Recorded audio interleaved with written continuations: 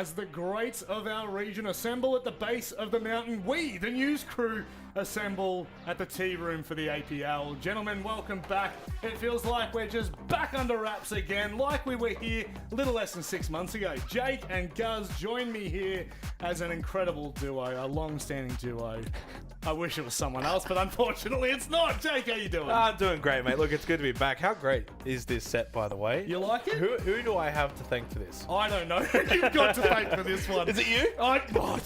You'll have to wait and see, I guess. No, look, honestly, it's good to be back. Obviously, for finals now to be best of threes. We're all in studio, except for Nick. Unfortunately, we can't do much about that. Unfortunately, Nick but is not. we have worked out a nice little system, so I can't wait to show everyone. But it's been a really fun stage. I know, unfortunately, you haven't been able to be part of it. Appreciate it. Just salt in the wounds. World's smallest violin playing in the background. But I think what we've had so far, across all three of the sub-regions in APL, this stage has been a lot of entertainment, some really good quality siege, and some storylines that we're now going to see conclude to close out stage one. Yeah, I think the storylines will be very interesting. And speaking of, we can have a look at the bracket just to kind of summarize for everyone at home what we can come to expect from the next 3 days. That's right.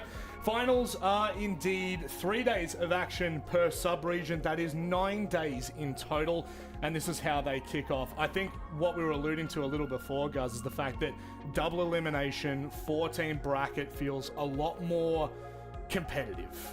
Don't discount 2 slots either. Quite literally a 50-50 shot to make it through, right? That's the massive storyline for this stage.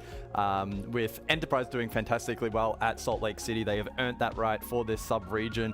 And so there is a real opportunity for the outside two, clearly being Man LFO or Rival, to try and scalp a position at EWC, which would be huge for either of those two teams.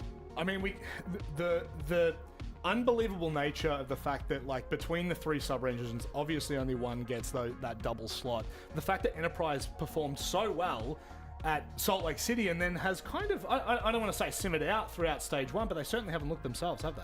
Well, I mean, it's a factor of the region clearly rising with what's on the line, naturally, when you get 2 slots. And, you know, speaking to Nate a couple of times in interviews throughout the online portion of this stage, you know, his goal coming in, regardless of 1 slot, 2 slots, was to be the best team in the region. So for them, that's not a case of, oh, we can just now finish second. Yeah. And a good example of that is back in Asia, probably at the start of the year in kickoff, Daystar were like probably more than happy to just finish second. They knew Weibo were going to probably be too strong back then, and ultimately second was all that they needed. Of course, that's not the case there anymore. But I like, from the mindset of Nate and Chiefs, it's go for first. Yeah, sure. Worst case, maybe you finish second, and that's still great, but go for first. And what it means is then for the likes of Rival and Man LFO, they're not probably in that same category of go for first. Theirs is, can we slip into second and go to EWC? Well, that's the beautiful thing about the double elimination bracket, is it does give a little bit of room for teams like that to make that underdog storyline, to have that second chance. But I guess speaking of underdogs, Jake, we here at the APL like to prepare segments.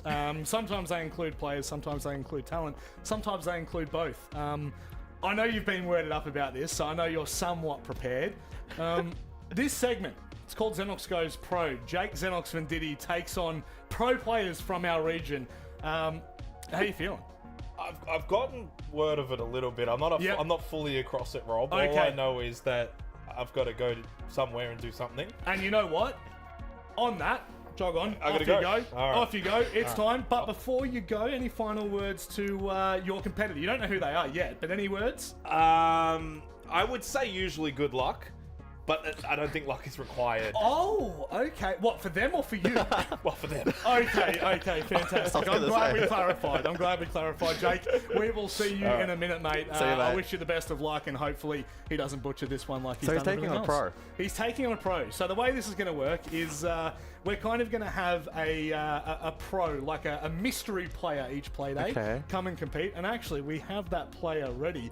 Let's bring him in. It is none other than Falls. My friend, we are touting this as one of the greatest all-time matches that could potentially be played. How do you feel going up against Jake Xenox Venditti? Hello, guys. feeling great, feeling pretty confident, and I hope I beat his ass like in a polite way, of course, because we No, need it doesn't have to be polite. It doesn't have to be polite. You can be mean about it. Okay. I want you to Okay. smash him, humble him. I'll get in the plan then. Okay, sure. Keep him We got humble. it. So you've known for, I think, all of about maybe 36 hours at tops. What is your strategy going into this? I think my strategy is gonna be like the pussy's way to play Rainbow Six. You know, a lot of traps, a lot of like smokes and glass and nings and a lot of gadgets and those kind of things. You know, I'm not gonna be fair player. I'm not a flare player, nah. And Guz, you've played Jake Xenox and Diddy in a 1v1 a couple of times actually, but I think he actually almost bested you. In fact, I'm not even going to ask you. I'm just going to welcome in Jake Xenox and Diddy. Jake, can you hear us? I can hear you, Rob. Have you got me here? Am I live? Yeah, we've got you. We've got you down there, Falls. You're in the game right now. Yeah, I'm in the game. Okay, fantastic. I do want to clarify one thing, by the way, Rob. I beat Guz 2-1 in a No, it wasn't 1v1. there was a 2-1. warm-up, it was 1-1. That's 2-1. fake You news. keep saying as a warm-up, but I just don't. Yeah. I'm not going to lie. I don't think Falls gives two shits about whether you beat Guz or not. You're going to have to switch what are on. the rules? This is very loud. Everything allowed? Yeah, Yeah, everything's yeah. allowed, mate. And you know what the best part is, Falls? We're actually going to give you some advice as you play, just to make sure that Jake is in a bit of trouble. But I don't know. Maybe we won't. Maybe Falls doesn't need anything at all. Actually, if he does, Falls, if you do need support, you're in trouble. Why? Let's see.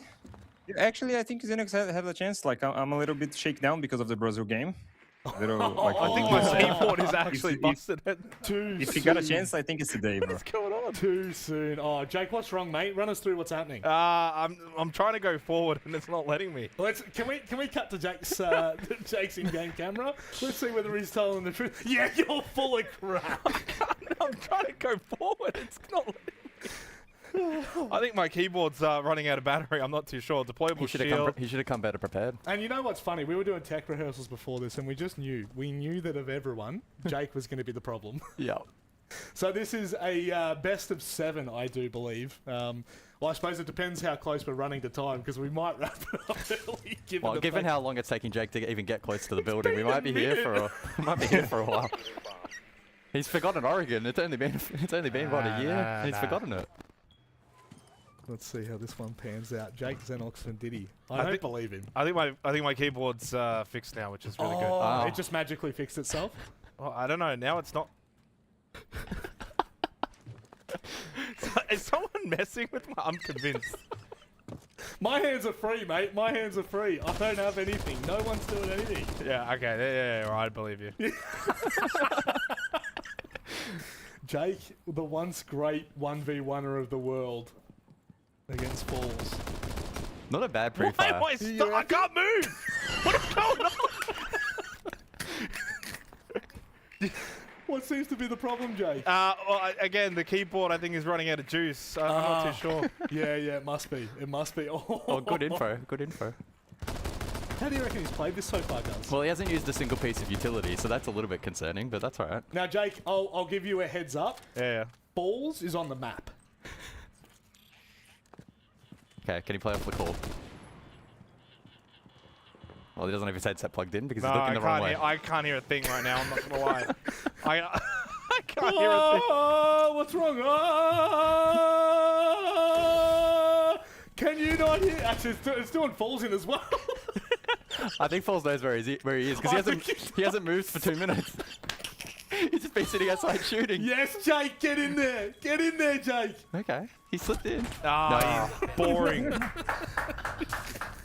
So boring. You are stinking. Yeah, Jake. I'm Genuinely covered, bro. though, I said is someone playing with the inputs? Because Falls, do you have any advice for your comrade over here? He's struggling to get in the building. yeah, because my W key's not working. First of all, I think you need to change his keyboard. Yes. These are Yes. stars, you know. Jake, we'll change your keyboard in a second, mate. Don't worry about it. Look, Rob, all I'm saying is that if I had my setup, it's 1-0 me. That's all I'm saying. It's 1-0. but I think this is good because I'd feel very bad for Falls to lose this 1v1. The pressure's on him, not me. That is true. That is actually, 100%. unfortunately, the truth, isn't it? to 10 seconds. Falls, how serious are you taking this? This is you are versing one of the greatest 1v1ers of all time. What? It just stopped again. Op 4 has yet to locate a bomb. Rob, okay, if I find out you're actually stopping this, you're cooked.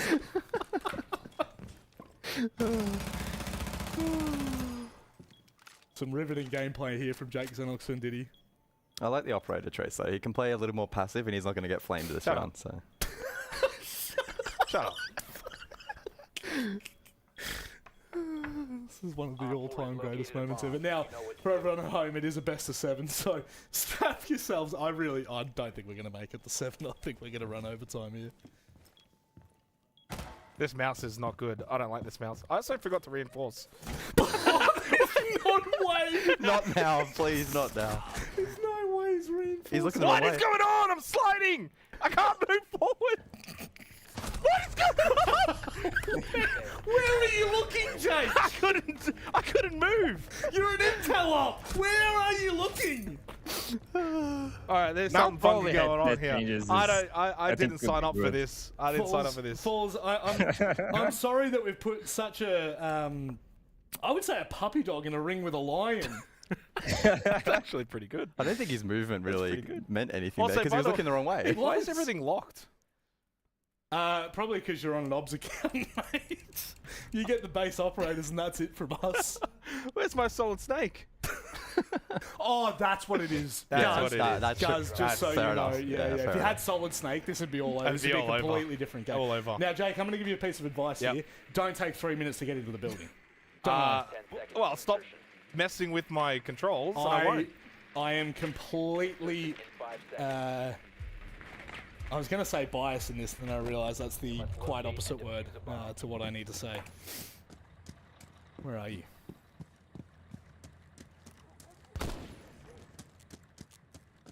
Let him lock in for a round. What do I do? Oh, Jake. Didn't talk about it, but I actually grinded a lot of like bolo videos, you know, 1v1. Oh, I'm so you're actually- prepped? Yeah. Okay. You can run us through your Actually, strat yes. when someone's not running at you from Armory Stairs.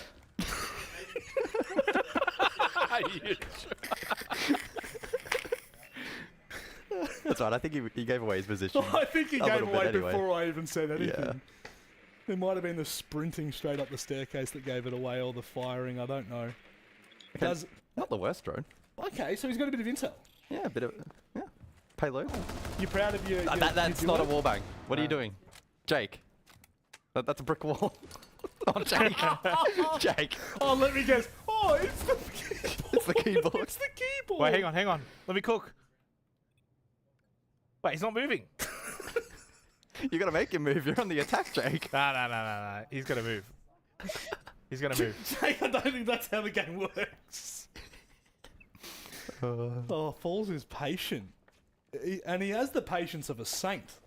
Whereas, unfortunately, your commentator, your duo probably doesn't have that kind of patience. Oh, the hands are off! Hands off the keyboard, Jake. Come on. Jake, we are now entering the 3rd minute of this. Oh my god!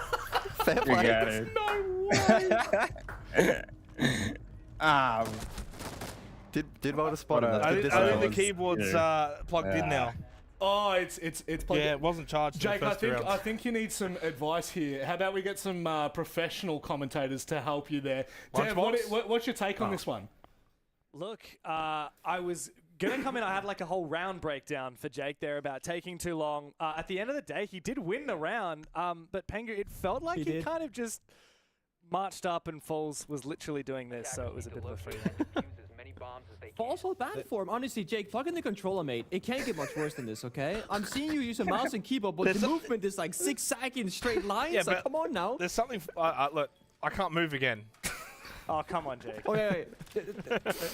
Jake, can you what tell I'm me being what's the gaslit so idea hard with right this now. round, mate? I'm trying to move forward. What's the operator pick? What are you playing at?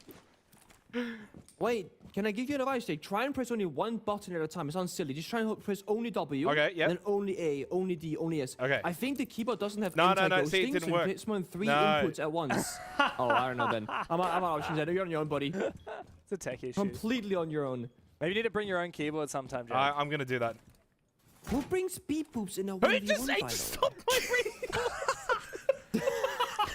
ring? Oh, Jake, you are just one of a kind. Oh, gunfight. Oh, I don't want to spoil what's happening. no, I'm not going to spoil it. But Jake has Okay, just now been you're in a post, bamboozled. Jake. Now you're in a post. No, Falls! Oh, he got out. Stop stopping me! There's no way. He's on the ground floor. He's on the ground floor. You're fine, Jake. You can long arm it. Oh, he's given up. It's too long.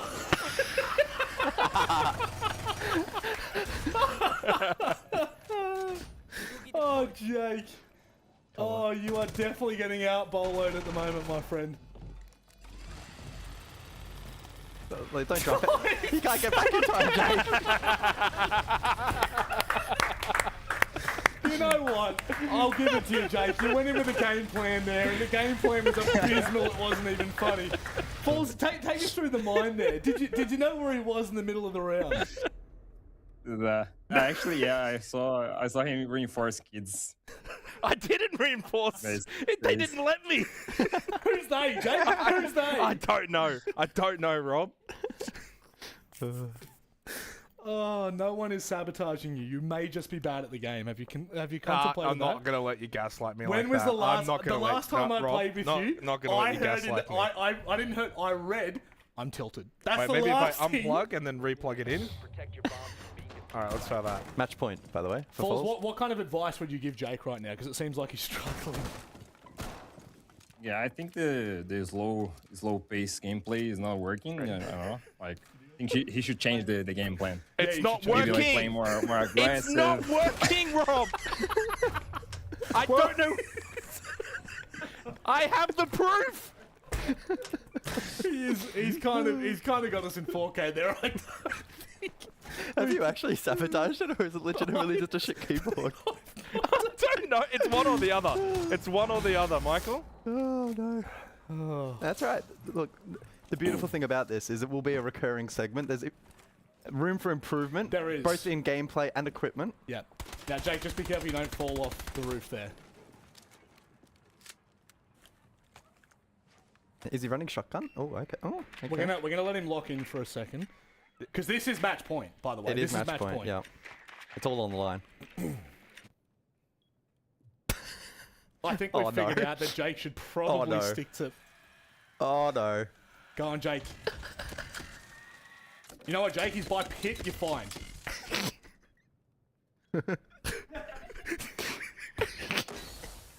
He's now armory. He's terrified. Oh, He's the now the armory. util layer. He's in bedroom. Oh, he made it. No, Falls. No, let him lock in. Oh, the fake. No, he's sticking it.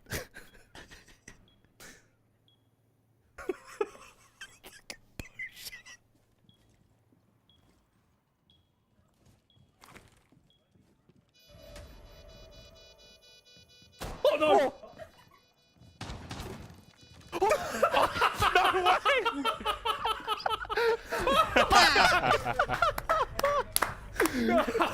Falls. It's commendable. It's commendable. I feel like I'm playing on a controller. To be fair, Jake, you look like you're playing on a controller. Oh no. Oh, it's gone horrifically wrong. Falls, game plan there. Did you struggle getting him when he jumped in the window there?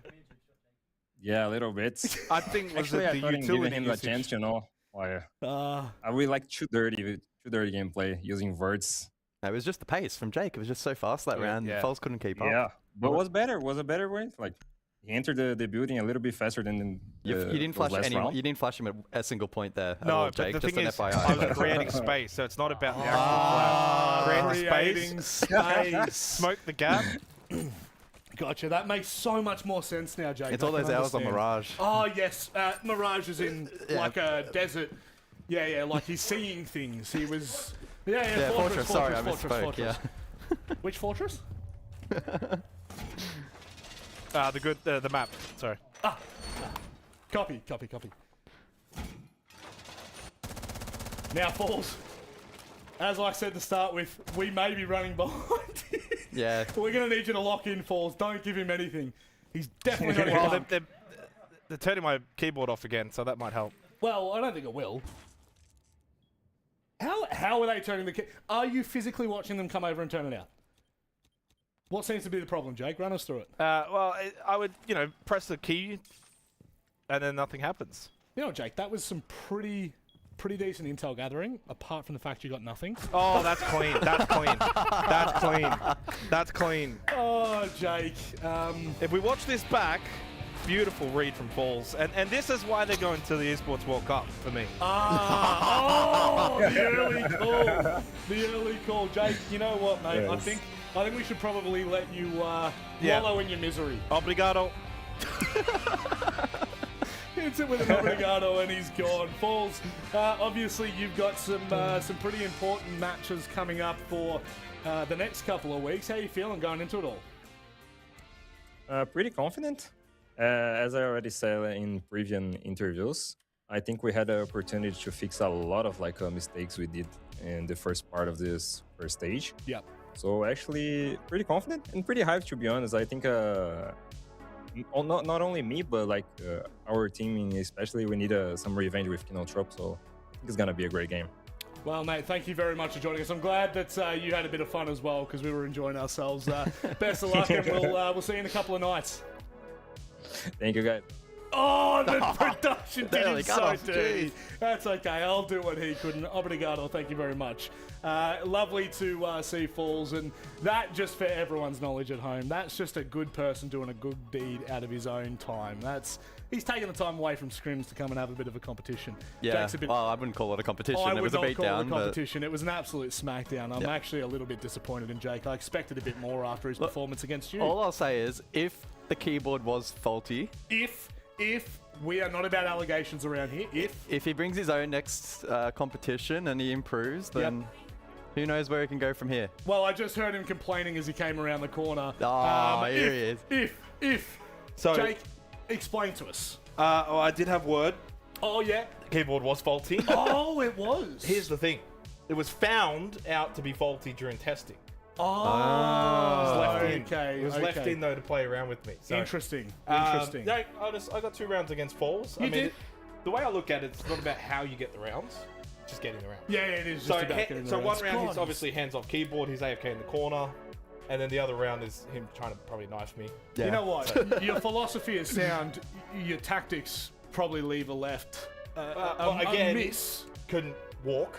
Yeah, forward. yeah, very true. Well, Mid reinforce, it just stopped. you know, I've got to say, this is the perfect time to bring up the fact that we do have a tier 2 circuit that we have in OCE. If you're like Jake and you're struggling at home, using your keyboard as an excuse for not being a good player, guess what? That's where you got to go. You get some trials. You get an opportunity to start making your way to the big leagues. That's on July 25th. That's where we'll be kicking our tier 2 off. That's a bit unfortunate for where your head is there, Michael, isn't it? Yeah, it's not as shiny as yours, fortunately. So good in that regard. Well, you know what? You can't win it all, can you? No. You can't win it all. Sometimes you got to lose a little bit in life, don't you, Jake? Yeah, I mean, he would know. He does know. What we went 1-1, so I don't know what he's on about. But I got 2 rounds against Falls. well, just bring your keyboard next time, buddy. I will. I don't think it was Okay. 2 rounds. I think it was 1, wasn't it? That was Oh, good. no, I think it was 1. No, it was 2. Yeah, very true. Neither of which were legitimate wins, but you take it. No, well, you know what? You take what you're given here at the APL, and what we're given is some matchups for OCE, and the finals are a very interesting one, because this is where teams now start to show what they have on display throughout groups. It's all good, right? Best of 1s, they do all right. What happens when we moved into best of 3s? Well, only time will tell. I'm a little excited for this one, because shifting toward best of 3s, shifting towards, you know, kind of matches that really display what these teams have to offer, that's where the gold is underneath the rock. Speaking of gold underneath the rock, how about we have a look at Playday 7, a cheeky little feature round, which I believe you two were casting. Yeah. Most likely, because we casted basically every play of this sub-region. Yeah, 6T versus Shy Academy and Orion 3K in the first half on the attack in the post. Just did a really good job in isolating all of these individual ones. And again, I think that this round, if anything, taking a step back, shows that there's quite a bit of depth on offer in OCE, and we saw players of, you know, all walks of life and on all teams have pretty big clutch moments over the course of that first stage. So best of ones, obviously, whole different ball game, as you were kind of alluding to. Best of ones in a way a bit like a broken keyboard, right? Sometimes results don't go your way because it's outside of your circumstances. Broken keyboard and a best of one. So if we were to run it back, oh, yours is doubly worse. But no, best of threes, really, we were going to see that pedigree stand up. Indeed so. Moving forward for today's matches, gents, this is the exciting part. This is the part we've been waiting for, of course. The opening match of the day. It's Chiefs and Rival Esports. However, that's not the one that we're going to highlight right this second. It is EP and Man LFO. I want to get your thoughts on where Enterprise are at right now, because coming into this stage, I would have expected them to wipe the floor a little bit, Guz. Is the ceiling raising and are teams getting a little better, or potentially VP dropped? I'm really skeptical to comment on EP falling off in any regard this stage, right? One of the losses, Brendo was ill, so take that at its worth, and the second was pretty close in a best of one format, so I'm not really all that concerned about EP heading into today. If anything, I think I'm even more confident based on their experience they've been able to garner in international events in best of three formats, right? That, if anything, is going to translate across better into this sort of format. So I think they could even do better than they have in the past. Now, that might be a little bit of a hot take given just how competitive it has looked so far, but best of threes are just such a different ball game, and I anticipate them to have the best depth of these four teams and the best chance to make it through. Well, one of the teams that I think might have surprised many for the results they were able to garner throughout stage one were the Chiefs. They came out all guns blazing, and they beat some pretty notable teams coming into stage one finals. I did not expect this team to do as well as they did. I'll be completely honest, Jake. I put my hand on my heart and say I might have underestimated them, but honestly, they've looked very good. I mean, to clarify on sort of what you're saying there, because I imagine you're referencing, say, you would have thought second. Yeah. You know what I mean? Third. It's not as if you're saying, well, they're first and you thought they'd be fourth. It's not that deep. By any means. I think the biggest standout for me this stage was not only, of course, they went and beat Enterprise, it's player's performance. And we had a really good feature on him throughout the stage in terms of getting to know more about his backstory and certainly what happened after he got essentially, and I quote, discarded from Enterprise. He went on 136 EPS, 2.25 KD, 92% entry percentage. That's 13 entry fights. He won 12 of them. Only lost one. 9 3Ks, a 4K, 77% cost, which was the highest in the region, and a 51% survival mark. He was the only player in OCE above 50%, which meant statistically he was more likely to be alive at the end of the round than he was to die. That's how good a stage he was. The next best player in the region is 17 EPS off, which was Jigsaw. That's pretty far. Jigsaw had 69 kills, 50 death. Player had 81 kills, 36 deaths. That is how far ahead he was this stage. Now, the big question will be, and clearly the number one rated player in the region, he has that mantle. But now is the time where you're going to make the most of it by getting to EWC. Can you win the stage? Best of threes in finals. So we'll see if player can keep his level going. If he were to drop off, that's probably the pathway for Enterprise to then get that number one seed again. Would you argue that a team like Rival Esports would have a stake in that claim, guys, as we turn to Chiefs' opponents for this matchup? Do you think that they have what it takes? I think they're an outside chance, and the reason I say that is we've seen that development of this team over time, and I'm actually looking across. We've had an update with our stat preview, and I'll literally show Jake. You can see the number, the EPS trend for these players is upwards. They're stonks right now. Like, it literally shows how rough the start of the stage for them was. They weren't very set as a team, and understandably so. They had a last-minute roster change, very unsettled, very much looking to mesh, and it didn't quite click for the first couple of play days, but they have undergone pretty rapid progression. And I think that one of the standout features of this team is the experience of a lot of these players who have played best of threes relentlessly in the past as well, and that is also going to aid them. And Proxy I want to highlight too. If I highlighted player for Chiefs, I'm going to highlight Proxy for Rival. He's in the top 5 rated players this stage, which is incredible. And one thing that when we've been following this region for a long time, that always fills me with a nice feeling is seeing new players come through and dominating. And I think OCE has been pretty healthy with that. You think about the top players in the region, Player, Jigsaw, Bap, and Brendo, then now Proxy. A lot of those guys were either originally tier 2 or started out on the lower rungs and now are the top dogs. So someone like Proxy next in line, the guy who's actually just underneath him is Walsh. He's another one for future reference, not of course making finals this stage, but and Chef Jeff is sitting in 7th. So those have been the two. That's pretty good. So I mean, but the big one for me is Proxy. I think he's had a really good stage so far. Great career ahead of him. And as we know with Chef Jeff on our screen, this guy can just do some weird things. And not just him, but his team. Yeah. His team has always been the bridesmaid of every OCE team that has slowly been kind of captivating, I guess, our attention. And to that point, they are the David in this Goliath matchup tonight. Chiefs definitely look like they are probably one of the best squads that OCE have to offer, but Rival definitely have their opportunity. Thank you. I appreciate the slight little head we might have to get that adjusted in the future. Maybe we could put Jake here. He's a little bit shorter. You know what? That's probably not a bad idea. We'll just. I don't think it works that way. We're sitting on a couch, as you can clearly see. It's about the same height. Are you sitting up properly? There's a little, I'll be honest with you, Jake, you kind of got done dirty there, but... hang on. Back straight, everyone. Make sure... posture check at home. Check your posture. Let's keep this show on the road before we run out of rail. It is time for the VODs. A best of 3, the first best of 3 to kick off the APL Stage 1 finals. We go to Lair, then Bank, and followed up with a decider on Border, which is pretty exciting. I'm a big fan of the final map as a decider for an OCE match. Well, I want to touch on this because actually Border was something I think we spoke about back on Linecast. It's not really featuring much, and there's been a couple of maps like that throughout OCE, Consulate 1, Fortress 1 as well. So this is where, as it goes without saying, you get to playoffs, finals, you get to best of 3s, you're going to expand the map pool. So Border comes into this as a map that we haven't really seen much of in this region, and that's where a lot of the best teams are going to be able to make their mark in best of 3. Yeah, there's a little bit of data for these two. They faced off back at the end of March. It was Chalet Con's Bank, so Bank is the only one recurring on this occasion. Anios, as they were known at the time, Rival actually won that in a 7-1 fashion. There's been changes since, so obviously there's a big asterisk on that particular result, but interesting to note that Chiefs will return us there given the head-to-head result on that most previously. And again, Rival as an organization, that was their most recent win on this map as well, that 7-1. Well, that's what best of 3s do. They give you a little bit of room to play around and to see whether you have what it takes. Let's start to bring in our incredible commentary duo. It's none other than Dev and Pengu. Wow, I nearly went the whole pre-show without stumbling there, boys. But Pengu, I want to ask you, mate, how does it feel to be physically in Australia but spiritually in the land of Dane?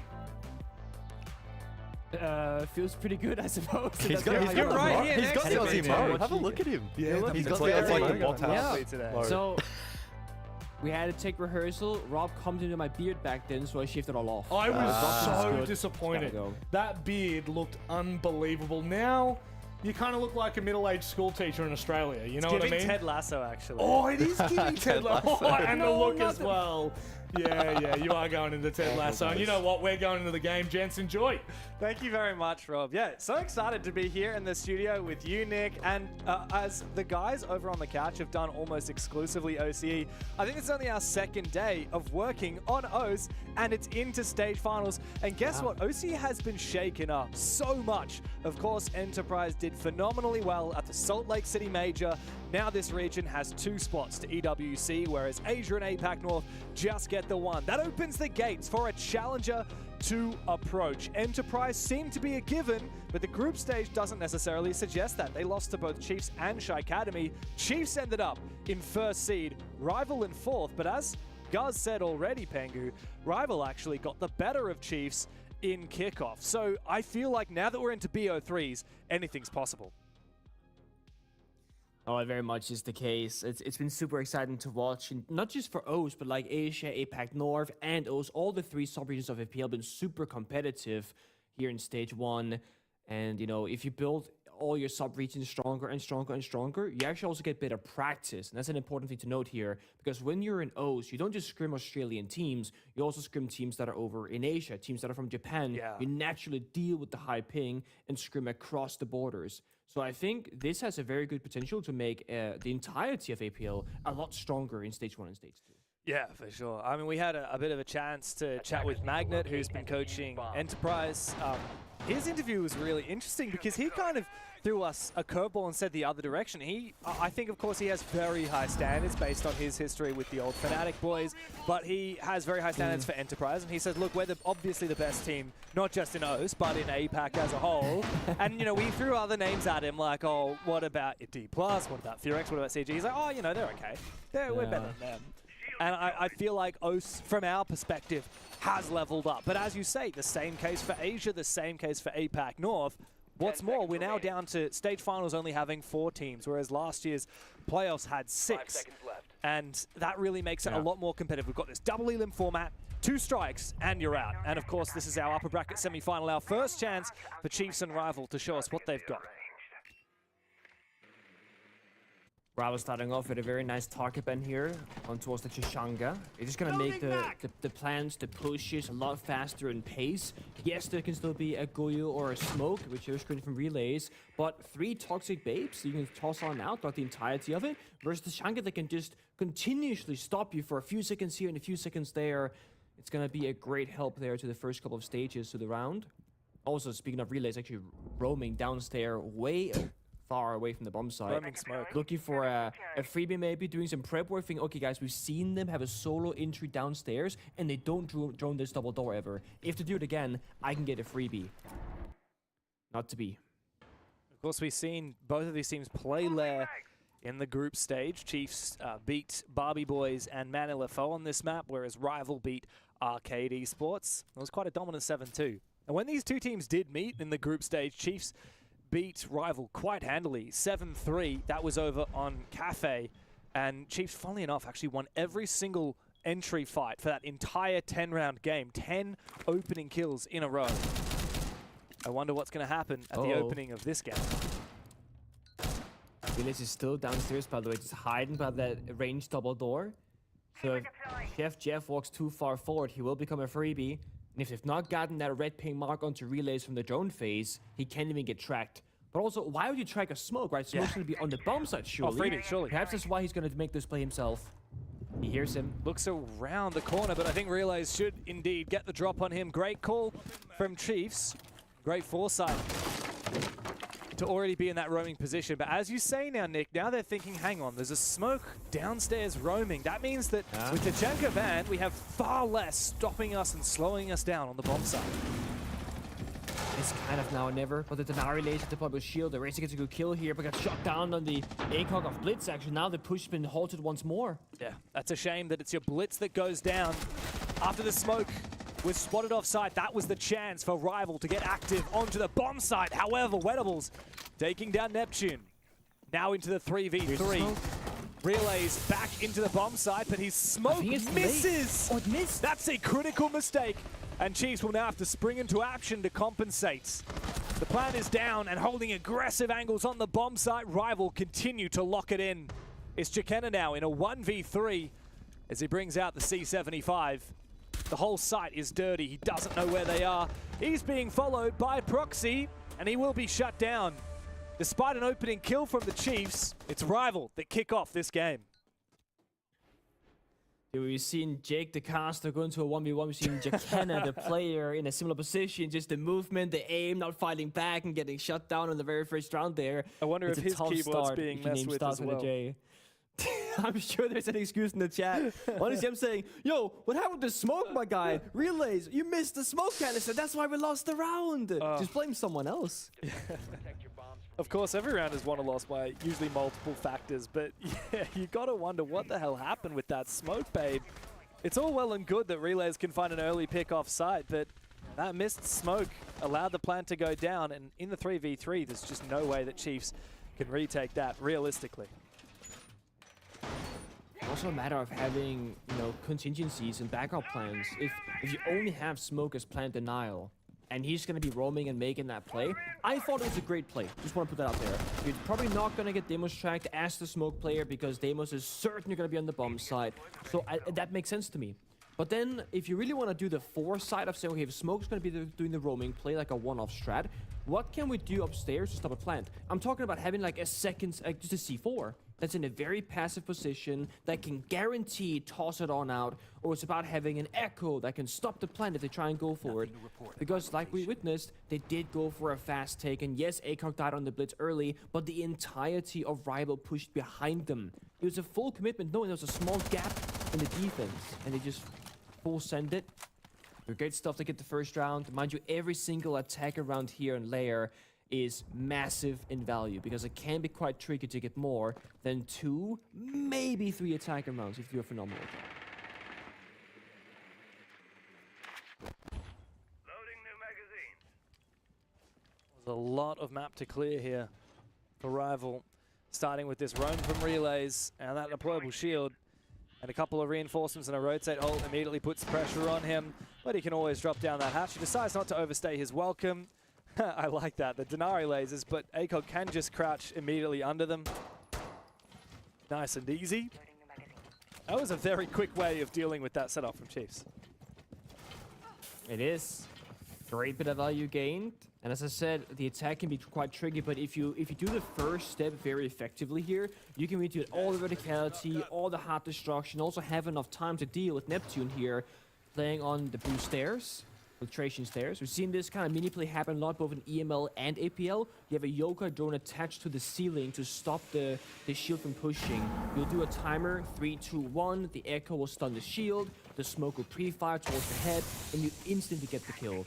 So are ACOG, is he aware of this? Is his teammates aware of this? Because you can call the echo to call to make the Yokai drones not work, but they went for a little bit too early perhaps, and now this strat has been exposed and possibly countered by the attack. Very risky to try and shoot those ADSs. The flashbang is good on Neptune. He's forced back, takes the damage, and now he cannot cross that threshold lest he take damage from the fire of his exploded phone. I feel like Rival has made really good headway here. Yeah, they have. Only a matter of time now. ACOG slowly inching forward in the smoke. Oh, that's beautiful. What? Where's the... Come on, Neptune. Almost got him. The flash comes out again, and he bites off a little bit more than he can chew. He should have heard that the flash was recharging and run away, but no, instead the kill is confirmed. Great usage of the shield from ACOG and the support from Wettables with that DMR.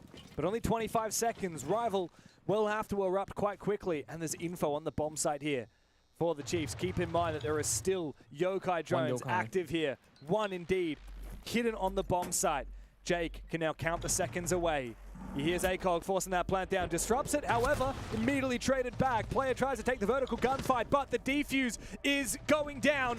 Time ticking down to a close, and the bomb is indeed locked down on the ground. It's now Jake and Lunchbox into the 2v2 with player on the floor. There is Vert up above, and Chef Jeff is watching from those angles. No more Yokais available. Chiefs now have to spring into action with player back on his feet. They look to retake on the top floor. One player, it seems, will stay down below, while Jakena, no more Yokais, will get active upstairs. We need one player from Chiefs on the defuse, and 2 players cantering up above. Chief finds one. Chef trades it back. Player Time will stick the defuse. Chef cannot disrupt it, and player clutches up for Chiefs. Beautiful timing. It's such a troublesome position to be in, right? It's a post plant, but you got 3 defenders. You have man advantage. How can you leverage that to the best of your Isaac, can you hear position? Well, you don't send 2 people on the same flank. You flank one person up the filtration stairs, one person flanking up and from lobby, and you 2v1 the player above. It's beautifully done. It's well held on their spots, and it's just a matter of how good communication skills they have there between each other. The Chiefs, they steal it back, but I have to say a Rival are fully challenging them, getting quick roam clear, getting the vert, getting into a plant spot, denying the Yokai drones, dealing with the smokes, and even covering all the crosses. So if I'm Chiefs, I'm saying, whew, thank God, boys. But we're being tested. We gotta do 110% in every single one of these rounds. Hi, Laura. Can I get a little bit less side? Changing mag. One more round, Nick, before we get the extra operator bans coming on through. And this is really where teams have to decide, do they either commit and try and use every single operator that they've got in their pool, including things like the Mirror and the Clash? Or do they hold back and say, okay, let's stave it for one more round, and then in future, if it's not revealed and therefore not banned, we can play it later. But it looks like they're not really holding back on any way in terms of the Chiefs. We've got the Clash, the Mirror, the Azami, all these power operators. I wonder what Rival plan to do in this round, because they're just playing the Blitz again. Yeah. I'm quite curious as well. It's very often that we see players get kind of trapped into going for the good old solid smoke, going for a rush plant, and then we see defenders play stuff like your solids or your warden or your C4s, and the plant and the entire round also being decided just off like the plant rush attempt. The Cannon on the Clash is kind of the spanner in the works. He can lock down the top 4 hallways, any of the backstab potential, and what that gives the rest of his teammates is safety to just peek down the verticality, safety for Neptune and Solis to just comfortably be on the gadget the entirety of the round. And mind you, you can track the Blitz with Solis' gadget. Even when Blitz is just walking around with the shield in his hands, you can check where the diffuser is going, where the drones are, and kind of call where the attack is gonna try to aim. So far, Akok doing a great job of getting a bit of map control, but he cannot challenge Jkenna on the Clash. You will always lose that as a shield operator on attack. He's tempted to try and go deep, though. It's getting very close to that bomb site. Yeah, indeed, it could be.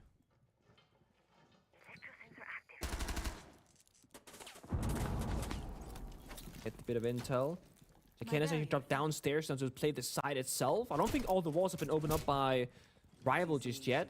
Fox took a lot of damage earlier, but the Thermite don't want to risk anything. The first grenade clears the Clash shield. That changes everything. Yeah, huge kill, however. Doesn't matter if he doesn't have his shield, he still has that SMG. Jkenna finds a Razor. Oh, hello and goodbye. There's a Blitz going deep. It's traded on back, but I would say that Rival, in a way, have come out worse, especially now as Neptune has found a second kill through the vertical game. Chiefs on the bomb site. Rival yet to clear it out. Big kill, though, from Wedables. Him and Chef now to pick up the pieces. The 2 players of Chiefs still upstairs. There is nowhere safe on the bomb site for Wedables to plant, even if he is able to recollect that diffuser. You just play the vert here if you're Chiefs, right? Use the Solis gadget and just play passively. Have one guy peek the vertical angles, relays placed downstairs in security. The plant should never go down here. So the plant does start to go down. The angle should be able to be found by Neptune. The flashbang almost gets him. Somehow he still finds the angle. Now Chef 1v3, and the vert is too good from the Chiefs. 3 rounds deep, and they start to recompose. These attacks are looking pretty deadly. Very curious here what you go for operator ban-wise. Like, do you ban the Clash and just kind of run whatever? Do you ban the Echo and bring out the Monty? And likewise, from Chiefs on defense, what do you think has been a big problem for you when it comes to the enemy's attacks? The Blitz has not been super influential, but was played very commonly. It will actually be a Blitz ban, and it will be a response there as well on the Clash. The reason why I thought the Clash was such a great call is that you just saw how much damage you can do just from being in the server. While Jkenna did, lose the shield to a grenade and did die and get treated by the Blitz shortly after, that is a best case scenario. If that Clash is just walking around with the shield in hands, you'll never be able to clear it. Gotta stop bringing those niche operators like your Capital, your Nomad, a bit of verticality maybe, and Lair is just a very kind of narrow map. There's some hallways, not a ton of freedom to take the fights. It makes the operator so much more challenging to deal with. But because they opted for the Tachanka and Clash ban, it's a bit of a niche ban. Now you leave open the Bandit, which player will bring out in this round. You can now trick the exterior walls, and that too can single-handedly win you the round, unless Rival have a counter. Stuff like, playing downstairs, going on the vert, bringing out, a faction just trying to EMP and double breach the walls, something like that. Yeah. I wonder at what point do Rival consider delving deep into the Monty handbook. The 2 main shields, aside from that Monty, have been banned away. The more aggressive shields, perhaps in a future round. For now, they've locked in their ops. 5 rifles ready to go. Is Chef on for a bit of a lurk here? The ground floor, I believe. Self-droning, it seems. Perhaps some Deimos vertical action. The main operator that, if I'm Deimos, I want to be targeting in this round, from the Chiefs side, it's that Azami. If he ends up playing at that desk position inside a mask at the late parts of the round. We see Neptune, he did it in the previous time attacking this, defending this very same bomb site. He lashed out, got there early. I think for Rival, they can look at the last time they won this bomb site and they say, well, look, if that Plantanal had been just a little bit better, we probably wouldn't have won that round. I think Chiefs are saying, look, if Relays doesn't miss his smoke, we probably win that round. Ooh. Small things. Neptune falls on back, taking a little bit of damage. The thing about this bomb site in particular, playing top floor, is every single defender is so important. Like, you gotta have your key members, like Player and Bandit, tricking the walls, Neptune's playing by the desk inside of the master office room. But if a person dies on the main staircase, that's a flank open. If no one's watching museum window, that's a backstep potential. If no one's locking down the bathroom hallway, that's gonna be a gap. Oh, so every single team right now has to be doing a very specific job. Tricking is good. EMP comes out, but there's no double heartbeat. So it's one wall EMP, one wall EMP. Both get Bandit tricked, and that can literally change everything in this round. There's no more hard destruction on the attack inside. There's two Selmas within the wrong side of the building because they're inside. So that external wall on the outside cannot get broken. There's no time right now for Red Bulls to go outside the building, go in the rappel, go down, breach it, and then join his team back on the front side. So this is going to be Rival going for plan B. Yeah, ideally, Chef needed to be playing that vert game as player was going for the Bandit juggle. Then Chef might have actually found a free kill on the back of it. We just saw that he actually doesn't have a scan onto Bandit. So it's possible Rival didn't even know Bandit was being played this round. Now that they can't open the external breach, they can't easily open the internal breach into Mezzanine. However, they found a pick, and now, as you say, Plan B has flipped. Relays has been finished off by Chef on that vert down below with the Deimos, and perhaps there is a way that Rival can flip this attack. Neptune covers himself vertically with his Keeper barrier, and Lunchbox lashes out. However, it doesn't matter. Chef still finds an angle from down below. Raze attempts a plan for a brief moment, but his teammate has fallen. Now he has to go deep. Needs to find his kill onto Lunchbox. Doesn't realize he's thrown on the floor. A player jumped outside, and the Chiefs lash out. Round 4 in the books, and Chiefs are really finding their footing. So well done again. It's a game of small adaptations. Picking up the Bandit, hiding it the entire drone phase and live round phase just to get the 2 Bandit tricks off. And it's about punish your opponent in the details. If you Deimos track from below, or even you just take the secondary Deimos pistol and just shoot the floor a little bit, you can like give a warning, hey Bandit, we know that you're on the wall, we can stop you. You can try and limit those playable positions. The other issue is that Chef Jeff, who was downstairs as a Deimos player, he's tracking the Asami, their Neptune, very late in the round, and it's great because he gets the kill. But the issue is his teammates up above were not successful at getting inside the building. So you see it right here, it becomes a 3 versus 2, but Chef Jeff is downstairs a whole floor, so he cannot help his teammate. Somehow Chiefs had a disgusting crossfire jumping out the bathroom window, like you said. I thought that was an attacker for a second until you called out. Like mid-fight, you were like, he's outside, and I was like, oh, I thought that was an attacker who was about to trade Lunchbox. Nah, you're right. Oh, man. Chiefs got really dirty end of that round. I think that in some ways they've been read. I think Relays, in his aggression last round, right, he was on the smoke. Why was he caught at the bottom of the main stairs in the late round by the Deimos? That seems very unusual. Your smoke is off site. Chiefs lost the previous defense, the very first round of this game, because their smoke, their plan denial, wasn't quite on fleek. So if I'm Chiefs, obviously they're doing well, 3 rounds in a row. There are still things just to be a little bit cautious of.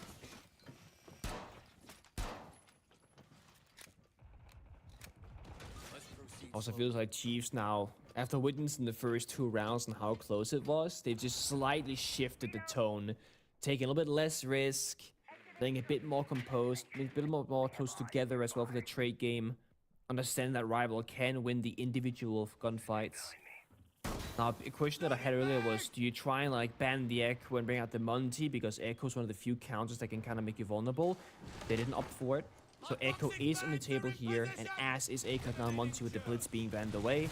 Neptune, like I said, is gonna fall back. It's not about challenging players early anymore. They've completely shifted the strat book. They do not want to lose a member early and trying to play down the timer. Because like, there's 2 minutes left. They have a Monty. They can kill Neptune on the staircase most likely with about, I don't know, 60, 70 seconds left in the round, and that's plenty of time with the Monty on the board to just walk forward and try and establish a plan. So now there's a second game plan. Now you have Yokai for plant denial, and for intel, of course. You're gonna have Neptune having 2 toxic babes in pocket for plant denial, and look at Lunchbox. 3 Griswold mines on Ella. Those can be positioned mid-round either for a backstab potential, saying, okay, we heard them breach this hatch, let's plop a Ella mine on it. Or, hey, we hear they're planting, you can throw it out, it's gonna activate, it's gonna stop the planter, just like an Echo drone. So Chiefs are having multiple ways of using their gadgetry. In the late round, though, I think if Rival get a ping onto the Echo himself, So then much they'll be time. able to spam him with the Dockerby calls in the late round. In theory, that should be enough to get a plant down. Razor just needs to make sure that he has a scan onto the Echo, that he knows that there is an Echo in play. Now, the fact that Neptune fell back at the start of this round meant that he's going to be able to gas up the bomb sites. Acock gets completely caught off guard as he tries to march inside. He's caught up in that gas, chokes to death, and now Rival have to pick up the pieces. Thankfully for them, Chef Jeff has found a pick onto player. The round, once again, may well hinge on Jekena on that Yokai. He still has at least 1 active, and the Dockerby has fallen. Lash out there from Relays. He wins the unfavorable fight while he is traded by proxy, 2v3. With no plant in sight for Rival, is not looking too hot. So Chef is going to have to go big. He starts proning into the bomb site. Defuse still not been picked up. Nice spot onto Neptune. 2v2, maybe they can go deep for kills, but Lunchbox wins the critical kill, and Proxy's got no diffuser in sight. It's a 5th round in a row for the Chiefs, as Neptune gets a bit lippy in the old chat, calling Rival bots. Very small issue there from Acock, just tagging the gas as the Monty. Maybe they thought that Neptune still had 3 toxic babes in pocket, and they saw 41 seconds and said, you know what, there's not going to be enough time. We can't just wait for the gas to expire. We got to push in deep and try and just make it happen right now. But we're up against the Elemines, the Yokai stuns, and the toxic babe, which he did not fully move out of. And he was stuck in his own Neptune smoke. only had 2 toxic babes. He couldn't see where the gas Yeah, ended. that's the issue. Bro couldn't see a damn thing. It was like, oh, if the Yokai can't see me, it can't stun me. He didn't think about, oh, but if I can't see the gas, I don't know what's safe either. Yeah, he kept moving. It's tough, and it's why calculating resources is so important. Like, let's say that you're in the server, right? There's a ton of things happening, so this is very tricky.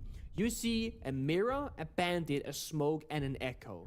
And you're still like roam clearing, you're counting, you know, who's shot which default cam, have you broken the hatch, broken the floor, who's holding the flank cams, etc. If you count how many smokes you see and how many C4s have been either shot mid-air or been exploded by the defenders, you can start going, well, they only have 2 C4 operators. We've heard 2 C4, so that means they have 0. Oh, we heard Neptune use 1 smoke canister earlier before he fell back down the staircase. He only has 2 left.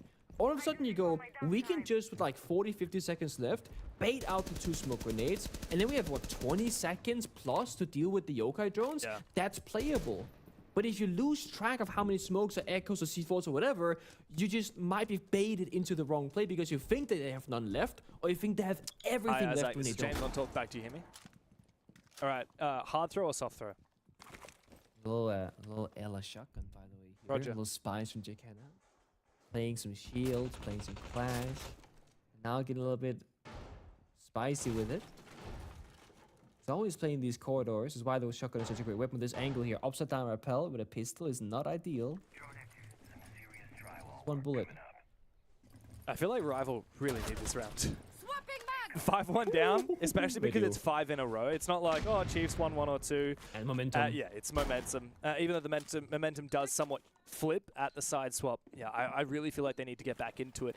And I respected the way that they came into this with a Tachanka ban, a Kaid ban. In theory, that's a team that knows the win conditions, that knows how to get things done. But as you said, the late round util calculation wasn't quite on. And what you were saying about that last round, you know, the Yokai and the Smoke being the 2 main time delay enemies for Rival, well, you can counter the Smokes just by counting how many are left and realizing that you've got enough time to burn them. And the Yokai, it just comes down to knowing that you have Dockerby and having the foresight to be like, okay, we need to drone the Echo on the bomb site. We need to either ping one of his cameras or like hard scan the operator himself so that we can spam him with that Dockerby. Yeah. It's all about being patient and not stressing it too much. Make sure that everybody's ready for that execute on the attacking side. If you're missing one small piece of the puzzle, it can turn the entire round in the wrong direction. And for now, Rival, they haven't got an opening pick. They haven't got a ton of map control. They haven't done all the hard breaching necessarily. So, well, there's a glass, so they get the pick and they start planting immediately. Oh, and immediately contesting through the vert as well. Eraser finds another double kill. That's 3 for the round. Neptune and Player not able to deny that plan. Now they have to get active on for a retake. The Lion locks them in place. The Nomad will surely assist. Player finds 1 kill. He's going to need 3 more, and he is being watched. Low HP now. ACOG moving up the stairs. Oh, the contest, though, for Neptune. Somehow he wins the gunfight regardless. The injure onto ACOG.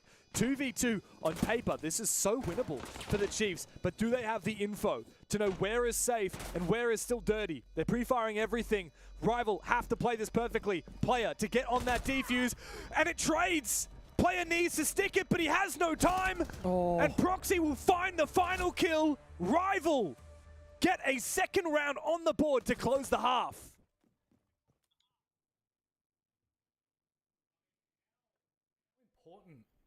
Is that? How important is that, Jake? Because when you look at the grand scheme of that, that's now a 4-2 half. That looks like it's in the realm of possibility. 5-1, completely different conversation. Yeah, I mean, Lair in this region, it's a 57% defensive win rate. They stormed out of the blocks to take top floor with the attacking side for Rival. That was the perfect start. You couldn't ask for any better. But then 4 straight to Chiefs, it felt like maybe they kind of got a bit of a stranglehold on the game. And needed Bunk's briefing. Tertiary Sight goes the way of the attack, 4-2. It's kind of where we would maybe expect a good normal game to be. But it definitely was needed for Rival to win that. Otherwise, 1-5, and they were staring down the barrel. So they desperately needed that. And kind of where a lot is going right for Rival is probably Chef Jet. And we spoke about this in the pre-show, didn't we? Where I was shocked. He comes to finals and he just turns into a beast. And they're also players not overperforming for Chiefs. Lunchbox has stepped up and Proxy's playing well. So really the only thing from the pre-show that we discussed is maybe players not playing to his usual self, but everything else is following the script. Yeah, a 4-2 half. Are you happy with this for Chiefs? Have they set the mark? Have they set the pace? Yeah, I'm pretty pleased for Chiefs, but I think from Rival, again, that last round for them was super critical, and the key piece of the puzzle for them was that glass. Eraser filled that role, and I was looking at his numbers up until the very end of that half. He was basically bottom performing for the team. So he steps up in a massive moment, covers plant. Yes, the post got a little bit dicey, but it's always a very difficult site to retake. So credit to Rival, they really lock in on that final round and make up for the previous attempt, where they fell very much short of the mark on that specific site. So great work there in the 6th. They're keeping it competitive. Ultimately, this map isn't probably absolute must win, but if they can, look competitive, that's going to be very compelling. This map in particular has the most plants throughout this stage. 3 in that first half. So I'm expecting that to be something that Chiefs will also look to once they go onto the attack in the second half, will be to get plants down, find win cons through there. Second half, where does this go? Oh, I mean, it's tough to say. Rival have a very good defensive win rate on this map. It's a very limited sample, of course, but they've shown success on this side. I think they'll look fairly comfortable and well set after that last round where they were able to get a really big result. If this was a 5-1, I think they'd be pretty deflated. Mine's probably already starting to think about that second map, but now that they're very much in the mix, I'm expecting this to look close and competitive. And if Chiefs don't have that overperformance from the likes of Player, can we see them tap into a little bit more depth? Will that be enough on this attacking half? Well, especially going into the rest of playoffs, it's going to be a very big one for Chiefs. Can they set the tone? Can they set the pace in their opening best of 3? We'll have to find out. Back to your professional commentary duo. Thank you very much, Rob. Yeah. Why? Can they get it done in the second half? I don't know. I do wonder what your take is on this, Pengu, because right at the start of that little segment, Guz said, I'm not sure if this map is a must-win. I feel like it kind of is. Like, this is Rival's pick, right? You can't just let this one slip through your fingers and then GG onto Bank, especially because in a way these maps are somewhat similar. We're probably going to see a lot of Tachanka and Smoke and Echo play on Bank, just the same. Pantanile. I'm with you on that one. I also think I think if you want to get down to like the nitty-gritty, winning here might not be like do or die, but making it competitive is do or die. If they just kind of fall over now and we get like a 7-2 or a 7-3, I think Bank is completely cooked here for Rival the second map. It's going to be a quick 2 over G, so happy days. So not a matter of like you need to win layer, but you gotta get like close to the finish line at least. Also to give yourself some of that mentality of, guys, we can beat these guys. Yeah. Because like we said, there are 2 spots available for EWC here for O's. You don't need to beat Chiefs to qualify necessarily because you have lower bracket and you can avoid them hopefully, but you do need to be good enough to take down the other top dog in Enterprise. Yeah, for sure.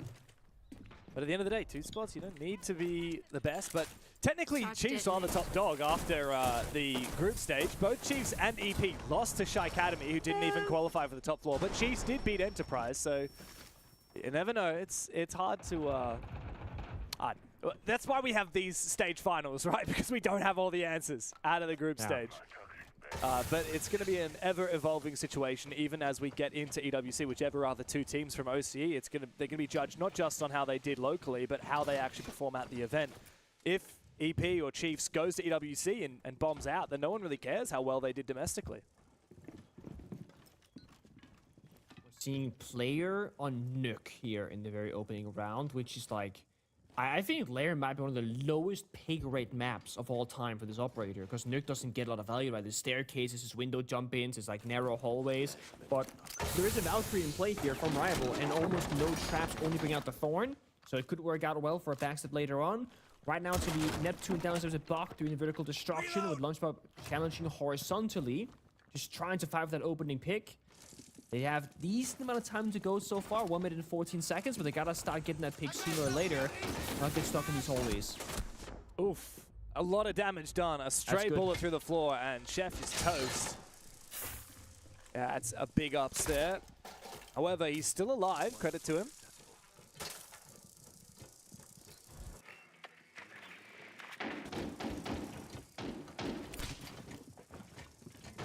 That could be good. It gets duped actually by Wedables running forward, just getting out of dodge. It has a limited radius, of course. Flashbang going through, Launchman gets a kill instead, so Jeff going down, and now it opens up the plan potential here. He's gonna sprint on in. Is he surely just going to go deep for the plan? I'm not sure if this was spotted. Wedables doesn't seem to be fully aware of it. C4, goes deep, does get caught off by the edge, and out goes a Nitro Cell, but it does not land. Big ups to the Chiefs. 5v1, the defuse has been locked down, and now ACOG is in for a world of pain on for the flank, and he finds the first, wins that gunfight, about to be met by a Monty, with a player watching him from the bottom of the stairs. Neptune happy to clean it up, fine as ever, and Chiefs spring into action into that second half. Beautiful use of the verticality. It's something that I love to see teams bring out. It's not going to be like Deimos or the Bach. The difference is, right, the Deimos is relying on getting a red ping on an operator, going for a track, and then only he can kind of chase the outline or the red icon of the op. With Bach, you can just break the floor apart, continuously hold an angle, and even if Bach were to die, someone could low-key replace you downstairs as the floor has already been broken. It's going to force a tactical timeout from Rival Esports. Tough spot to be in. Time to put your thinking cap on, hey? Coaching staff frame comes in. Yeah.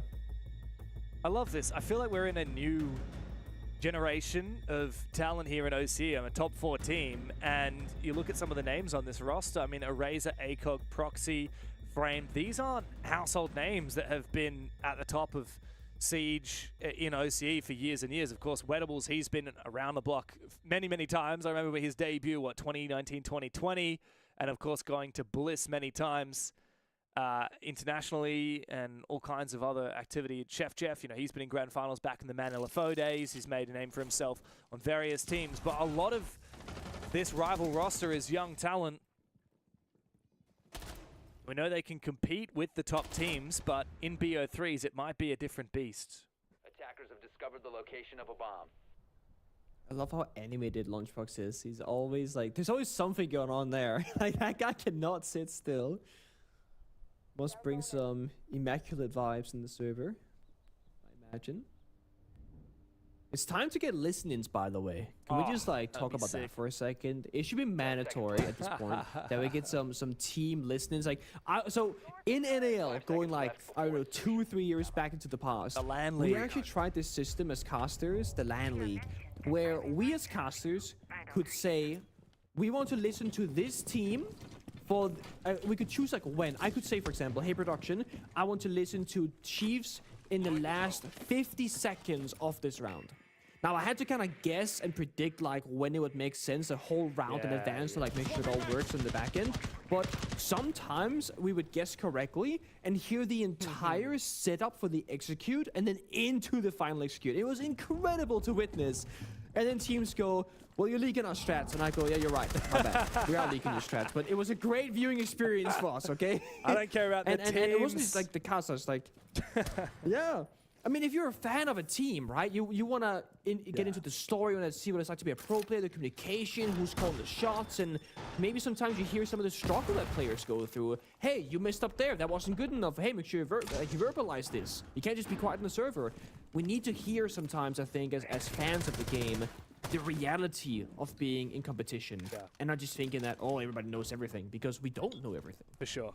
Yeah, and the nitty-gritty of exactly how you set up for an execute or whatever it is, that is such an insight into how high level of Siege is. You know, it's not just about having the best mechanics, knowing the best way to use your gadgets, about your coordination. This is a team game after all, a team sport, as we say, team esport. Yeah. Chiefs already looking pretty hot on this round though, Pengu. 5v4 after finding that pick onto Chef Jeff. And now behind Jekena on the Monty, they can start to poise right up against that bomb site on the basement. Rivals really feeling that pressure now. Yeah, they do. And they have Jekena on the Monty. That is going to be the most instrumental operator. It gives you a bit of information on where the defenders are playing from. When the Toxic Babes stop being tossed on it from weather bush, you can just walk in the bomb site door. So right now, we're just waiting. We're happily waiting, saying, hey, we're going to move a little bit forward. You're going to burn a smoke. Then we keep moving even further forward. And eventually, you're going to run out of gas. And we're going to keep having that speed available to us. Matter of when. Player taking a bit of damage. Second Toxic Babe there from Weatherballs.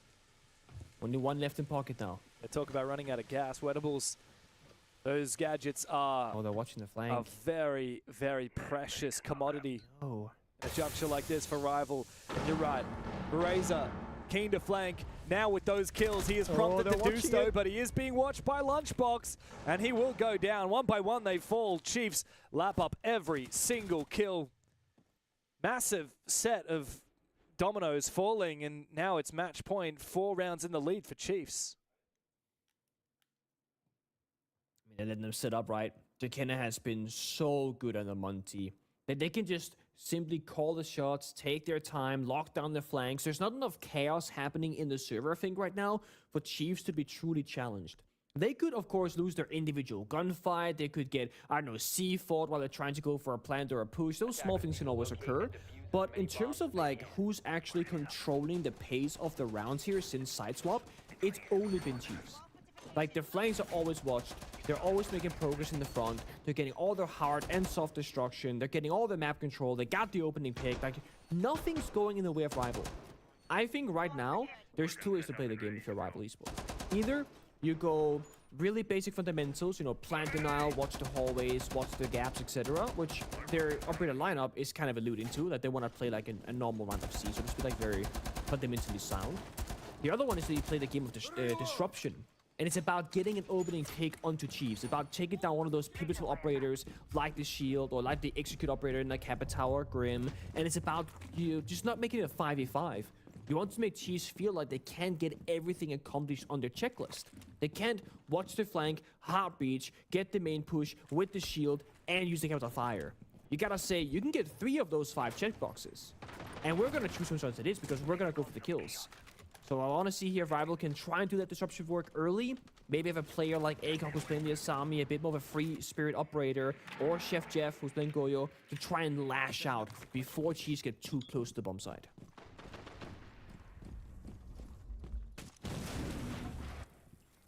Patience may well be the name of the game. Rival on defense haven't brought any wall denial whatsoever to try and keep that wall locked up. Could have gone for the 2-row. They could have tried to impact trick, but no, they're just sitting back and waiting. Erase is actually detected by the bees. He's about to feel a bunch of pressure from both the windows and likely from the bottom of mezzanine, maybe from the top of mezzanine, as Jekena's here. 1 Salma left for player. I think he's likely to try and breach that mezzanine wall into the bomb site, but they need to clear out a Razor's position first. And Lunchbox with 2 nades in pocket is the perfect operator to do so.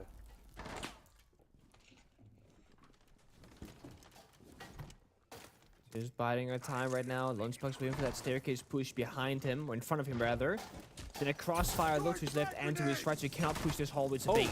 Oh, it is a bit of aggression from Proxy is what it is. He takes the 1v1 onto Lunchbox. However, the Blackbeard did his damage and dealt with the Warden's key aggressive position. It looks like Chiefs have some ground, but at the cost of their Blackbeard, it might still be worth it. So they've lost one of those checkboxes, right? They lost the main shield player, the intel, the push, the way to maybe deal with ACOG in this particular location, playing inside of the master desk. There's one counter fire in pocket still from Jakena, and if that can clear ACOG's location, that can win you the round. They got plenty of time to work with, but look at ACOG, he's scoring for those white swings. Here comes the fire. Fire kind of missed. It did, but it doesn't matter because the plant's not going down yet, and ACOG is locking down the fort on this desk, protected by the Keeper barrier until he swings out a little bit too wide. And Jakena will take him down. With Neptune finding that kill critically, Wedables gets aggressive. Otherwise, Chiefs might have had a way back into it. Now it's Neptune, 1v2. Bit of damage onto him from Wedables. A rival just need to be patient. Don't give him the chance. Go deep, Beautiful. Wet. And Neptune goes down. Rivals stay alive. Great bit of push there, just taking the fights to the attackers, and like I said, make them work for it. Don't have them, you know, get the perfect setup with all the operators. So taking down the Blackbeard early, go for 1-for-1 trade, that's great. ACOG stuck his ground on the desk and realized, hey, the Captain Fire arrow didn't cover the full area. I can just kind of boost on the desk, use the key back, get a kill or two, and just get my team into a strong position. And they had the backup if all things were to go wrong. They had to try and get deep in the other bomb site, able to do it for a plant denial. So Rival, they're getting things going. They banned the Monty, which is excellent.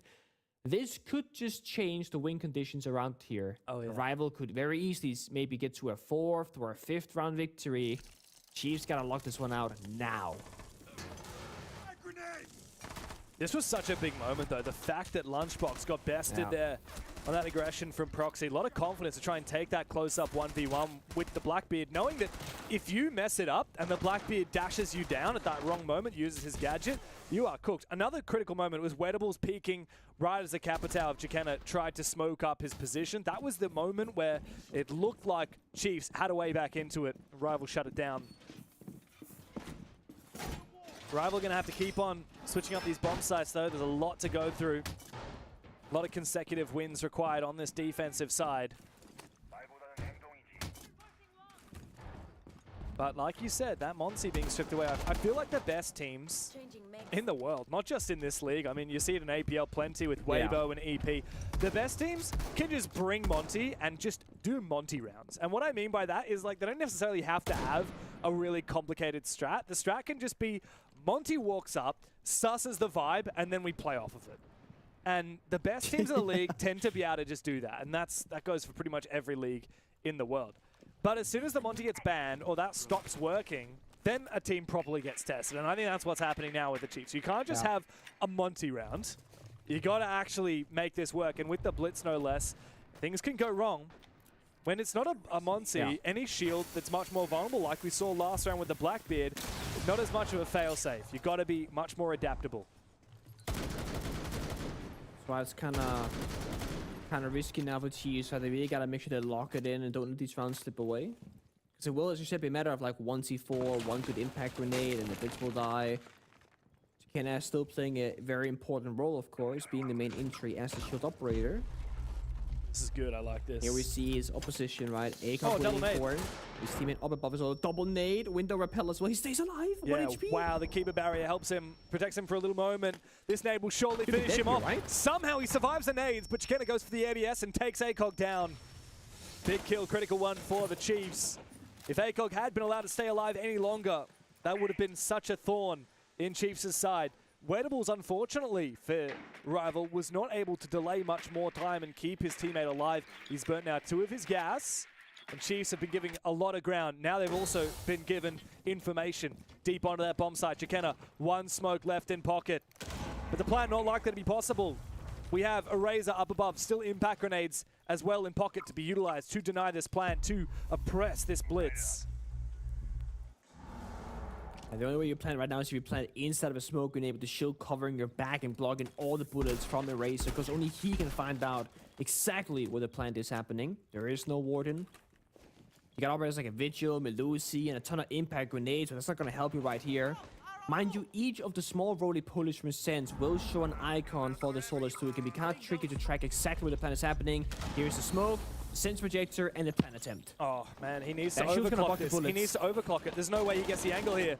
The Little bit shield of blocking damage the done, bullets. but the impact did not land perfectly. The plant goes down now. Jacana might even be able to get out alive. Rival have failed to deny that plant. They've also failed to find the opening kill. I think they've failed to dig deep enough here on Lair as well. Waitables punch down on the top floor, and Rival have pretty much no way back into it. Neptune locking it up from the stairs.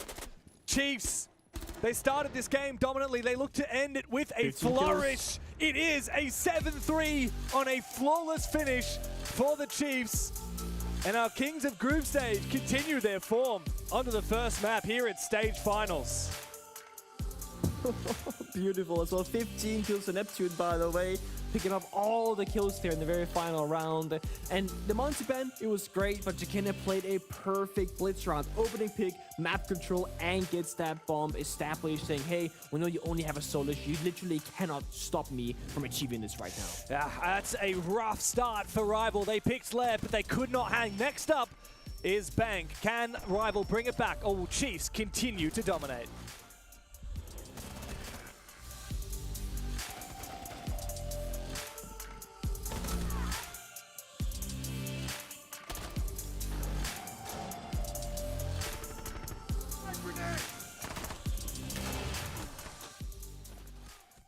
Hi, my name is Chris, also known as Player. I play for Chiefs in the APL. When I was a kid, I was really goofy and I would run around trying to make everyone laugh. You know, the normal gamer life. I would never do any homework, skip school as much as possible, and just goof around. I wouldn't say I was always a gamer as a kid, but I played a few games every now and then. The first game I would say I ever played was at my friend's house. We played Battlefront, the old Battlefront, and that's kind of, so I guess it started the FPS straight from there. Yeah, so I have a sister. I wouldn't say it's always been very competitive between us, but I feel like now it could be. And she's older than me, so she's definitely helped me across everything in terms of just growing as a person. Yeah, I think my competitive spirit definitely came from just me as a kid, trying new things for sure. And I think a lot of people have told me that when I put all my focus on something and when I really do enjoy it, I get really good at it. And I think that really drives my competitive spirit in terms of like gaming, and just anything, sports as well. I started off playing like soccer, and I was very competitive in it. I played for a lot of academies as a kid, so I really enjoyed it and definitely was like something that I tried to pursue. I definitely stopped because of gaming. I guess it kind of took over, and I drew all my focus from like just like sports and fitness just to gaming. Fitness is definitely something that I've drawn to because I kind of gaming took over, and now fitness is something that I look back on just for everyday life because that's something I kind of grew apart when I started gaming. My first game that I was obsessed about was TF2. I think just how fast paced it was and like how funny it can be, also the competitive factor of it as well. Obviously Siege came in and I started playing when I was like 13, 14 on my PlayStation, and my obsession just started from console days. Yeah, I think I was really obsessed with TF2 at that time. It was just like a funny game, there was aim in it, and it was just like just beating everyone in the public lobbies was just really fun. But I would say when I was young, Siege definitely took over that obsession, committed into this game, playing it every day after school, and then I guess I eventually moved to PC. On console Siege, I didn't play that long. I think it was just about maybe like a year, and I was honestly like a complete noob. Like first controller game, I got good kind of fast, and then when I kind of like peaked on console, that's when I wanted to move to PC. I hit Diamond in Skull Rain, so it was like around 6k elo. I don't think I was good still, but I hit the rank. I think I wanted to move to PC because I watched a lot of like content creators at the time, like Serenity 17, Kickstar, and like the movement just seemed so like fun, and like obviously like the Pro League scene. I kind of wanted to move to PC as well as like other games as well. I think it was just like a lot more fast paced, mechanic based. It just looked a lot more fun. So that's why I kind of wanted to get PC.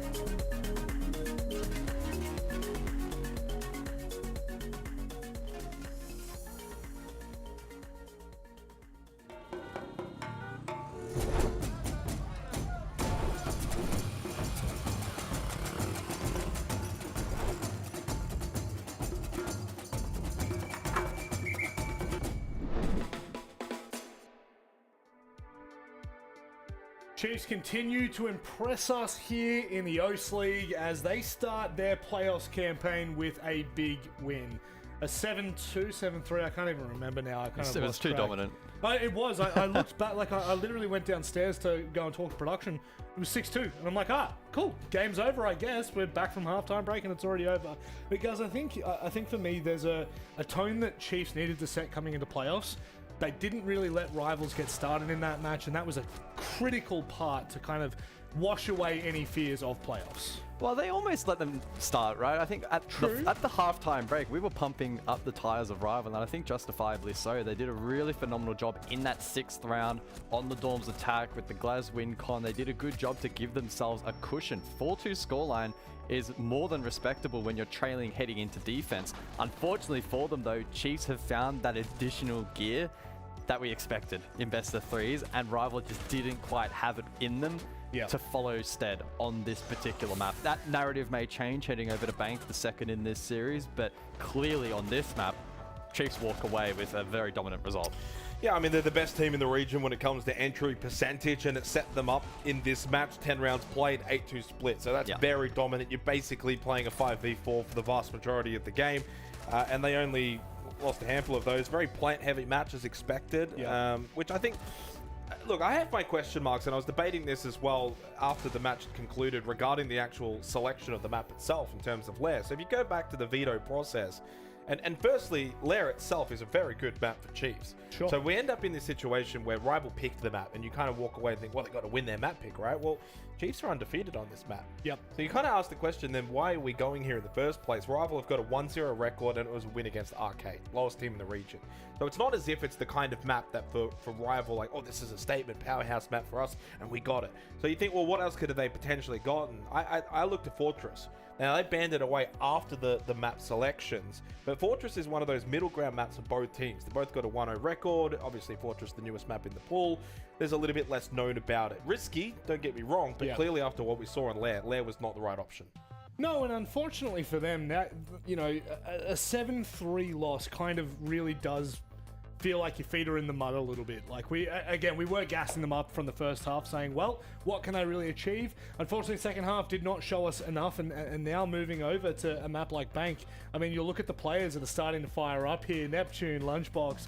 I mean, Neptune just seems to be such a sleeper player in the region where sometimes he's just not even needed. He just doesn't need to perform, and then other times... Good player. But that's the beauty of it. That's the beauty of it. A 5-5 and your team won 7-3. I mean, that goes to show us that we're starting to enter a new realm for this team where it isn't one-sided. It isn't heavy on one player. Yeah, more often than not, we've seen the pattern over the last few months. If it's not player stepping up, it's typically Neptune, and if both of them are having an average day, Lunchbox typically makes up the load. And I mean, we've kind of seen that fully on display in this particular matchup, whereas Rival don't quite have that depth about them right now. That's going to be more so a stage 2 discussion. Yep. But I guess pulling it back into this particular best of 3, and if we want to direct the discussion over towards Bank, the second map, of course, I'm having a look at the record, and maybe I underestimated Chiefs actually in this particular veto, and maybe gave Rival a little bit too much of a chance. Again, there was that result. 3 months ago, this Rival Esports, different look at the time, 7-1 over Chiefs. But you flip around and look at the record for Chiefs since, they have won Bank 5 times in a row, twice of which were against EP. So 7-5, 7-5, close results.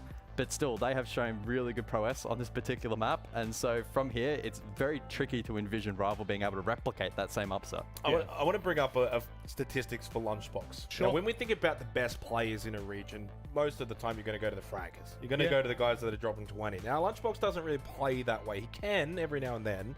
What makes him such a valuable player, though? So you think about plants. You think about usually hard support, someone who's going in. Their job is to plant. Jaketa does that for Chiefs. So the top players in the region, Sean, Sharky and Jake Kenner for their respective teams are all on 8 plants. Obviously now Jake Kenner with that game is gone to the #1 spot. Then Prez, and then Cairo, and then Lunchbox. So he's got that ability to flex and play that secondary plant option if required. That gives them operator flexibility as well for the roster. Not only that, but of all those kind of more supportive players, he's got the best cost percentage. So he is just the Swiss Army knife for Chiefs doesn't need to go drop 20, but can drop 10, can get the plants down, can get entries, can do it all. It's kind of interesting now that we're talking about Box like that, because when we first met him, he was a gunner, and now he's starting to become diverse and, you know, a bit of a pocket rocket in that sense. But speaking of pocket rockets, how about we bring back in our casters? Boys, I mean, I know how intently... Pengu's not happy about that one. The delay, Pengu, might be the great... It might be... Do you not know what a pocket rocket is? It's like a little Jack Russell or a Chihuahua that's... Like, they're small, you fit it in your pocket, but you let him go. Yeah, it's like Jake. Penguin would fit in my pocket. Well, hey, whoa, my cop and slander. Well, I mean, I was going to say it's kind of like Watch Jake, it. but also I kind of feel like Pengu, you might... Actually, you know what? Let's organise a boxing match between you two. We'll do that in the break. Anyway, gents, go and enjoy the matchup. We'll speak to you after.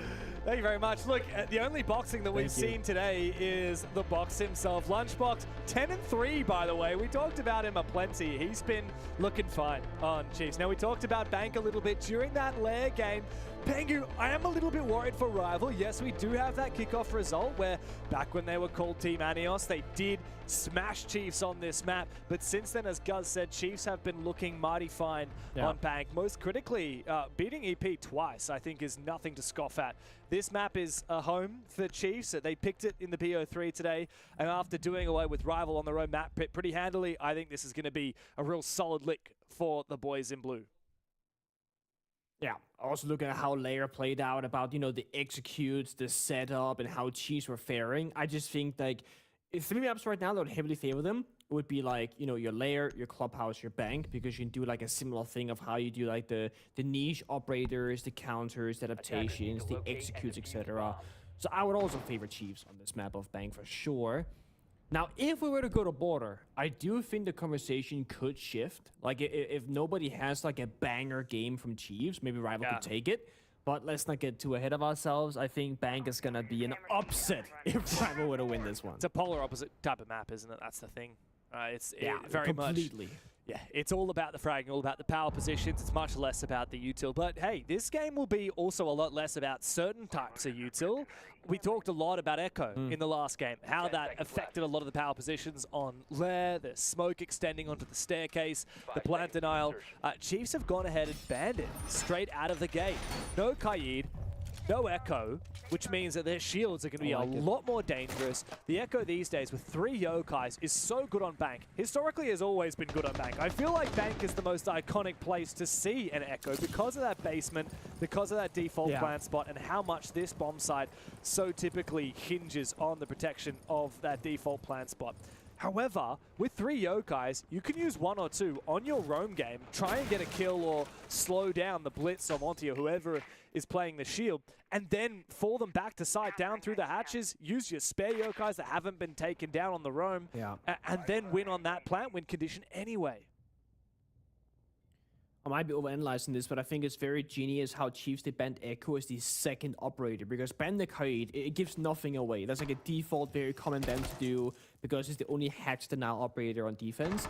Banning the Echo could be a counter response to the Ying ban that they saw. They said, hey, they're going for those execute enabling operators, like that last time Ying in the glass. If we ban the Echo, we can enable Jakena or Lunchbox here on the shields instead. We see a fast aggressive push in towards Archive's Tellers. That doesn't work out, but Jakena elsewhere on the Nuke DMR instead of Lobby does find his pick. So they do get that huge opening regardless. And now they're in the bomb site. Oh my god, they're going deep. Here comes Lunchbox. And no one knows. Trying to close the distance here. Tries to take the 1v2, but he gets crossfired. Can only flash one of those players at a time. Chiefs might have the numbers, but they do not have a plant position. As I say that, Neptune, 3 kills on the round, puts ACOG in an awkward spot. But he finds 1 of 3. Neptune quickly polishes it off to a 4K. What a fiery start for Chiefs. I mean, this guy dropped 15 kills to finish off Lair in a 7-3 win, and now he's going 4 kills in the first shot on Bank. Someone has to stop this man, because he is currently on pace to like 1v5 these guys in the server. It is ridiculous. I love the off-pace play, though, because it looked like for a good second there, they were going for a full roam clear. You know, from lobby into open area, take Minister's control, drop down the hatches in open, and maybe take server at the end. No, they were kind of fighting for the roam clear. Just drops down the lobby hatch and start attacking the bomb site itself. So we saw Lunchbox get very aggressive on the blitz. And, you know, Jake spoke about Lunchbox where he can plant, he can injure, he can kind of do it all, he can get the kills. The thing is, when you have two separate shield players, you can really shift the playstyle. And it's something that we see from another team in APL that is also dominating their region in Weibo. Yeah. Because they can have Speakeasy play the Monty or any shield, and he will play, in the best sense of the word, a very passive shield. He will ADS if he absolutely has to. He will make the play if he's forced to. But generally, he will always stay alive and go for a plant. Jakenna is that kind of guy. But then you have players like your Touchdown Weibo that can play a blanket if he has to, or Lunchbox here for Chiefs that can just, you know what, I'm gonna go fast, I'm gonna go in there. Because I bet you Jakenna would not have played that round the exact same way as Lunchbox did, where he sought the 2v1 battle. He wanted to struggle.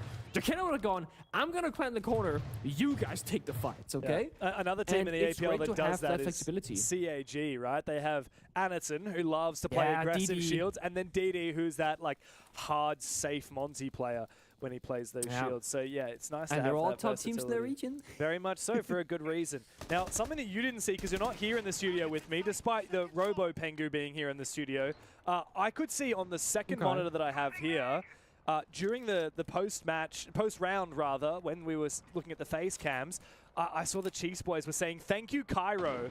That was a Cairo strat in the all chat.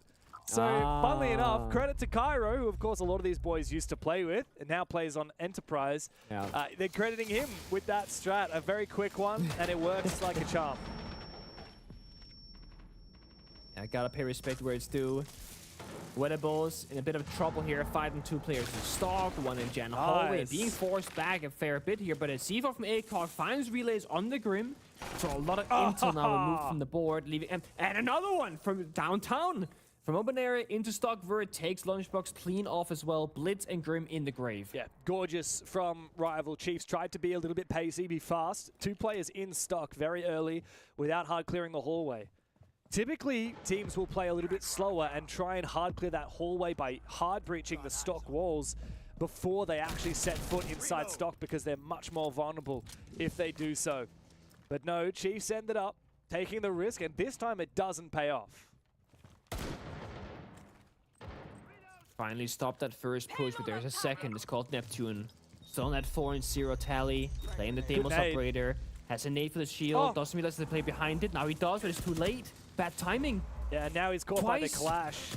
That would have been a great opportunity for Neptune, but might be able to get an opportunity against the clash now, but Proxy follows it up. Takes him down. Jake and Player now set their sights on the side itself, but ACOG is there, still waiting down below, and he will take down Jakenna. He started this round with a big nuclear C4, and he finishes it with 2 big kills. A 4K on the round for Mira on the bomb site. Trust in your anchors, boys. They can support the roamers, and they can lock down the fort on the bomb. Beautiful stuff from Rival, and they can match, it seems, that pace from the Chiefs. Well, this is with the clash on the board, minds, you're right. It's like the #1 pace stopper from any of the attacks when it comes to just choosing one area of the map and saying, we're gonna fight back. And that's Wedables. He was there in the beginning saying, hey, they're in stock, C4, go for the very kills, enabling ACOG, his teammate. And then after that, what's he doing? He saw Neptune on Banana, that balcony outside the quad window room on top floor, and he was jumping out and chasing with his teammates, also going for a fight. That's what the clash gives you. But like we saw in Lair, I'm not sure how many more rounds they can play that operator, because there's a very high chance that after this round here, that we're gonna see either Smoke, Tashanka, Goyo, Asami, or Clash being banned away. And I know I just mentioned like 5 different operators, but Clash is in that conversation. It depends on whether or not Chiefs want to target all the bomb sites and ban something like the Asami, because it's being played all the time, or target a niche bomb site or a niche strat and go more into like your Tashanka or your Clash, for example. I can let you use my formula. It might help you get over what happened.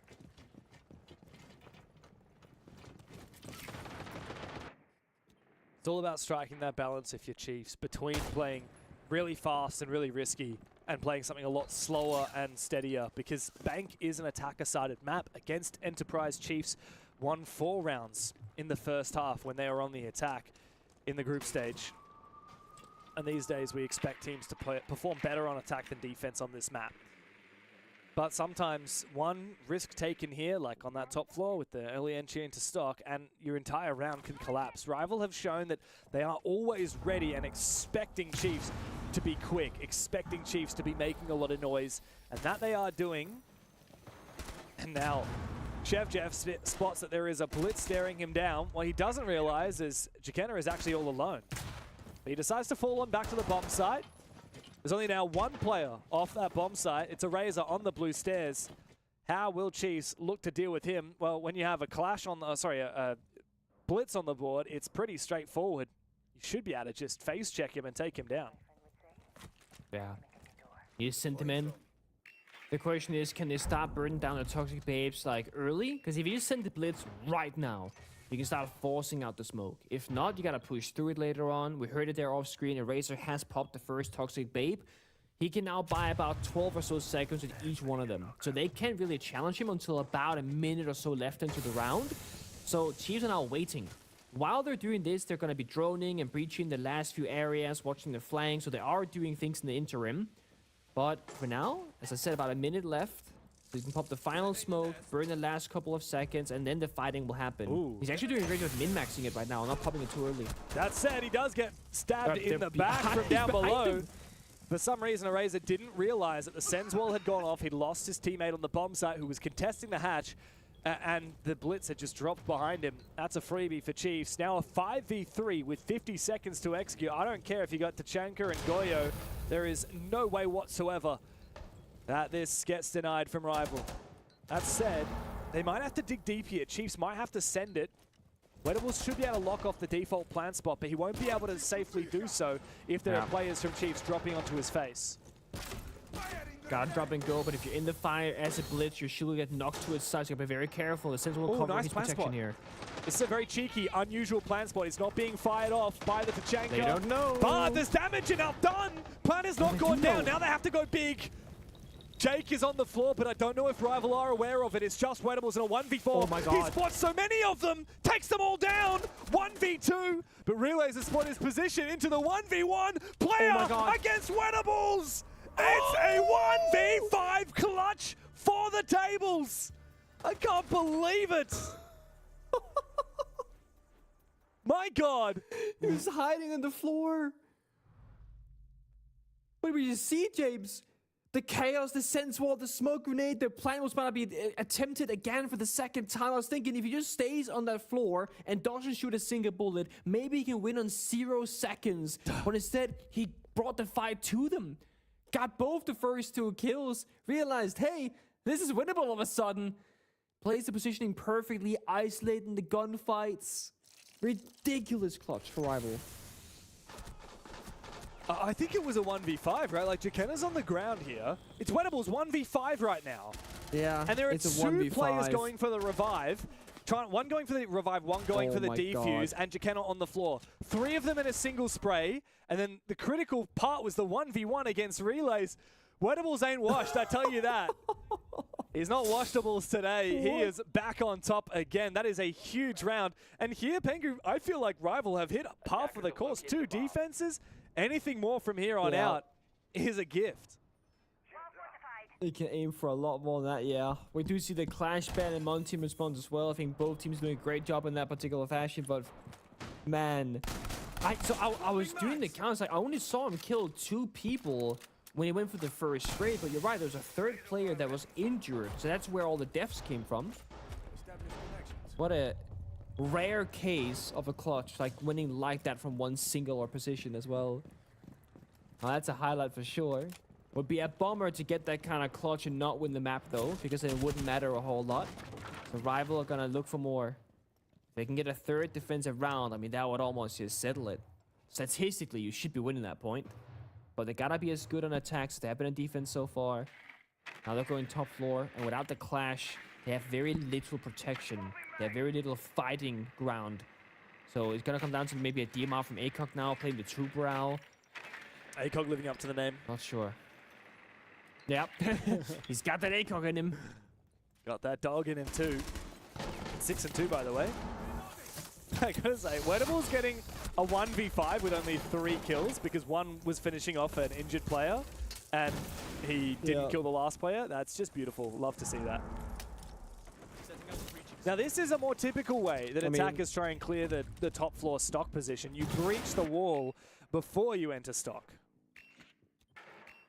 Yeah, that's certainly an option. Reloading, cover me. Of course, this is, I guess when it's top floor, you feel less bad about investing like a lot of resources, where when it's open area, roam clear, you feel a bit like, oh, we gotta breach the hatch here, we gotta breach other things. Like, I'm not saying that you shouldn't do it, but you can easily skip a step because normally you don't need to do it necessarily.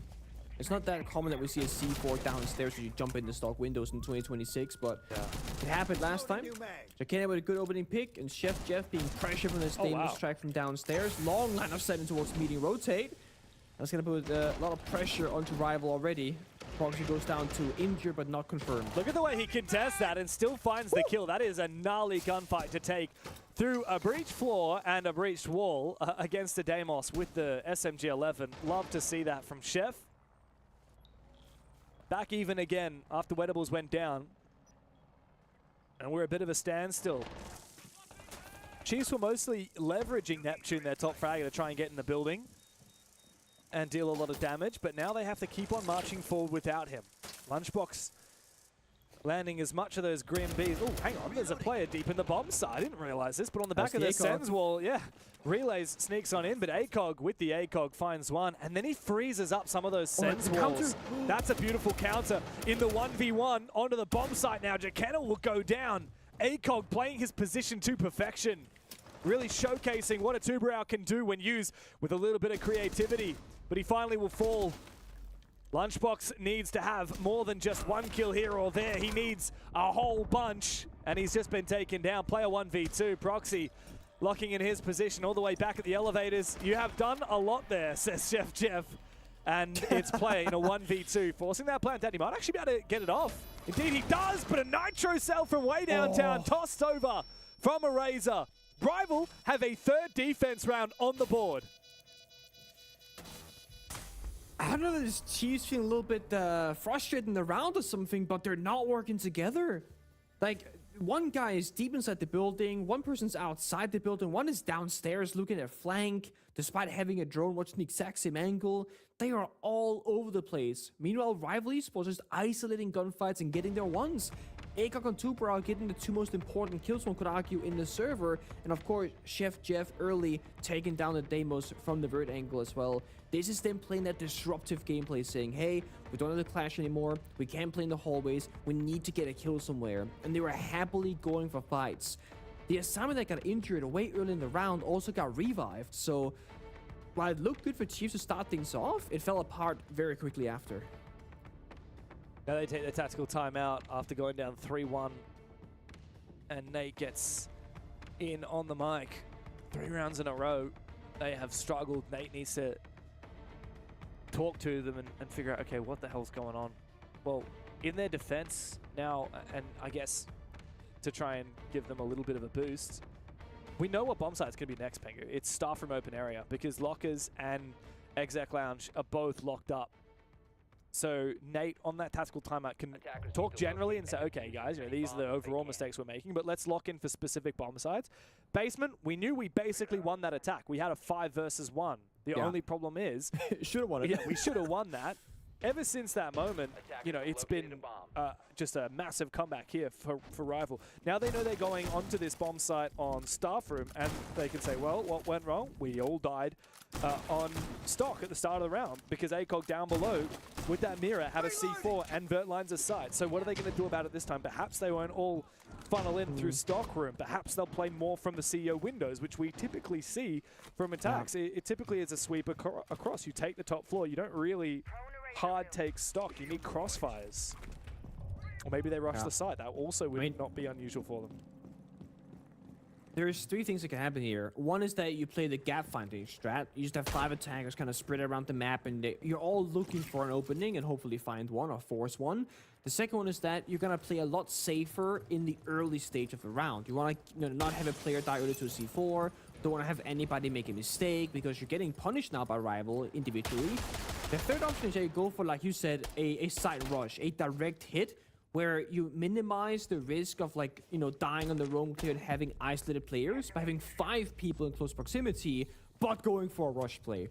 Right now, it's a bit of everything because they're tracking, they're rushing, they're pushing, they want the kill, and the Rays are forced to fall on back very quickly here because Lunchbox is in the middle of the building and Archives and Tillers. Yeah, it's a good call though from Eraser. He didn't overstay his welcome.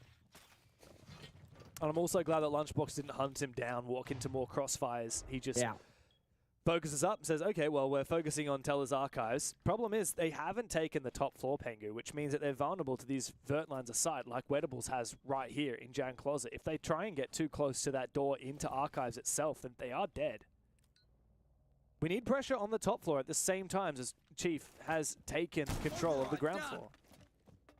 But they're playing very slow. Almost too late, but they have one player on the rappel, but he can't afford to jump on in. And the issue is, do you have time now to walk people back up the staircase and now try and go into unknown territory? Probably not, but they are going to do it. See, that silhouette actually. Oh, wow. They're going to off the staircase and go for the fight. You're right. They're going to challenge the verticality. Player actually comes up the stairs. They just needed their own player. I think they just needed their own player. A little bit awkward, however, it might have just baited them out. Player now goes deep into the bomb site and he finds 1 kill. Player's found a second pick on the bomb site. ACOG is left all alone. 1v5. Surely he can't have the same luck as Wedables did just a few rounds ago, but he is the one, which means in close range, the Blitz will have to punch him down, and he does. After their tactical timeout, Chiefs will find their second round. 1 more remains in the half, and they need this so dearly. Out of nowhere, they just win it. I was gonna say, like, is there time to walk, you know, outside of Tiller's Archives, walk up the lobby staircase, and then try and fight for top floor? Maybe not if you do it in the conventional way of clearing every angle and droning, etc. But they just sprinted up the staircase, and they are taking the fights in the hallways together. Player getting killed up above and below, making both the bomb site weak and the roam game itself. That's going to get you the round that you really needed, right? You get back on your feet, change the momentum, and you make Nate, your coach, proud after a tactical timeout.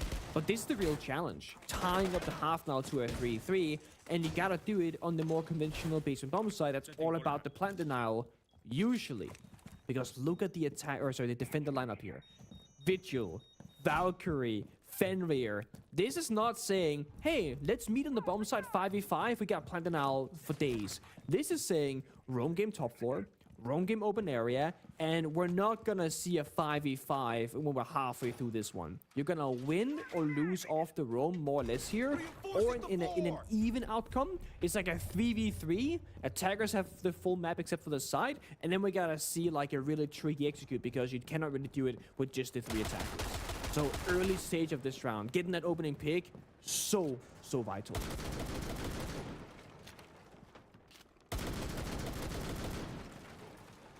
Chiefs are one of the best teams that we know at getting those opening picks. They really excel at those early games a lot of the time. As I say that, it seems like they're making me eat my own words as Chef Jeff finds the first kill.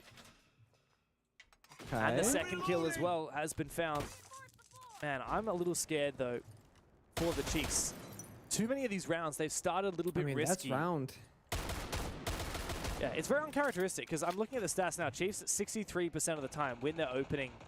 62% of the time, win their opening exchange. Rival is all the way down at 44%, second worst in the league. This is very uncharacteristic of the Chiefs. Relays needs this kill, and he loses the fight. Despite getting the first bullet off, Proxy wins the headshot. And the diffuser is just sitting down, waiting in stock to be picked up by a Chiefs player, but this feels like it's going to be a 4-2 split in the opposite direction to what we would have expected. Rival has done a great job on Bang so far. It really all started with that basement clutch, just kind of setting the tone, then just taking momentum from there. And like I said, this round was going to be about the roam game. You're going to win or lose off the roam, and they have won it, James. So 5v2, unless you absolutely bottle this one and throw it in the craziest of ways, it should just be a lock game. But we just swing the doorway. Winnable. Not necessary, not needed, but we're allowed one person to throw, because that means everyone else is not going to play a bit more scared, a bit more safe. Go, okay, that's our troll. Now we can play disciplined. Get a crossfire. Have 2 defenders work together in groups of 2, so that you never take a fight 1 versus 1. Oh, hang on a second. Oh, no. Neptune has gone big. Oh, James! Neptune might be able to save the half for the Chiefs into the 2v2. Nate goes out. He's still got 2 more roly-polies in pocket to try and cover himself, but he's not going to use them for now because he wants Player to have the line of sight. The Nitro Cell actually does land because of that soft wall. Now it's an awkward crossfire to deal with here for Player, and he walks straight on into it. ACOG takes him down. Last alive is a real shocker, says Chef Jeff. He's getting lippy in the server as Rival have a revival. It's 4-2 at the end of the split. And I think we've got the boys over on the couch to break that down for us. Thank you very much, James. We're going to have a look back at Wedables and his remarkable clutch in round number 3. We'd be remiss not to mention it. 10 seconds to go down on basement. And the thing that makes this clutch so winnable is the entire attack is expecting him to go deep. We saw Relays vault over in the meantime whilst the clip rolls through. It allows him to then line up the multi, and then he just plays super passive, draws out the first, almost over peaks into the second, but has the presence of mind to duck down. Gets a little bit fortunate that he doesn't get sprayed in the end, but just overall phenomenally played by Wedables, and that's the kind of Wet that we've come to know and love, the player that can clutch up in the big moments. That's very true, and if you look right here, in this area here, you'll see a massive head. Great work, Michael. I'm very proud. Well done, Michael. No Alfama, but no, it was all right. Definitely not an Alfama, but you're up there. Maybe you're the El Goto. I don't know about that was that. terrible. No, That was terrible. We'll take that one back. But Jake, obviously, a tone has been set here. Absolutely. And it looks like they're feeling comfortable. Don't forget as well, Bank in this region is the most attacker-sided map. And so for Rival to go and get 4 defensive rounds, they should be very happy with themselves. There were still elements of what we saw on Lair. A lot of the opening kills going the way of Chiefs. They looked comfortable early round. Obviously, the segment that Gus just highlighted was quite big in the end. That was a big clutch from Wedables. It shouldn't be the round that Chiefs ultimately should have lost, and they did, and that's probably the difference. Well, that is the difference between 3-3, which I think would have been a decent half for Chiefs, and 4-2, which is now a very, very good half for Rival. What are you doing, mate? I knew they shouldn't have given me this. This is a terrible idea. But look, moving forward into this second half now, I guess my question is where do we see those heels dug in? Where do we see that opportunity arise? Do we see an opportunity arise? For which team, Rob? Or for either? Well, for Rivals. I'd have to say Rivals. It's in another situation, though, where Rival have put themselves in the benchmark position. We saw this exact same thing back on Lair, where after they win that second attack, we're going, wow, we're on here. This could be a really good game. They should look much stronger on defense. And the Chiefs just walked out of the gates and dominated. And Bank is the style of map where even on defense, if a team can dictate tempo and pacing, etc., I still see and envision a world in which Chiefs could potentially dominate. Sure. But we'll have to wait and see. As the bans do, of course, play out for this first half. So Glaz, Habanas, and one of the ranged hard breach, they elect not to actually double down. Defensively, you see the Kaid banned out, so that's going to bolster basement for the attack. And Tachanka as well. So a big emphasis on this basement site. And despite that, Chiefs will actually elect to still go there. Again, I'm over-emphasizing this maybe a little bit. But in this second half, if Rival are starting to get opening kills, watch out. Because that's the one area across now 2 maps. So a decent sample size that Chiefs have absolutely dominated, giving them a lot of 5v4 opportunities. We'll see if that's going to change or not heading into the second half. I do actually have a feeling Rival might get us to a 3rd map. Ooh, okay. So we're hoping. We're hoping that the work done in the first half is going to be enough to push us to border. Well, there's only one way to find out. Let's get into the second half. If you'd asked me before this map started, at the end of Lair, would we be going 3? I would have said, I don't think so. Chiefs beat EP on this map twice, and that kickoff result where Rival 7-1 them on Bank was such a long time ago. I think Chiefs have the momentum, and I feel like that has changed. Yeah, Chiefs did manage to get a 2nd round and a half, but 4-2 for Rival defense is pretty crazy. I'm scared for Chiefs now, and I think that if we go to border, it's anybody's game. Yeah. Starting to get a bit worried as well. I am a little bit curious here about the Hibana ban from Chiefs. It's quite rare these days that we see a hard breach ban on Bank unless you're doubling down with Ace and Hibana. Now there are 2 things that can happen here. Either just want to get rid of the Hibana because Rival likes to bring out the operator and get all the hatches, etc. And for this trick right here that we see, when you put a Goyo canister and or Runegate on the hatches, Hibana can deal with that very easily. Because the Hibana pellets can be, tossed on in any way you would like. And you can just use 2 Hibana X Kairos to get rid of the what's it called? A Rooney laser as well. Yeah. So that's a big counterplay. The other option is that you do keep the door open for the third operator Ben to become the ace later on. So that in the second half of defense, you can now make top floor a lot more playable. And that might be necessary. Because as Gus said, with the Kite and the Shanka both being banned away, it does make that basement bomb site just a little bit or a lot harder to hold on to. It's true. That said, Neptune did hide the Clash in the prep phase. And like you said, banning that Hibana means that Rival are really thinking a lot about, okay, we've got to make sure we have enough hard breach available. We've got to make sure we've got the Grim, the Striker, the Capitao. They're not necessarily thinking, okay, what are we going to deal with the Clash? Thankfully, there happens to be something that both fills the shoes of the Hibana and also counters the Clash in that Capitao. But Weddable's going to have to make sure he makes the most of... Wait, what? How did Relays go down so early? Like I said, Rival are the second worst opening kill team in this league. Chiefs are the best. There's a 20% differential between how good these two teams are at getting opening kills, and yet the result has panned out like this. Now Proxy's hacked the default cams as well. Chiefs are getting spotted by the own default cam on the bomb site, and they still haven't shot it. Rival have so much info, and they've got the opening pick. Oh yeah. It was going to be Relays was playing in server, then took the stairs control after the priest installed for Tampa died immediately. That's how we got to this point right here. Now Neptune can stop a push, but guys, they're planting. The push isn't main staircase. They're going to stall it out with the Toxic Babes instead. They have 2 more in pocket. They can stall this out for the vast majority of the timer, but there will be a chance at about 7 seconds left where Rival can go for a plant uncontested. But that plan does have to go down at some point. 12 seconds to go. Weddable's begins it. The audio cue covers from Proxy. Is anybody here to deny the plan? Absolutely nobody. Chiefs now go for a double retake upstairs. Neptune trying to guide Lunchbox into these gunfights, but I think that Rival have read it to perfection. Deep into the bomb site, now they go. Jesus. Neptune has to try and take fights against 2 players. Rival have come back with a vengeance. They are looking mighty fine on bank. A 5th round for them. And Chiefs, I think they got to hang it up. It's time to go to border, boys. This is not a good look.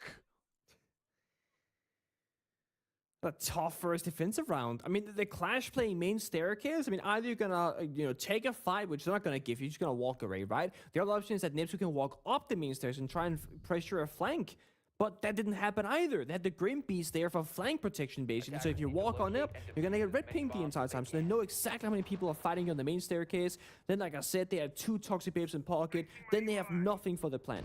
And this is Rival being incredibly smart at counting the util.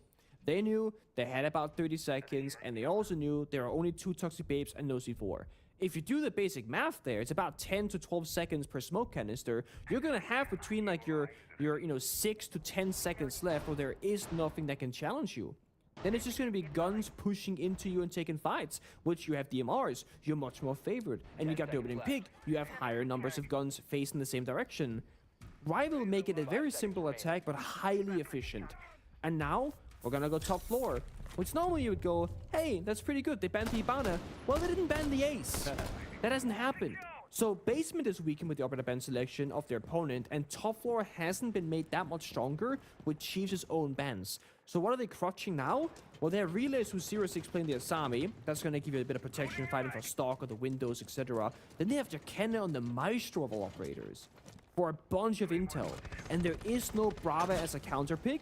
So maybe, just maybe, those Evil Eyes of Maestro can do enough damage to change the course of this round. Since you mentioned the Ace and those Kanto walls, I wonder if there is an Evil Eye in position to shoot those Selmas.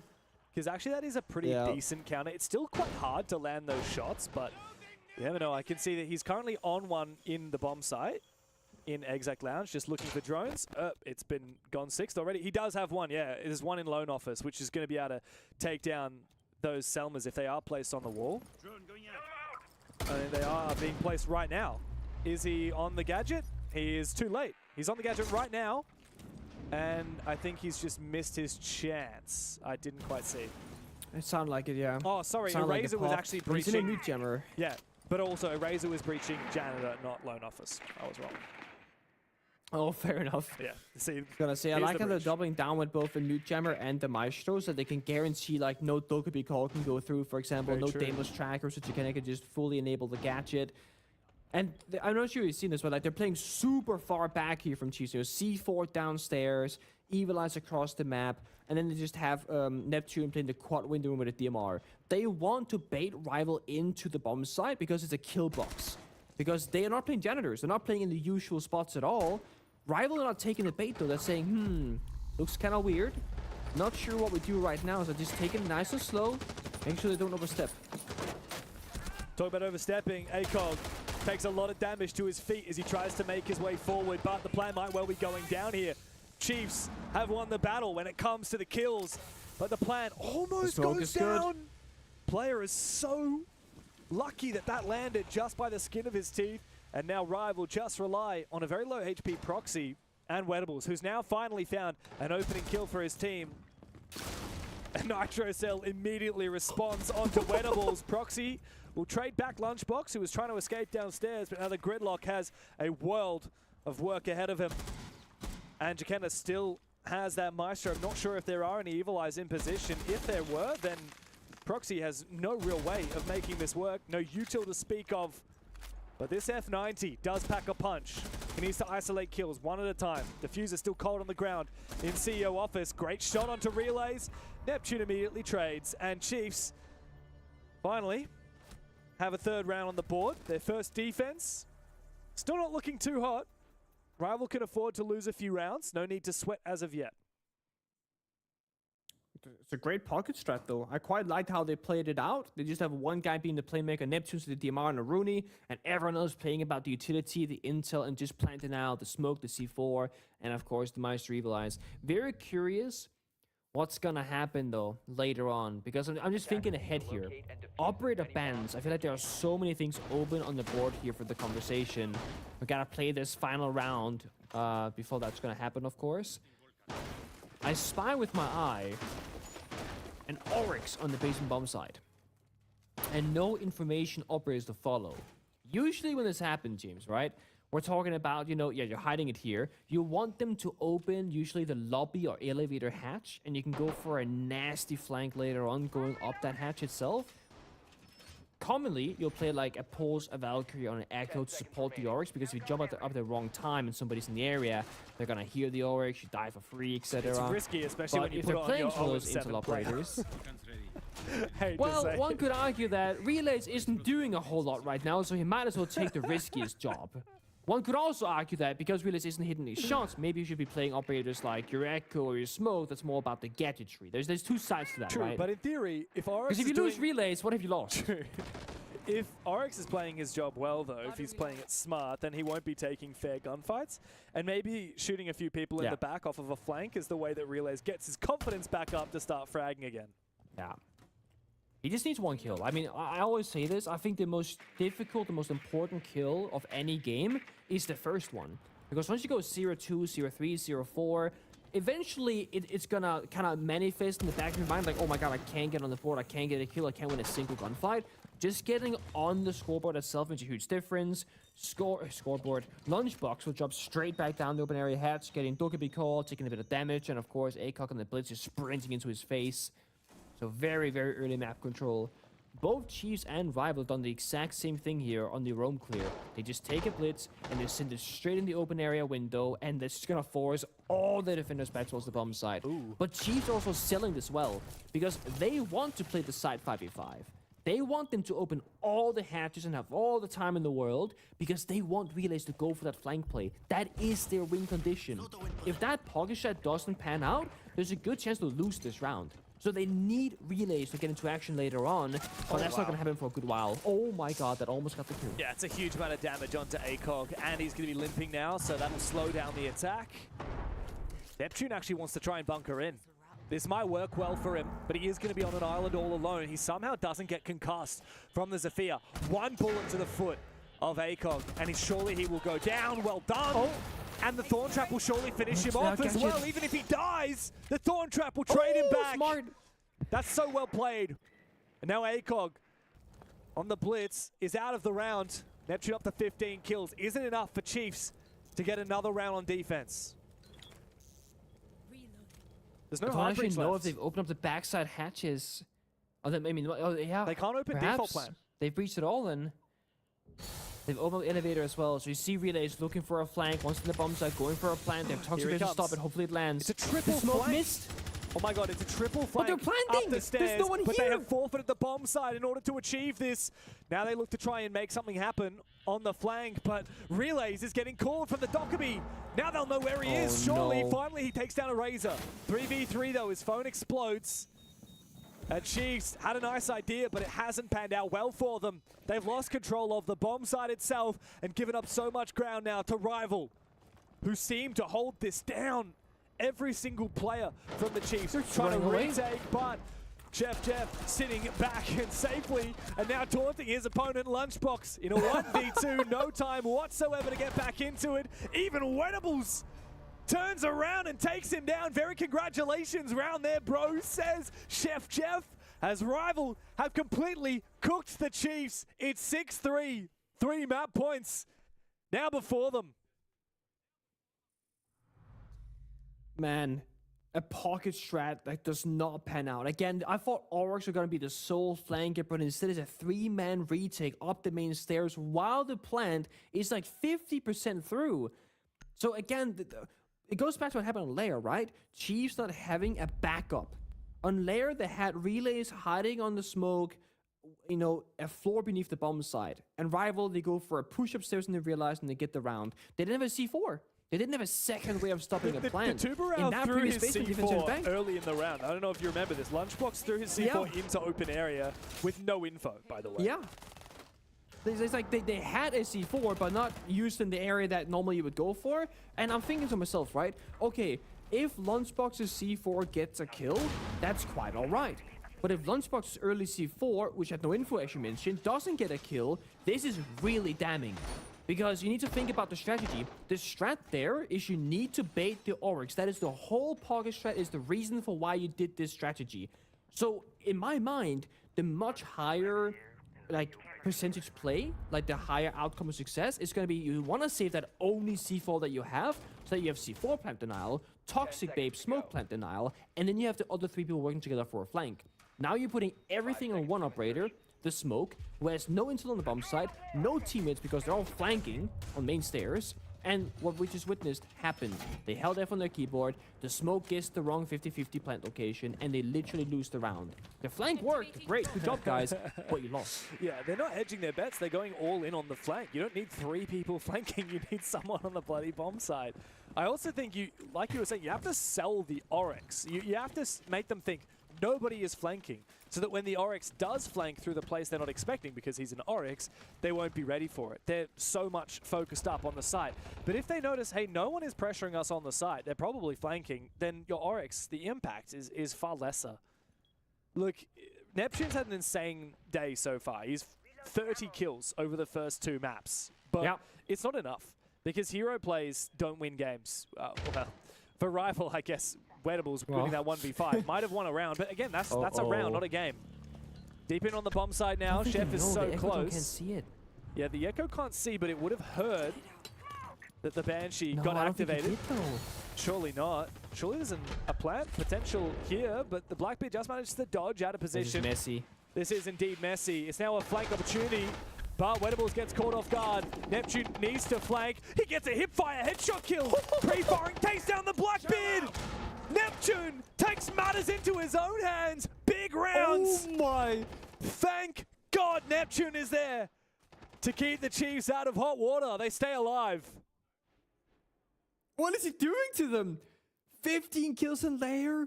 What is this, like 18 now here in Bank? Hipfire down the hatch through the smoke, the prone drop. I mean, he's doing everything. Usually hero players can't win you a round or can't win you a game, but it's the only way Chiefs are currently winning, which is super concerning. It's when an individual, the same one by the way, that gets 3-4 kills in a round, that's how they win. And it's playing Bank. It is not the map where this should be the case, but look at this. How do you stop this guy's performance? Also, that's 19 kills. Insane. Wow. And look at his reaction. That's not hype, that's relief. These guys do not want to go to border, I can tell you that much right now. If we end up heading to border, I will be really worried for the Chiefs. If we go OT, we're on pace here for something great, James. Something really, really great. It could be. It sucks when it happens in this kind of instance of like your team is struggling, but you're saving them time and time again. But 19 kills going into the 11th round and dropping 15 on the map prior. There are multiple records in play, technically speaking, here, if he maintains this level. Yeah, I don't know if the desk can, the guys on the couch can hear us, but if this does go to 3 maps, we could be on track, as Nick said, for the kill record for Neptune. Who's got, what is it so far? So 15 plus 19, what's that? Is that 34 kills so far in 2 maps? Yeah, 34 kills. One of the highest KPIs and not I many have devs ever either. seen. His KD would be insane right now. Pretty damn Do good. you remember off the top of your head what the BO3 kill record is for an online tier 1 game? Oh, I don't, but it's that's a BO3 rather than the BO1 LAN record is 27, I want right? to say it's 47. 47. I think it's 47, but I could be wrong. I don't know how to find that. That's just a number that I know how to find it. I just need some time. Oh, okay. How do we so find you it? just fill for like 5 minutes and I'll find it. Mate, we have 3. Hap made a tweet. We have 3 guys sitting on their butts in the next room. They could be looking it up. I got it. You've got Best of 3 is 55 online, 50 on LAN. 55 online. 55. Jesus. Yeah. Yeah. Maybe we're not it's on also for it. tied. Ambi NAL Finals 2024, Citizen EUL Finals 2021. It's tied at what did you say? 40, 55. That's insane. Oh, 55, Ambi Citizen. Ambi and Citizen. Single map, of course, Onigiri, Paro, and Doom that are all tied up. Yeah. Well, opening kill here for Chiefs certainly lends itself to the possibility that Neptune will have more chances at getting closer to that record. Rival on the attack, seemingly running out of steam. Player fakes the drop, I like that. But I'm not sure if anyone was close enough to hear it. Wide round. Is this the nerves getting to Rival as they're bottling around to Neptune here? I mean, this is the slowest pace so far. There's no shield, there's no fast entry. They lost the Razor early, who has the only heart destruction, by the way. Oh, now we're looking at 45 seconds left, and they're just holding these passive angles. I mean, strategically, they have no way to win it. It's going to get worse. Play with a second kill, leaving the 3 members of Rival working together, trying to pick up the pieces. But, as I said, no heart destruction. They have only 2 ways in the side, 3 if you count the hatch. Good info here. Those tandem info operators in the Lion and the Solid Snake, but Chiefs know it doesn't matter if they know which corners of the bomb site we're in. If we maintain our crossfires and play in safe spots, then it doesn't matter. We are safe regardless. Wedables does find a gap onto player as Proxy tries to find his as well, but Lunchbox locking down his position in Kansan and Neptune. That's a 20 bomb for him. Chiefs, another round on the board and 1 step closer to OT.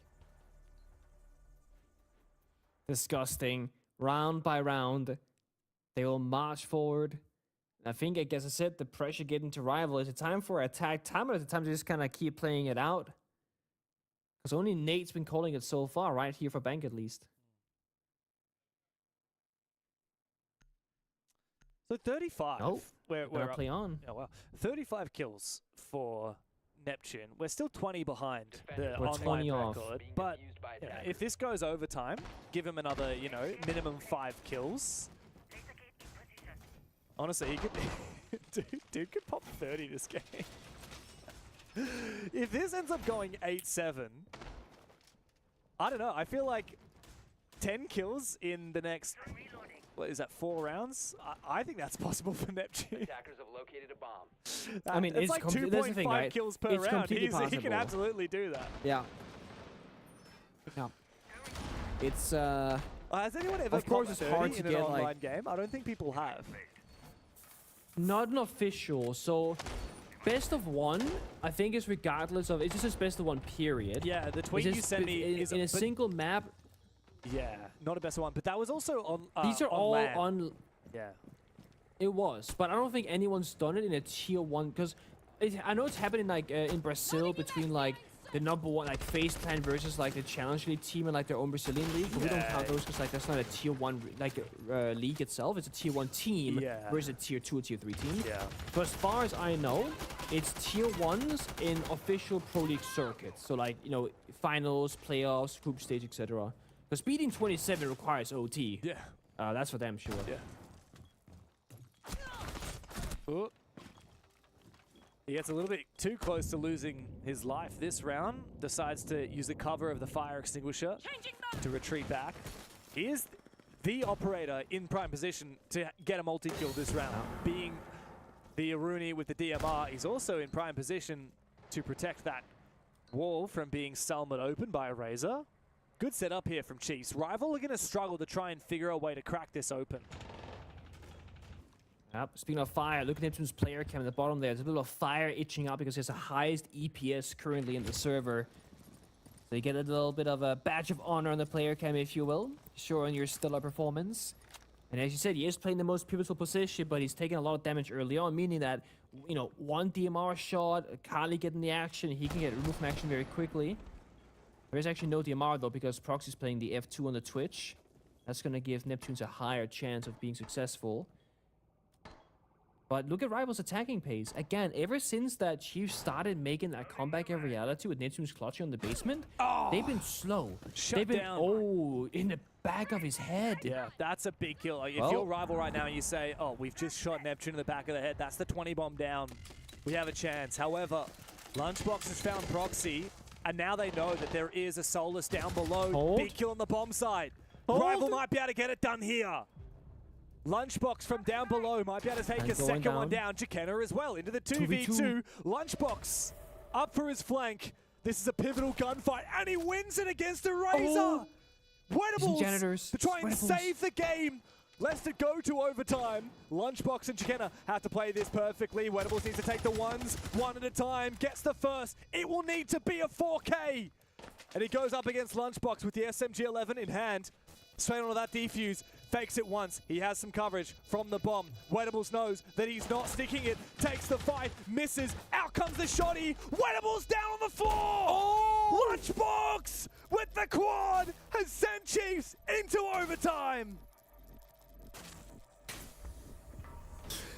The old versus the new. Lunchbox with a shotgun and a dream had to hit 80% of his health bar in a single shell. Neb with a prayer once again, thinking, oh my god, another round, we're into OT. The dream is still alive with this 2-0 victory, but Rival, they are really challenging Chiefs right now on the server. This has been much closer than expected.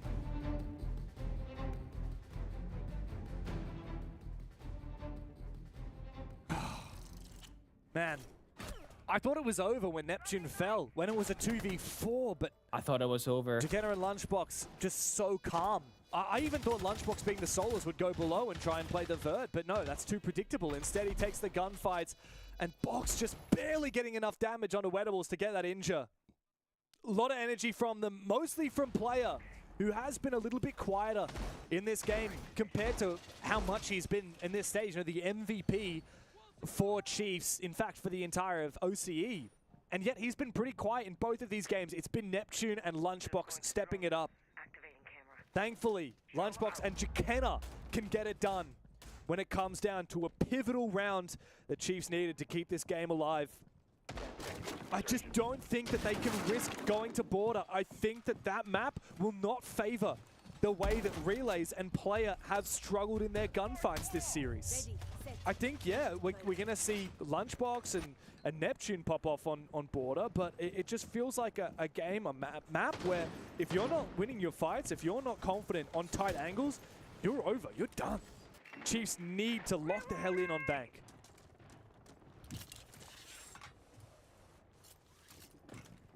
Rival also staying on the attacking side could actually be a problem. Statistically, you know, this is where you want to be, typically speaking. But their pace has just shifted. Like I keep saying, they're so slow. They're completely off the shield since that blitz spam. Despite the fact you have Munty, you have the Blackbeard, like you certainly have options. And the Dokkaebi has been just not ineffective, but certainly low in value. It makes more sense for this round to counter the Echo late rounds, try and go for a plant, etc., etc., etc. But look at this current pace. They're joining top floor, they're 60 seconds in, only one person's into the building. While this is really like a standard roam clear, it's pretty slow for a 2026 bank siege. And that's more or less just because you're missing a shield. And they're really double checking. They had a yellow ping somewhere in lobby, maybe thinking there was a player there, but there isn't. So the fact that there's a base and bomb site and they have Echo on the board, I mean, I'm just saying thank God there's no Goyo, because time would certainly be a problem if that was the case.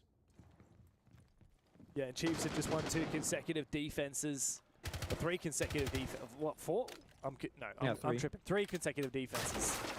So they've really found their footing at playing a disruptive game against the Rival attacks. However, Rival, I think, have finally figured them out. Neptune, 2 rounds in a row, goes down without so much as a kill after he found 20 in the first 10 rounds.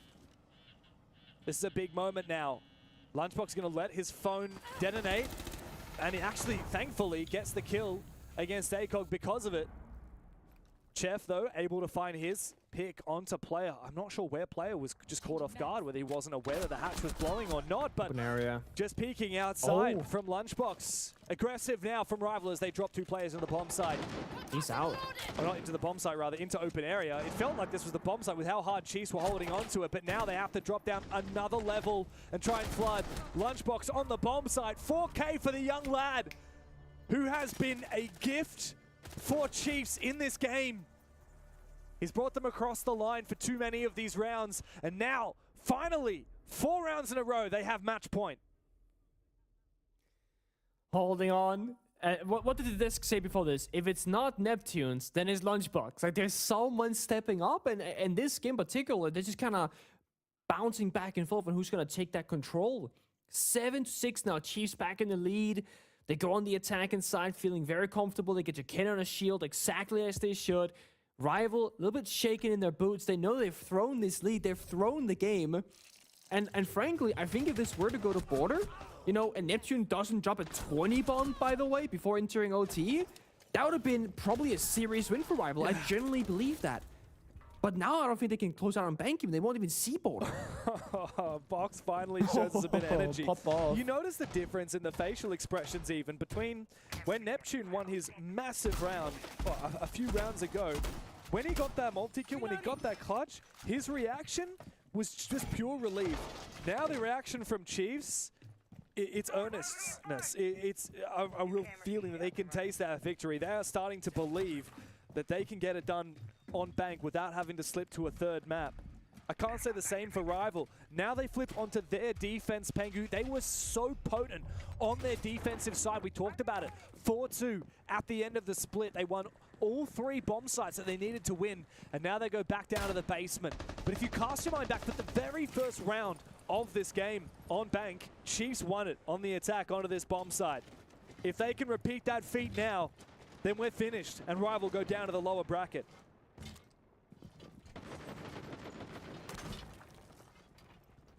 So we look towards the first pick. So Kenna gonna lead the charge for his team. Player on the solid snake, getting a bit of information. And I guess on the other side, Rival, it should be Chef Jeff, right? Looking to get active, playing the vigil. He's in CEO right now, top floor, and they might just go past him. Mind you, he won't get seen by all the drones. If Jagena goes down this staircase, that means they have no idea about Jeff's location. They don't. Now there's a drone, now they know. They gotta go hunt for him. Do you jump out and try and take the 50-50, or do you wait for the blitz? He's gonna wait for the blitz. Patience. Oh, Lunchbox is the one to find the pick. Well read onto Rival. Chef Jeff sitting out of it. Lunchbox has turned it up to another level. Surely he's not going to catch up with Neptune here. Technically he's possible. He's coming for the 20 bomb. He's coming for him. Imagine that. Double 20 bombs. I've never seen that before. He certainly had a massive impact these last couple of rounds. Neptune almost hits 21 as a Razor falls back, peeling towards Wettables in open area. Rival so much pressure. Don't want to fall back too early and give up this ground. ACOG feels temptation to lash out himself. But I have a feeling that Chiefs have the read.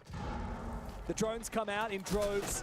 But Chikena covered off from down below. Wettables supports his teammates, still on their roam upstairs. And Rival seem to get the last life on this roam game. Chiefs are not finished yet. They finally take control of open area, but Rival have done their damage. If you're Chiefs right now, right, you go, guys, they have one C4, they only have Valkyrie. We can go for a server attack right now. If they know the server staircase is clear, breach the default wall, and just force a plant in the default location. There's almost no way to stop it. That could be the simple way of winning this round if you're an attacker right now. But I don't know if they've seen all the defenders. I don't know if they have this kind of information, but they're going down the server stairs. They got those 10 X-Kairos in pocket of Lunchbox and 1 can opener from relays on the Grim. So they have enough hot destruction, and with the fuser getting picked up here, it's going to go towards the hatch, actually. They have enough, but they're not going to go for default server take. They have the YouTube, but they don't have the time, which means they're going to have to get desperate here for Chiefs. We've seen them get clutched on before on this same very bomb site. It was Wedables 1v5, but now he doesn't have a lot of info. He's going to have to overclock the device here to see where that plant is. He sees it. Out goes the Nitro. It doesn't land. Neptune's forcing down the plants, and Chiefs are forcing the issue in this game. It's a massive comeback. The 20 bomb and the plant for Neptune. And Rival are sent down, packing into the lower bracket. Oh my god, they had the solar scanner and there was so much clutter on their screen. They thought they were saying, hey guys, they're planting on the far wall. But they weren't. They were planting on the boost spot on the table between the chassis and the desk itself. So the C4 completely misses, only doing a little bit of damage. So Rival, honestly, in the last couple of rounds there, especially in the attack, very slow pace, playing relatively scared in the server. And then on the defense, it's just a bit of like, it's a bit of a mess, right? Lacking that confidence, lacking the ability to fight back and go for the big plays. Whereas Lunchbox Neptunes, them two individually, they are the only reason why they did not go to border. That's right. The momentum built on that defense from the Chiefs. 4 rounds in a row into overtime, and then a 5th to cap it off. Massive ups to Neptune and Lunchbox. And we've got 3 lovely blokes down on the couch to break that down. Honestly, I'd barely say we're lovely blokes, but what I would say is we can definitely help break it down for everyone at home. I mean, we should be going to a 3rd map. There's no 2 ways about it. Border wasn't just on the cards, it was being prepared. In fact, I heard the tech in the downstairs area telling us they've already got border ready to play. That should have gone to a 3rd. It should have gone to a decider. And Chiefs I'm not even going to say Chiefs, actually. To be fair, Lunchbox in the last 2 rounds, going from his fight to push it into OT to the first round of OT, had 8 kills between it. Like, it's just insane. I mean, Lunchbox or Neptune, take your pick, because at different times over the course of that second map, they were both insane. And I think the second map exemplifies the storyline even more so that got established after the first. After Lair, half-time, Rival, they should look competitive, they should look good in this matchup, this should be a close one. And Bank, they had an even more significant lead, even in more of a commanding position, and we were already starting to discuss border. They just didn't have the polish to get the job done, and Chiefs had that clutch aura about them in this matchup, with Neptune farming mid-round, Lunchbox picking it up in the rounds where they maybe did struggle a little bit more. Yeah, for sure. They were just so well-rounded, and not having to crutch, you know, the likes of Player, etc., etc. They were well-rounded across the board, and unfortunately for Rival, just missing that extra gear that is needed in a best of 3. This matchup really exemplifying best of 3, you can fall short in this fashion. Can you imagine, considering the game that Neptune had, right? Lunchbox almost had the same EPS. Yeah, insane. So again, the versatility of what he brings to the table. I mean, those two are the reason very much why Chiefs ended up going and getting that win. Yeah. Just the 2 individual players essentially go and do that. I was like, what was it, 6-3 lead for Rival, Yep. 6-3, and up to that point, up until the point that they got the lead, or the match points that they had, I Yep. thought border was a certainty. I thought they did enough in the first half. Oh, 100%. And then the second half itself was going to plan 2 attacking rounds in the first 3. We go Yep. into the bans, they lose the blitz. Didn't think that much of it. But apparently, it was a factor. And Chiefs were able to go and get the 5 straight in the end. And we Yep. were kind of sitting here on the couch thinking, well, if this goes to overtime and then the 3rd map, maybe the global kill record could be on for Neptune. The funny thing is Neptune didn't get a kill from that point He did anyway. nothing for the last It didn't 4 matter. rounds. Didn't need to. No. Anything else? Sorry, no, you know what? I'm not going to let you talk again because we actually have a interview ready with Player. He's been sitting there for the last 2 or 3 minutes while we've had Sir Yapalots on the couch. Player, look, don't mog straight into the camera, brother. Come on. I was sleeping, bro. I've been in here for so long. Yeah, no, it's fair. That is fair. We have actually been waiting for you for quite some time. My producer's like, can you shut up, Xenox? I've been waiting for 2 hours, by the way. Player, Yeah, you weren't in the okay. server this game, were you? Oh, my God. I don't know, bro. I had an off day, bro. Come on. But in having said that, player, do you need to be on when you've got a player like Neptune, when you've got a player like Lunchbox that do that? I mean, were you really necessarily required this game? I mean, definitely not. Like, I think we're as good, like, you know, as enough to beat them, even if I'm having a good day or a day off. I'm just glad, like, they were like able to prime up and hold my back. Yeah, I want to dig into that a little bit further. I mean, you've kind of half answered the question, but heading into today, I think you were 11-1 on entry. Like, you were absolutely insane. Today, you were the only player inside of the server that didn't have an entry battle. Was it an off day, like you're saying, or was there actually maybe a conscious effort to take you away from that role a little bit more? Well, I think like it's usually like the maps. Like, you know, layer, I'm kind of like hard breach and on site. I think it's just like the map layout that I didn't get much entries. Like, I didn't get many entry engagements.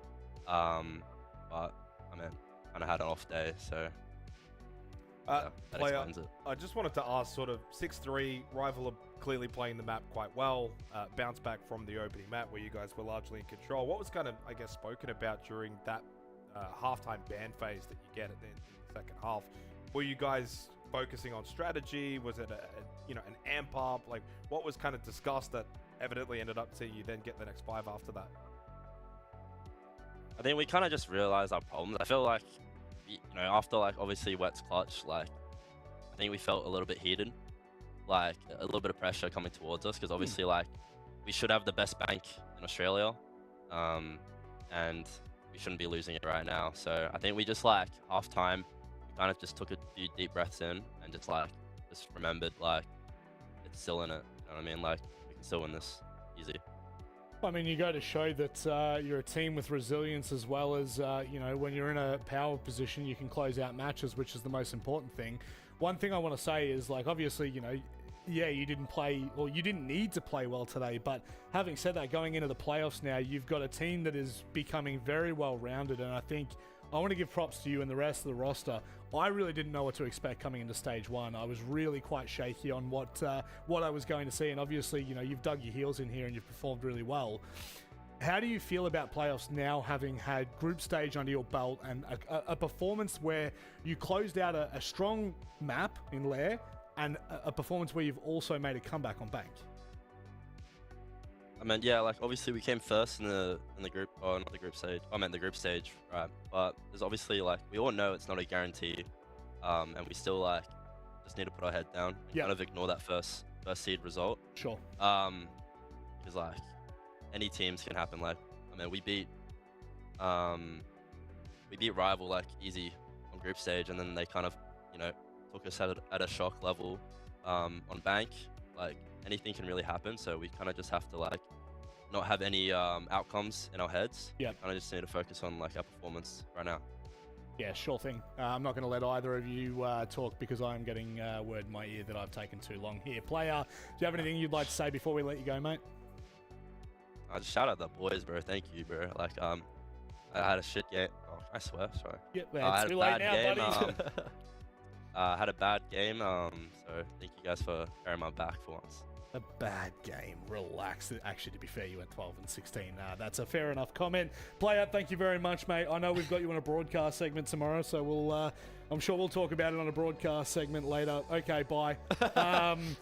Bye. Lovely to have Player in the studio chatting. But I think that his level of performance throughout group stages, you can't expect that going into playoffs. Yes, we want to expect that going into playoffs, but honestly, the way the team performed today, Jake, you were saying it before. I know I took the piss out of you because you are so yap a lot, but by God, you all right, mate?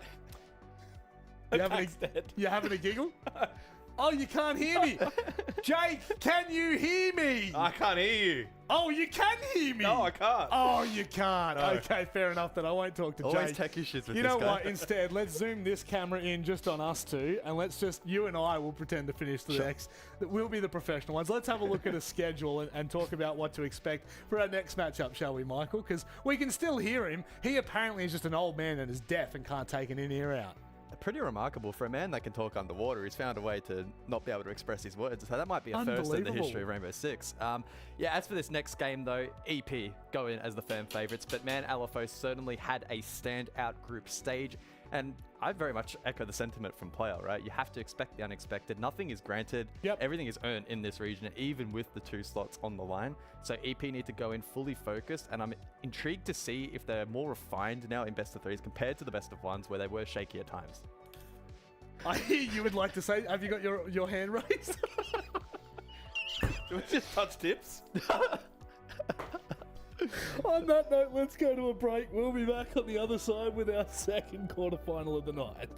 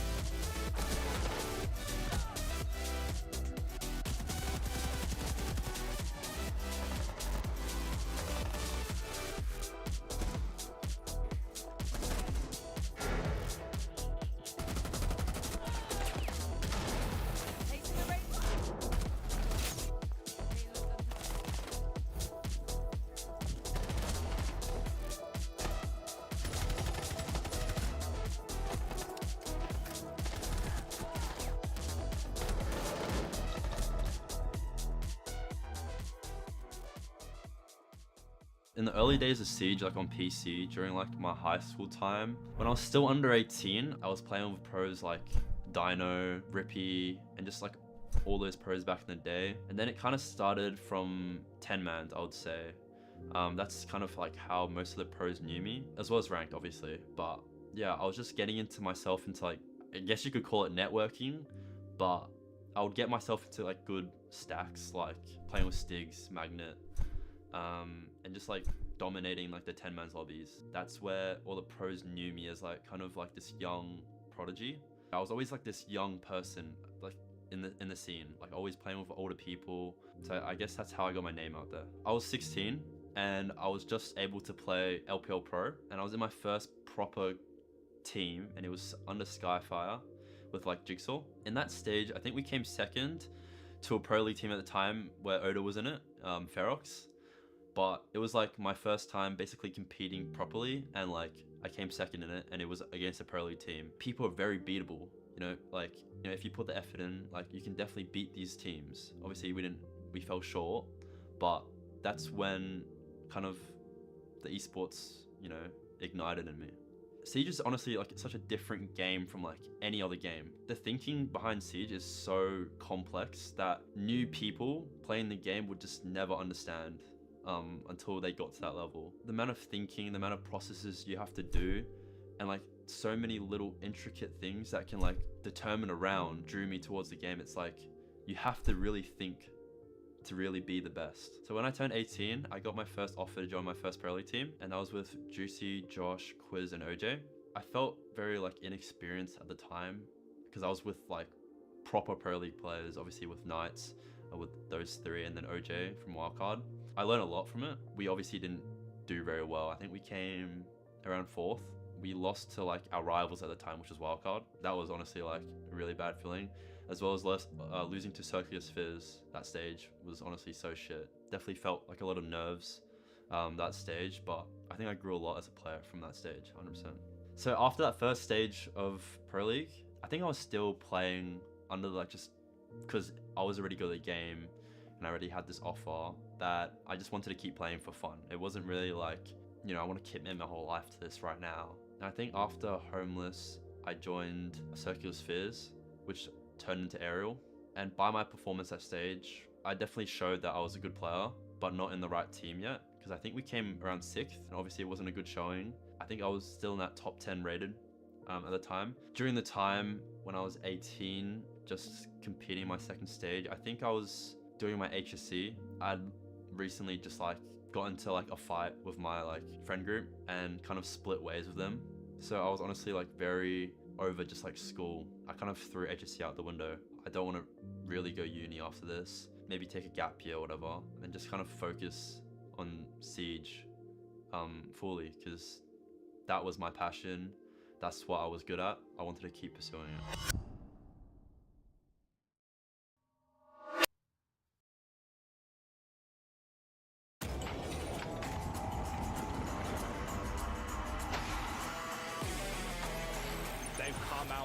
milling like an Englishman looking for a scrap. But talking of a scrap, Pino! If he goes uncontested and the kit goes cold, that'll be devastating. The grenade goes through, that's the swing!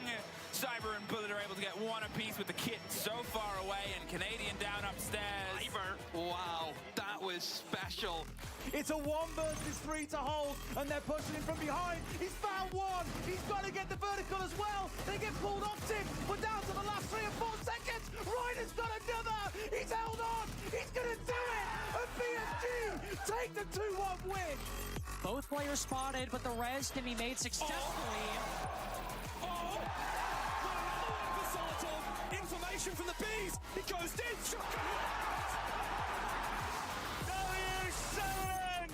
They cement themselves as one of the greatest of all time. He's starting to get cooked alive, Ollie, but he's using his dim pistols. Look at this from the dock. Surely not. Brilliant. That's play of the year in my book. Plays the game, hits the old body, doesn't quite catch it. There's the impact. He gets it. There's the douse. He doesn't have the confirmation. He's going back. He's not quite sure. He Esky gotta has go. a few seconds. Stick it, Ness. Stick it. This is an angle that he might be able to contest. No, unfortunately, he takes just a bit of damage there. A walk, I guess, the second one. Eclipse, though, will get one, turning it into a 2v2. Now they push it on the side. The Bandit will lose out on this. Eclipse, the last alive on the Ella. Spots the head and takes him down. The ace for Waka. He will down BC. Canadian positioning to pick up, but that's going to result in a double nade from Vertical. That's 4 for him in the round. Necrox, the final defender against Vertical. The ace, absolute domination. You believe in magic, Michael. Team 1 does as they win the Mexico Major.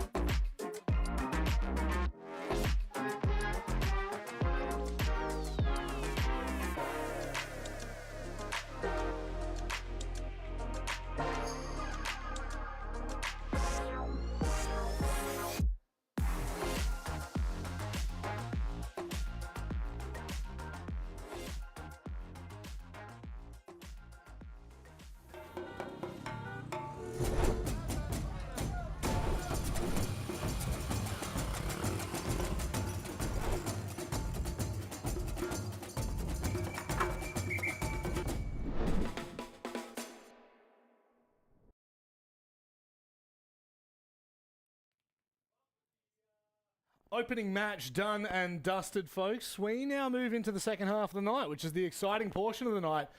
James, you're joining us. Let's just make sure that you're actually live first. Wait for it. Nah, I'm not getting you through yet. We'll find out once you actually go live. I knew that was going to be dangerous. Just keep going, because one day... No, just keep talking. One day you'll figure it out.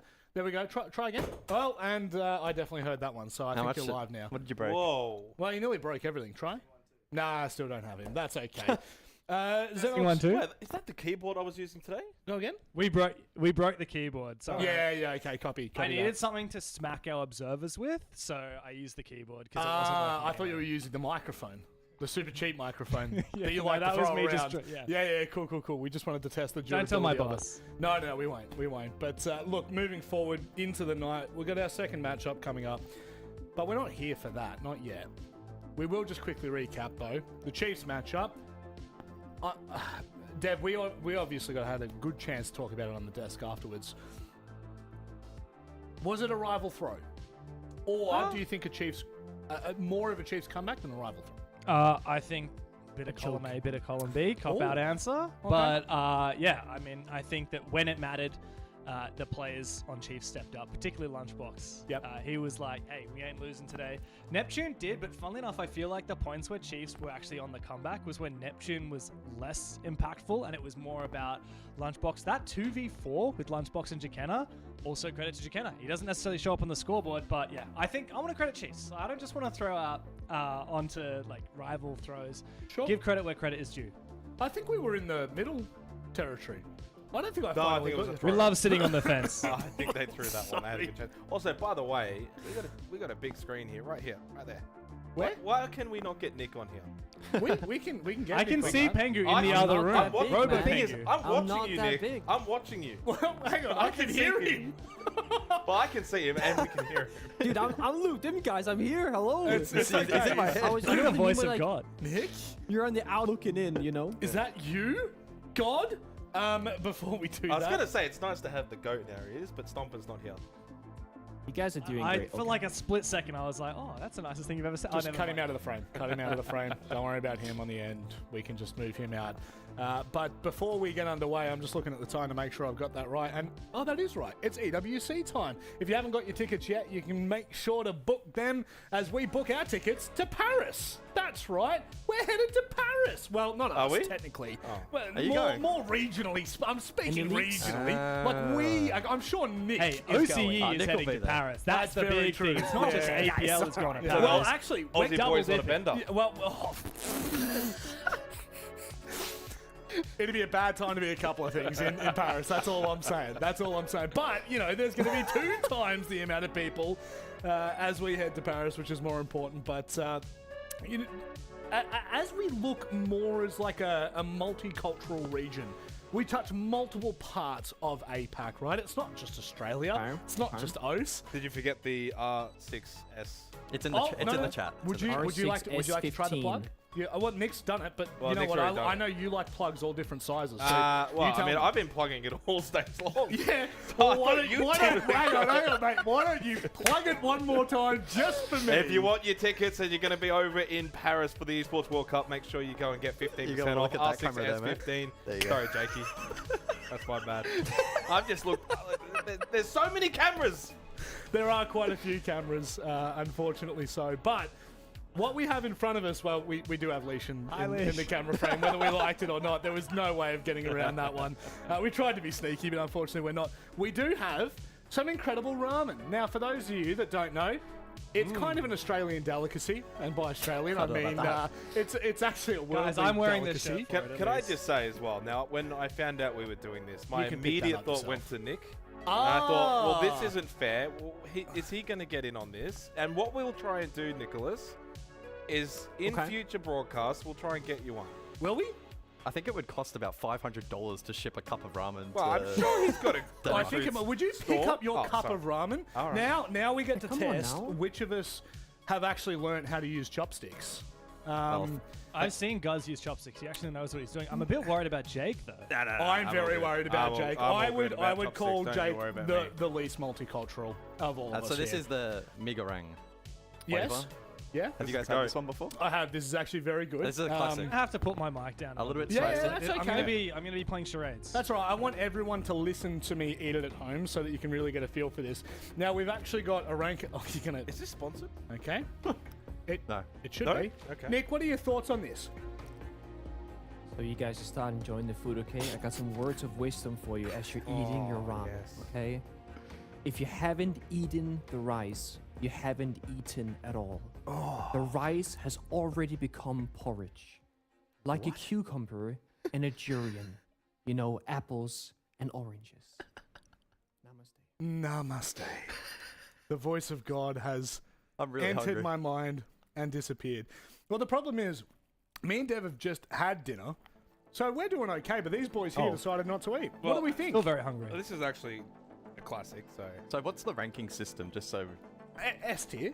All Give the me way some through, so I flavors, think by the it's way. F tier. What's a given? Okay. This is S. This Well, is this is borderline S. I know it's the first, so there's recency bias, but this is just such a classic flavor. Look, for future, I'll build a physical board for you, so that way you can see where we're Okay, going. we'll add that to the budget. Wait, there's a budget? A small one, but there is one. You guys are getting paid? Not for you guys, there's no budget. All right, so I've each given you a bit of time. You can finish it off camera. Yeah. Oh, I mean, or you could just keep going. It's up to it's up to you. I know you Can we boys maybe are do some hungry. description as well? Like Yeah. So, I don't think it's very spicy. Now, I've had my fair share of ramen noodles. okay. On a spice level, I'd say it's medium. I'd be careful saying that. There could be some much spicier ones on the way. I feel like it's got some I said spice it's to it. medium. It's not Yeah. spicy, It has but flavor. it's not. The flavor's Peri-peri? great. The flavor's great. It's extremely salty. I feel like the saltiness was Too hit me in much? the hit Isn't me in that the every little cup, bit too isn't much. that every cup noodle though? All right, I've had some of these. I don't know which ones we've got lined up for the next couple of weeks, but there's one particular one that's got like the black garlic oil one. Right. I as soon as I lived out, I was like the classic like 2-minute ramen noodles every night kind of guy. That one takes a cake for me.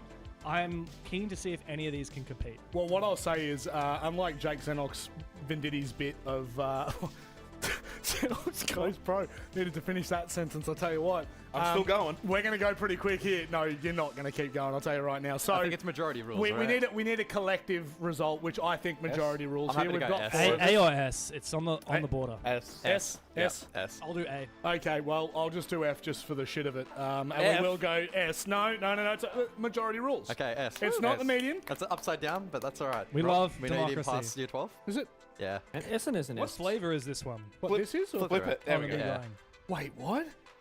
The- What? The love of What? I am right. No? You are right. You are 100% You were right. I'm shocked. I almost I'm second-guessed shocked. myself. Well, Dev, on that note, mate, you're welcome See to yous go and later. enjoy yourself. Yeah, go and enjoy Wait, hang on. yourself. Before James goes, who's going to win the next series?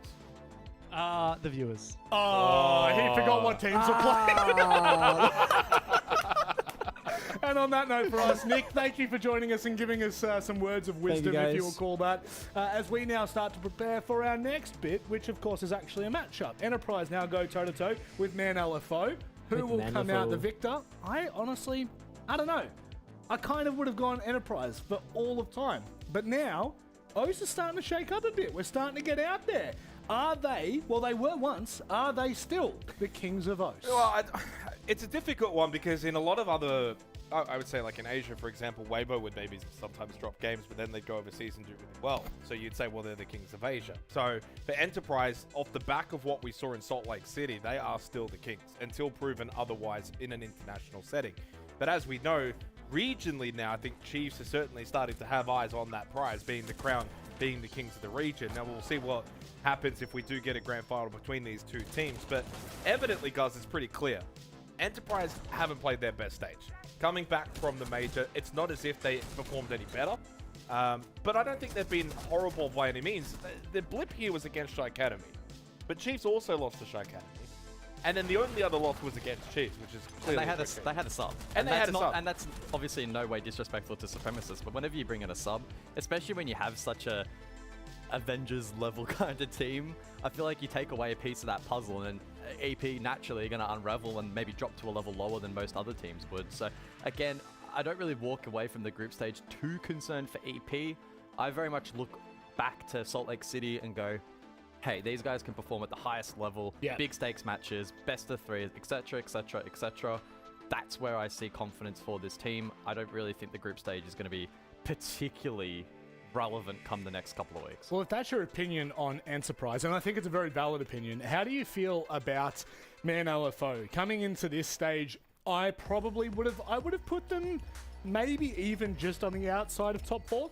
I have mixed feelings on them though. Okay, well, no, I would love to hear your thoughts because honestly, I am genuinely mixed. So, I mean, you kind of look at the stage that they had so far throughout the regular portion of the season. So they lost to 7 when they were Barbie Boys, right? But then they go and beat Rifle. Those two teams are pretty similar skill level. So they went 1-1 there. And then they unfortunately got completely decimated by Chiefs on play day 6. That was a 7-1 on Lair. That was the first time all stage long where Man LFO just looked completely out of their depth. Their final game of the stage was against Enterprise, and that was a 7-5. And that was actually a really solid contest on Chalet, which I thought they were going to get completely demolished on that map against EP. Yeah, and even said during that game that we probably won't see Chalet in the best of 3. I'm curious to see if that will eventuate or not.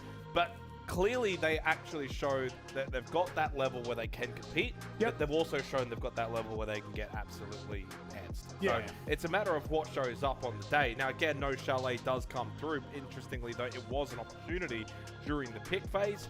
It's going to be Bank picked by EP, Labs then by Man LFO, Border, like our first series, the decider. I'd be shocked if Man LFO are to win this, it's not across 3 maps. If Chiefs are considered the best OCE team on Bank, EP are really not trailing by that much. 7-2 record. Man LFO, 0-2. It's their second worst preference map. They frequently have 7 times over the course of the last stage have banned it out themselves. So I'd be shocked, totally stunned if Man LFO win the opening map, which means that Labs and Border is their path forward. Well, Labs is a good map for Man LFO, so it's actually a kind of a banned map for EP. Banned it 13 times. They've only got a 3-2 record, and the last time that we saw EP actually, funnily enough, play it was against Weibo back at the Salt Lake City Major. They did win that 7-4. Man LFO 2-0 record. Most recently, 2 weeks ago against 6 targets, they won that 7-2. So they're pretty proficient on Labs. I agree wholeheartedly with Guz. Bank is going one way, that way's EP. Labs, though, could be interesting. Well, it's one that you really need to be there for because with EP's form, yeah, they've been a little shaky, but they are still the kings of OCE, and you will not take that away from them after one stage. However, playoffs is where they need to make a mark. It's where they need to make a name for themselves once again in the OCE region, and what better way to do it than to take down Man LFO on the first couple of steps of your journey to EWC. It's time for us to get underway with our second best of 3 of the night. Thank you, Rob. Indeed it is. And for Man LFO, this is a huge task ahead of them. Enterprise, as Guz said, the Avengers of OCE Rainbow Six right now. You take the 5 best players in the region, you put them on the same team. You take a coach who was the leader of the OG team from OCE to make waves on the international stage. Of course, I'm talking about Mag from the Mind Freak Fnatic roster from back in the day. He's now coaching these boys, Pengu, and they have looked very, very good. Now, yes, they've stumbled occasionally in the best of ones. One of those was when Tuhan was subbed out of the game, so of course we have an asterisk next to that one. That was the loss to Shy Academy. They did lose against Chiefs with their full 5, but I think people are still looking at Enterprise as maybe the best team in APAC because of what they achieved in Salt Lake City. Now, you add to that the fact that Man LFO has never beaten Enterprise before. Never, ever. They've taken one map off of them. In the 4 times that these teams have played across BO3s and BO1s, only once has Man LFO taken a map. That was Consulate, which we won't be going to today. I would not be surprised if Enterprise come out swinging on Bank here. Hey, all I'm hearing is that Man LFO got nothing to lose, okay? And when they have nothing to lose, they're gonna play the very best. You know, you play that underdog story of guys, we can't beat them, so let's just do some silly stuff, right? And that silly stuff, it wins you a round or 2 or 3, and all of a sudden, did they just see 4 in prep? Did he just see 4 in prep phase? Was Beers. Oh, Beers playing MP5K mute. He doesn't have a shotgun, so he C4 to rotate because of it. That's interesting. That's crazy because you do have Sharky and Pluto both with shotguns. Plus and you have Hunter has impacts from next Hunter. to him. Yeah, that's wild that you would need to use a C4. Okay. I mean, I think that's a statement. You know, Beers is saying, we don't need the C4. Right, like I said, you know, you have nothing to lose. Like, we don't need the C4. I love what do you mean need me? When have you that's your seen a read. mute MP5K, by the way? I love that that's your read because my read is, oh man, Hunter is they're so in the elevator. disorganized. They've got to Oh. use their C4 to make rotate holes, and yours is they don't even need their C4. They'll make their rotate hole with it. No! Look, Hunter's in the elevator right in front of Beers. He's got a spare impact. So they clearly said, screw it. Screw the C4. Don't even want it. Bro's confidence. It's just nothing that can go wrong. Wait until he finds 3 kills with his MP5K and we'll call it worth it. Yep. I'm waiting for that exact moment because I've not seen a mute without the shotgun primary since they gave mute the SMG11, which he didn't have back in the day, by the way. It's a heck of a long time ago. I love this guy. He's going to play the front lines. I mean, now he is just a gun for hire. He's literally got nothing in pocket. He's just a gun and a second gun. Has a yellow ping from the Echo support. Dragging him on the table. Called as well, by the way. perfect. And the jammer won't stop it. He gets his one. Goalkeeper call answered as well. He's being wall-panged on the main stairs, though. Great read there from Jiggy. Yeah, there was actually a drone pinging out his position while the call was coming off. So, unfortunately for Beers, bad read for him to go and answer his phone while in an exposed position. Pluto is now getting called. EP are so quick. That's one thing that really separates these teams from the rest of OCE.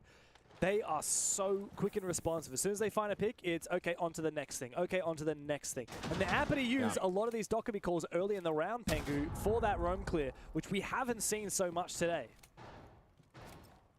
Also dealt with the Echo because of the early roam clear, so it's like, you don't even need to call anybody later on necessarily. You can still do it, and they should, but the high value of disabling the Yokai drones has already been done. The Twitch drone finding max value, getting rid of the Goyo canisters. I mean, this is EP doing the roam, doing the util counter clear, getting 3v3 there, and a second Twitch drone to get the BP after, I imagine. Yeah, there it goes. It means no intel on the bomb side. Now, there are 3 toxic babes from Sharky, but we just saw the shootout there. They're opening up the lobby hatches. They could just start pressuring server, then start dropping the back portion, and hold up, Pluto takes down Cairo, and they got a Yokai drone still in lobby, red pinging, or yellow pinging rather, the hatch drops. So they know where the push is coming from. They have intel on the push.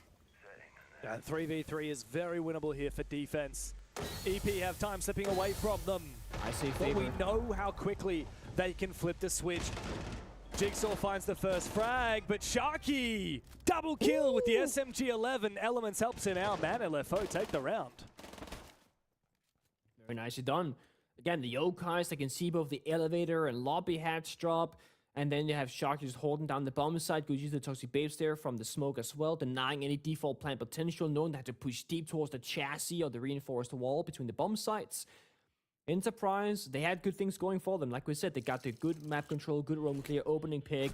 They hit every single checkbox. Well, I say opening pick. It was a bit of a trade, actually. But yeah, I would say nobody really got the opening advantage there. But he just failed by the bombs that execute. A little bit low on time, and then Sharky with a clutch, technically, finding 2 very important kills. They Good go start. from basement up to top floor. Very good start. Also, I didn't even see this till now. They banned the sense. Yeah, This they is did. something that I believe from memory happened. I assume it was against Enterprise, but a different opponent, also on Bank, because they love to abuse the sense walls on top floor in particular, and sometimes even basement bomb side. But it's quite a niche target ban. Yeah. Talk about niche. I mean, Sens is regarded as quite a niche operator. They're mostly used on Lair for that middle floor attack. But I just really think that Sens is a bit of an untapped mystery. A lot of people don't realize quite how versatile they are, and people don't bring them very much as a result. But Enterprise are one of those teams that are just happy to play a much more versatile, adaptive Sens, and I really like that from them. So good that other teams are clued in and decided just to ban it out. We did see a little bit of Sens play earlier today get countered by the Tubarão, which is a very exciting, cheeky way to deal with it, because a lot of people forget that the Tubarão's Zoto canisters will actually freeze and disable those Sens walls. Early lurk from Jigsaw here, might be onto something. Good 4 defenders are in a mute jammer just a second ago. Now 3 of them. They don't want to get posted tracked. up. Yeah, they can't get called or tracked here. Both Dokkaebi and Demo, so huge counterplay. And if they start tracking and calling people and they get like the failed message, that could be a serious mute ban potential, which would be kind of absurd to think about here in Bank if they don't want to deal with that in the future. They also have Tubarão, which actually works in a similar way. If you're frozen before the Dokkaebi call starts or at any point during the damage tracker, it acts as a mute jammer. and will also stop it. So there's a lot of good potential. Floor is thrown for a soft barricade. That is one way to get rid of it. You would have thought you Good just bit of shoot that value down. there. I mean, he's doing the roof trick that we see here beautifully shown by the observing team. It's quite nice that you can use the ledges of the building, like window slits there, on maps like Consulate, maps like Bank, to get inside the windows themselves. So, yeah, that's the ACOG, baby. DMR in hand, Beers takes down Brendo. Oh, and a one-tap towards Square! That's it, round over. It's going to be a 2-0 right here because Man Lofto, they are not slowing down. They got this one in the bag. Yeah, Beers sinks 2 straight up. And Man LFO just sitting back and relaxing now. He can continue fighting with that DMR all day long. It's up to EP to clear him out. They've somewhat exposed his position. Finally, Jigsaw takes him down and sneaks into the bomb site. Can Jigsaw bite off a little bit more? No case. Out comes that pistol. Has info on where that one player was, but doesn't know the second one. Hello, goodbye! Oh! 2 for Jigsaw! And Bappin now makes it a 3v1. It's up to Elements now, who finds the first kill. 2 more to find. On the rappel, Bappin looks to try and cover him. Jigsaw inside the bomb site gets the track. Onto Elements' position. Now he's got full information. You're right, there's no defuse. They're going to go for the kill, but they've got time to work with, and Bappin cuts him off. I jinxed him. There's no way that EP won that round. Actually, never mind. They have Jigsaw on their team, and never forget it. I'm so sorry, guys. I thought that was a done deal for sure. I should have never even said those words that I just did there, saying they got this one locked away. It's a free round. It is never a free round. You just walk on in. You get 1 kill. You get a 2-piece right after. It's classic EP fashion. I think at one point we worked O's in the beginning of the stage. I said that Enterprise are given the vibe of like the old school BDS back when it was like the Shaiko and Lemsh roster, right? They would fail to breach the wall on CCTV Clubhouse attack, but they just walk in garrison and get like 4 headshots. That's what Jigsaw did this round. They failed to hit all the fundamentals of the clearing of the angles, and then this happens. Gets the first, 1 tap, little flick of the wrist, gets the second, and just like that, the round went from unwinnable to basically unlosable. And no reaction. Okay, nice guys. Good job. Thing is, EP, they have this expectation. You've heard it in Magnet's interviews, right? Like the expectation is we are the best team, not just in OCE, but in all of APAC. The way Mag speaks, it's like we don't think that the rest of APL are even close to us. So anything worse than a 7-0, I don't think they will really react too much. I mean, nothing to write home about. If these guys win, even if they don't drop a map, that's not really anything to write home about. I do wonder at what point does that expectation come back to bite you, but I do have faith in them. I think they will get it done. I think it's a case of Magnet's experience, maybe from as a former player, you know, Enterprise in this lineup, especially, you know, plays like Cairo, your Jigsaw, etc. Quite an emotional roster. Yeah. You know, they can nib in the chat, they can tilt, they can also just have like an ego that can benefit them. I think this could maybe be the Magnet influence saying, guys, we need to become quote-unquote more robotic, right?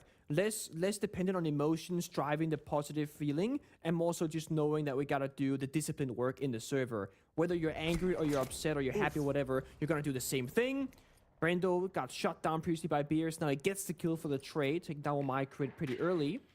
And the downside of becoming that more robotic kind of roster is that you're not gonna be feeling all the emotions to the same degree. So those small victories, like a round clutch or a nice one-tap, you might not celebrate it as much as you would in the past. But the upside is that when things go wrong, when you get one tap, when you throw around, you're not supposed to feel the loss as hard either. So it is like a bittersweet trade-off. But for a very emotional team that is driven by those emotions, I do think that long-term this could benefit the players of EP. Jigsaw finds a gap on the bomb site and takes down Pluto. That's a massive kill. And now, Man LFO, everyone roaming, starts to think, hang on a second, maybe I should get back to the bomb site. And they're not going to get the chance. Elements shut down by Jigsaw on a tear. These first 3 rounds, 7 kills so far. Sharky tries to get aggressive. Even considers running outside. It's Hunter trapped in the corner of the bomb site. EP have over a minute to finish this game off. Round, Bappin with a 4th. Even just Sharky left alone. This time will not clutch it. It's a flawless, like you said. From losing a round to then should have lost the second to dominantly winning the 3rd. Looked like EP, all they needed was a bit of a wake-up call, and they are now fully here to play. Yeah, they are. Well, Operator bans come through. Do we see the Solid Snake ban? Do we see the Deimos ban? These are the 2 ups we've seen from Jigsaw consistently. We've had a lot of Dockerby as well. We've seen plenty of Hard Breach.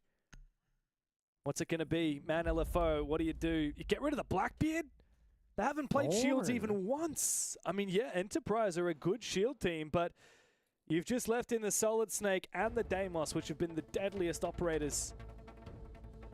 Man LFO now take their tactical timeout. I'm surprised about both the bans, the Thorn and the Blackbeard. Neither was gonna be like on my guessing list here. They both pretty low presence, and also not super commonly played on Bank like across the board. If you look at international, domestic play, etc. And I like the fact that they call an early tactical timeout here from ManLFO. They've lost, the 2 rounds. They've seen the operator bans. Now they gotta get back up on the horse and get a couple of rounds more on the board. Yeah. Because it's about having a fighting chance. You cannot go, guys, don't worry. We'll go down 2 for half and take them on the side swap. No, this is EP. This is a team where either you're sticking with them or you're gonna lose them very quickly. Yeah. Sally looks a little angry. He's usually a very calm and chill guy. I don't know what was going on with his facial expressions there, but hopefully he's whipped some sense into them. See, this is the reason why I think the Thorn ban is good. You see little gaps like that just found by Jigsaw. Players like Jigsaw, Bappin, and Tuhan love going for these sneaky little pushes. Wow, look at the synergy and the timing that all those 3 players from Enterprise dropped and found those kills at the exact same time. Tells you plenty about what it's like to be on the EP side. Now, these 2 teams actually played in the final play day of the stage, Pengu, so it wasn't very long ago. It was a week ago, only 1 week ago.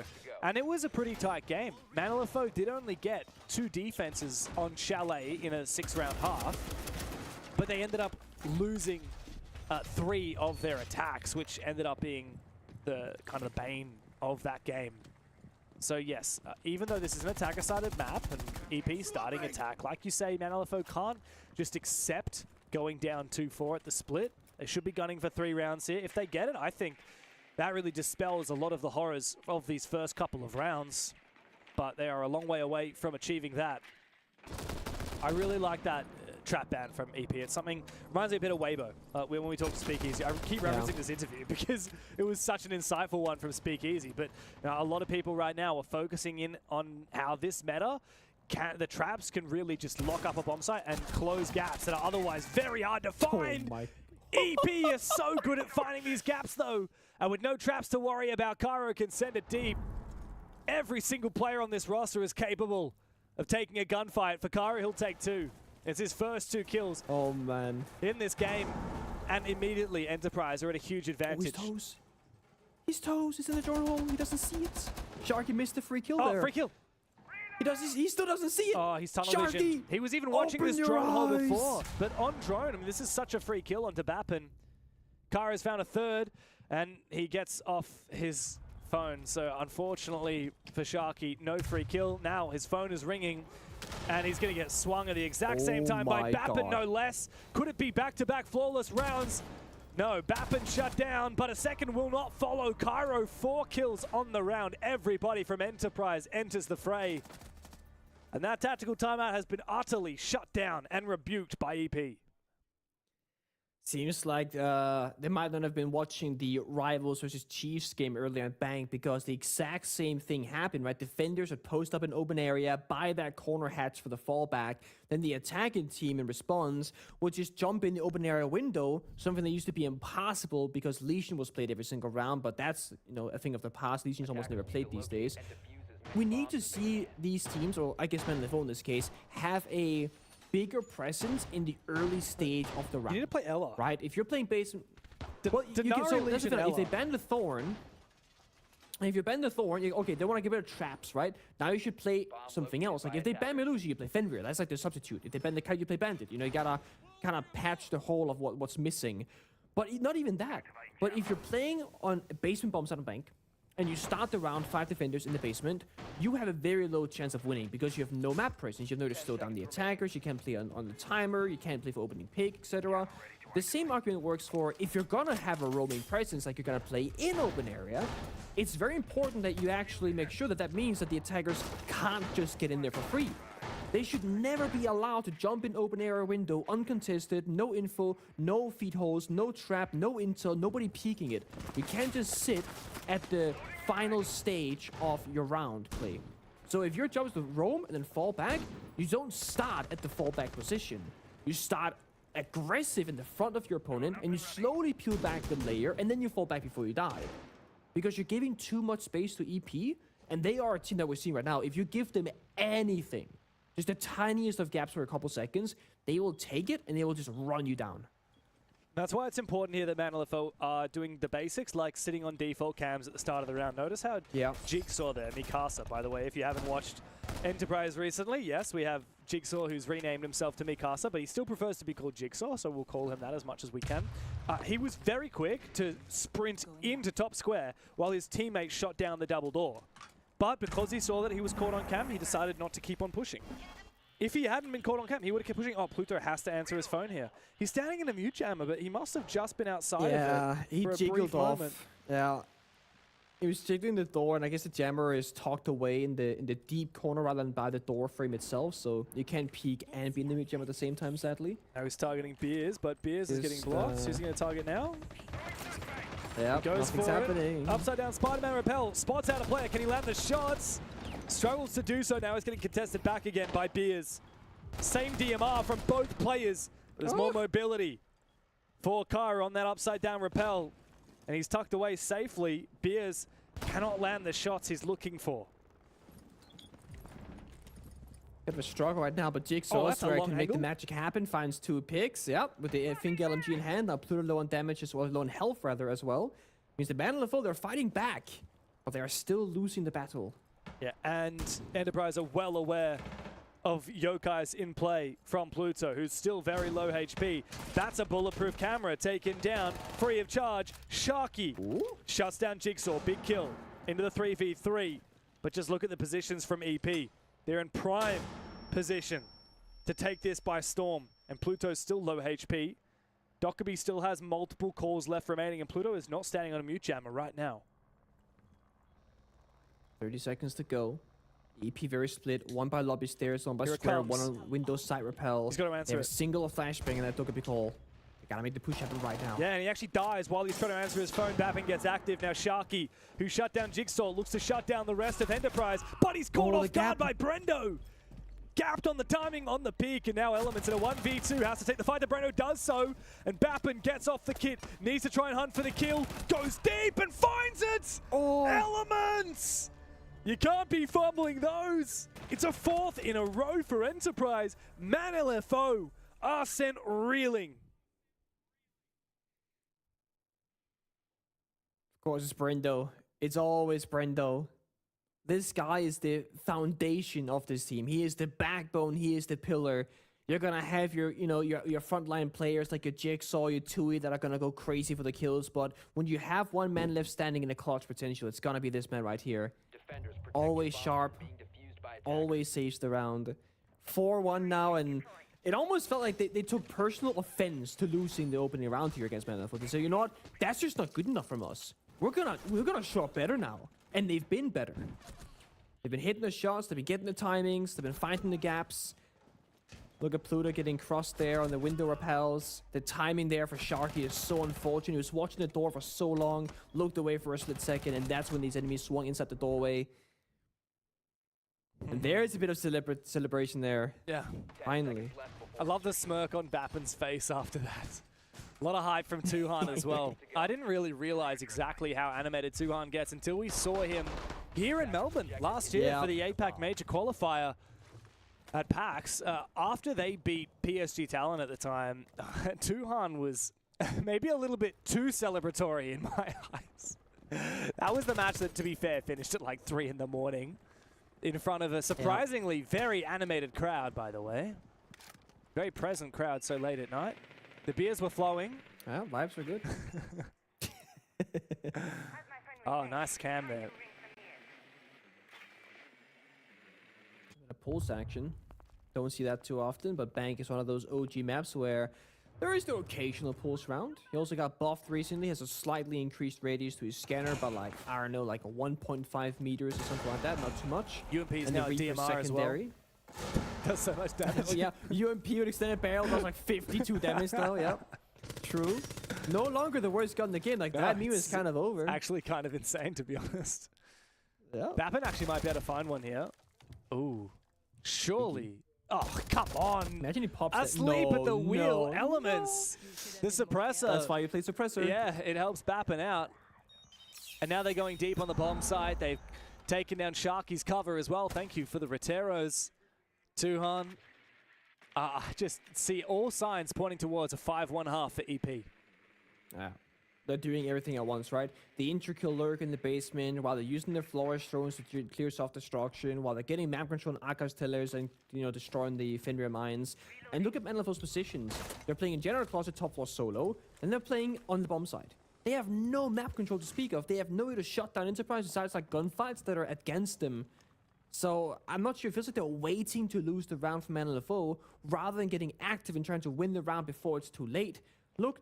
The bomb side cut in half. Jigsaw's just waiting for the freebie. I think he sees the pixel actually, so he repositions. Yeah, he sees him. So he gets another freebie. Now it's a 2v5, and you're bound to just lose if you're gonna be standing still. Oh, Sharky. All he gets is one. Hunter drops down. He's straight into the crossfire. Jigsaw laps him up. What a game. What a round from Jigsaw. What a half from Enterprise. It's 5 in a row, and it feels like man LFO are not long for this world.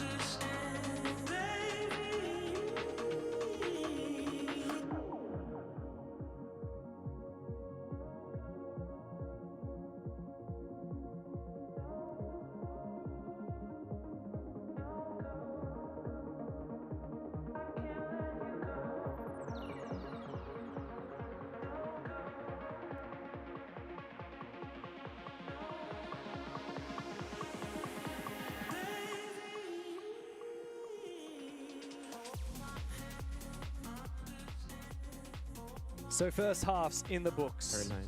5 in a row. Bengu, I know you're still over in Denmark, but I am in the studio sitting next to a television with your face on it, which has a live feed of you. Oh yeah, can I get you can see me? Oh. And I just see you like bopping along to the music, and our producer's in my ears, like singing along with the lyrics, and you're just sitting there vibing. It really feels like you're here next to me. Wait, it wasn't you singing along? It was it was our producer. You almost leaked our producer. I think I've said our I thought it producer's was name you. about 5 times. I thought we were singing on together, broadcast. man. Oh my god.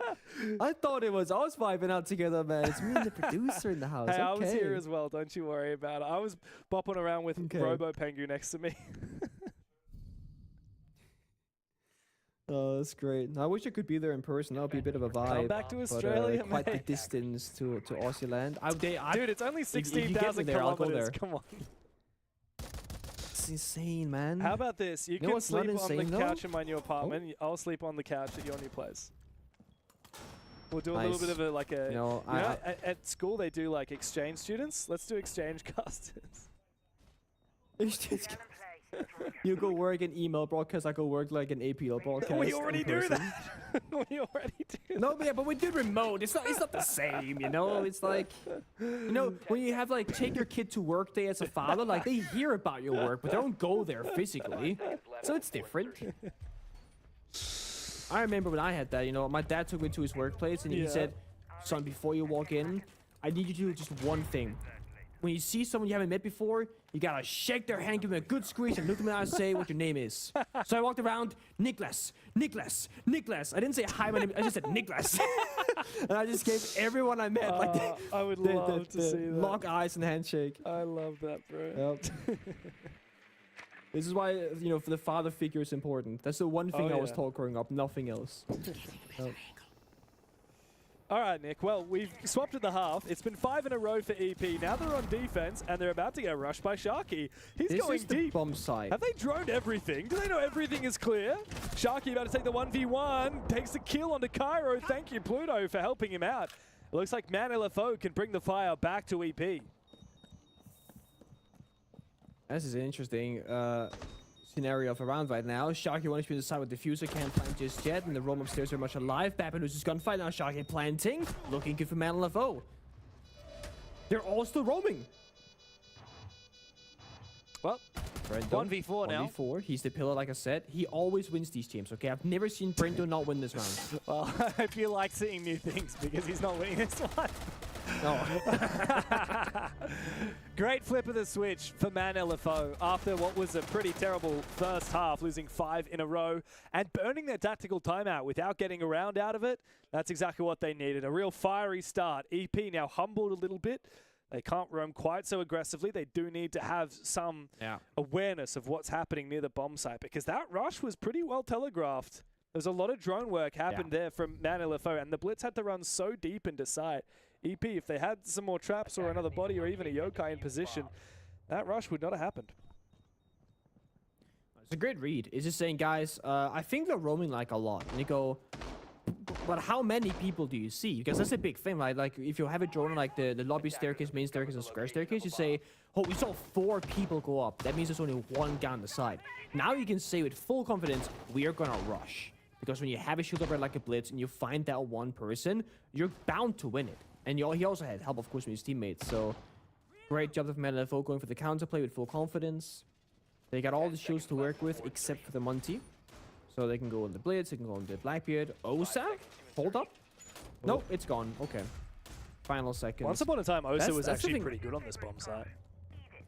I was about to say the same thing. Like, since the Blackbeard rework and the shield meta shifting, Osa's pick rate is like maybe the occasional border round on Archives rush. Yeah, like, that's the only time I can think of. Osa compete? Because like Blackbeard is kind of just better Osa in a way. I mean, it should have been the rework, shouldn't it? So the funny thing is, Osa should have originally been the Blackbeard rework way back in the day. I don't think that Osa and then Blackbeard needs now a rework. is like the Osa rework. I don't think Osa needs a rework, maybe just a buff. I love the idea of you being able to place down shields and come back to them, but perhaps what she lacks compared to the other shields is her shield operates just like a gadget that you're holding out rather than like a shield that you can, for example, sprint with and knock people down with. Perhaps that's the buff that needs to happen. That could be the change, right? Make it more like a shield out the gun, but then again, like the shield meta we just had, Brendo we don't need another Hunter who was gonna play the Osa but isn't. We don't need more shield operators, let's be honest. There is gonna be the shield counter operator defender coming out next season, so depending on how that plays out, that could make it kind of cool. True. Tui with a second kill. Pace has changed. What did I say? You take 1 round away from Enterprise, and they're gonna show you what they're made of. You take a second round away from them, and they're just gonna beat you with it. Yeah, that's right. Taking no prisoners.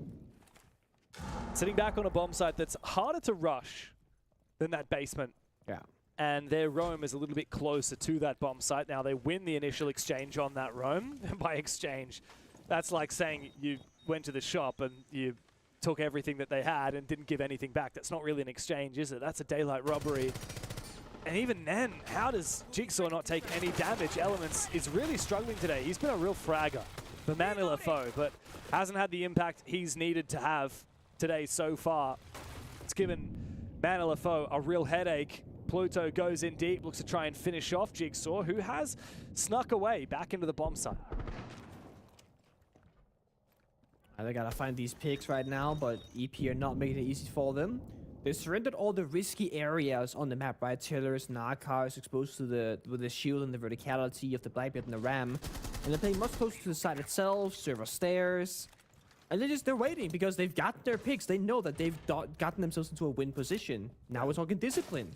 Jigsaw finds a third kill in the round. There's onto Pluto. Look at this disgusting crossfire between Cairo and Mikasa. Kara needs to bait him in.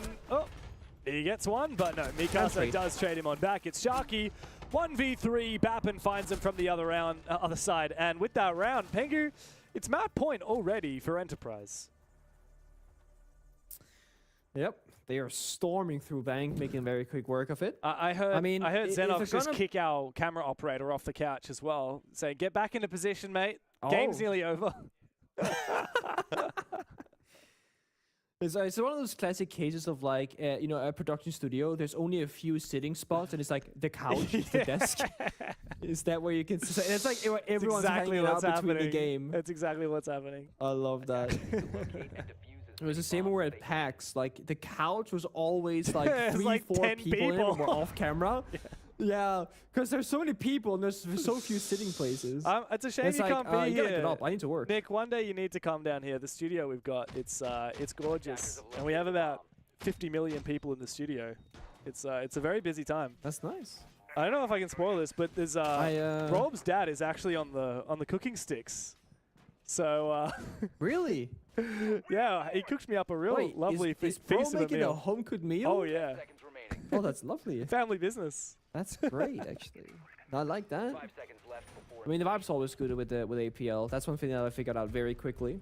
And I mean, I saw, I was there watching the opening sequence today, saying welcome to the show and everything else. And when you have them three, right, Jake, Goss, and Rob on a couch together or a desk or whatever, anything can happen. You never know what's going to happen. Yeah, you truly do not know. Because it can flip very quickly. They have to, the plug for EWC, R6S15, that's the discount code. And Jake is sitting there going like, oh, dude, I'm plugged all day. I'm like, what are we talking about here? Like, you can't be serious right now, but that's the vibe. I love it. Yeah, no, we have a lot of fun. Of course, it's upper bracket semifinals, so these games matter, but it's just a taste tester of the BO3s as we get deeper into stage finals. These are not elimination games. But of course, what really matters is once we get our two winners of our upper bracket semi-finalists, that upper bracket final does matter a lot because whoever wins that upper bracket... Wait, is this guy in the site? They've gone and done it again! He's in there. But they have no case this time. It's just Hunter. He found the gap, right? And Albius will join him from Garage as well. But the thing is, Sharko's the diffuser is almost dying outside the building. So they can't work the site. Yeah, I don't really know how Enterprise keep losing all their players while they're distracted off the bomb site. Ooh, that Nitro might be big. Doesn't land. Elements finds a second. Big kill from Jigsaw with the Deagle. Now 2v3. This seems winnable. 2 players down in the basement for Man LFO. None for EP, by the way, on the bomb site. They need to retake. Sharky's getting there. Sharky is going out on the roof, across the entire building, into Garage, and now into the bomb site. Now, a minute later, he can start planting. Yeah, not a moment too soon. How do Enterprise get down into the bomb site now? They'll have to drop into crossfires, and now the Vulcan canisters are being used against them. Such a peculiar round from Enterprise. It's 2 rounds in the basement now that they have not had enough players downstairs on the bomb site itself. They've lost control of it. A little bit too ambitious on their roam game, and now their own util used against them. Bappin will sprint through the fire, a little bit of damage onto Hunter. Post-plant positions, though, look pretty rock solid for Man LFO. Hunter and Sharky find the final 2 kills. It's a second round of attack won by Man LFO.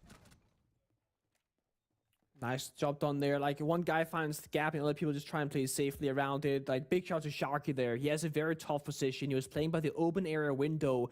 Because the way they played that round is that they didn't say, guys, we're going to rush Garage. We're going to hit the bomb side. It was one person of Hunter playing for the gap finding, while the other 4 attackers were just droning, going for a map clear, going top floor, etc. When Hunter was sprinting on the building saying, guys, there's nobody on the bomb side, Sharky then changed the plan and said, okay, guys, just wait.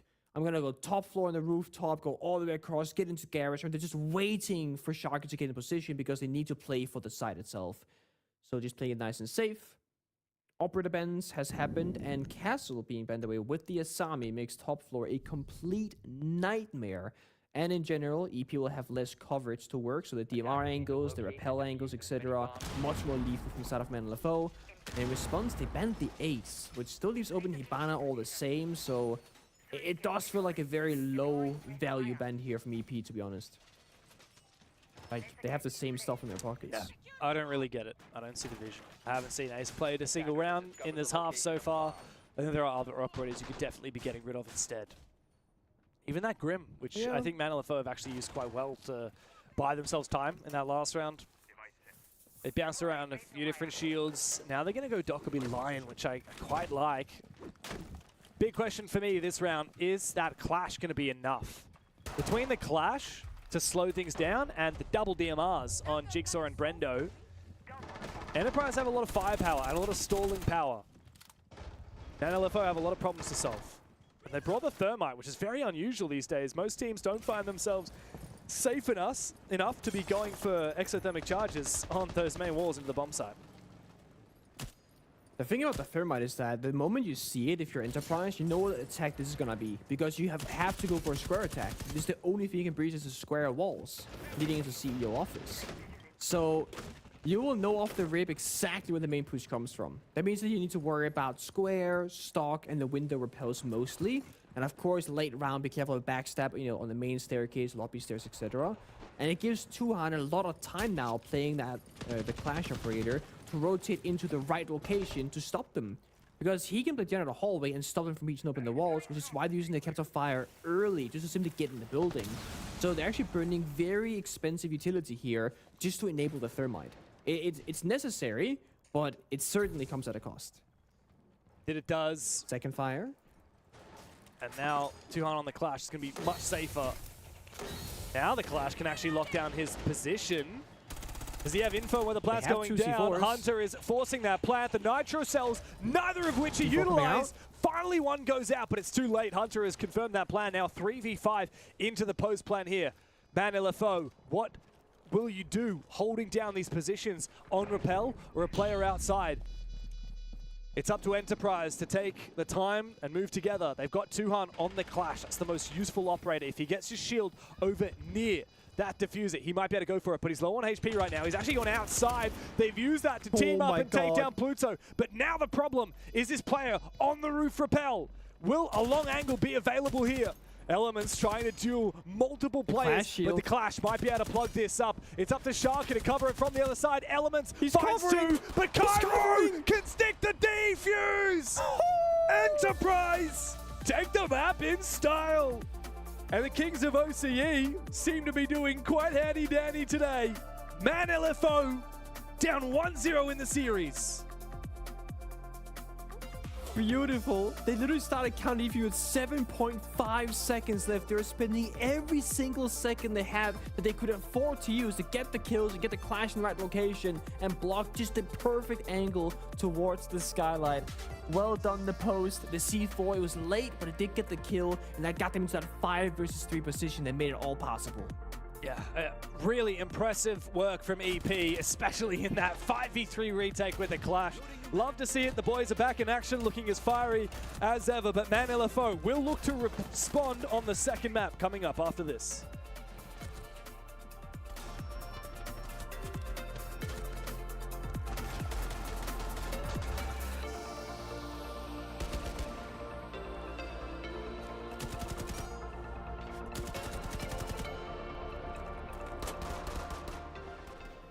I think my family always knew that. They knew I was like smart in what I would focus in, and they obviously knew that I did not like school. I was like intelligent, but I just hated school. So I think they kind of understood that it wouldn't always end like what they would have imagined in terms of like a destined career in like uni.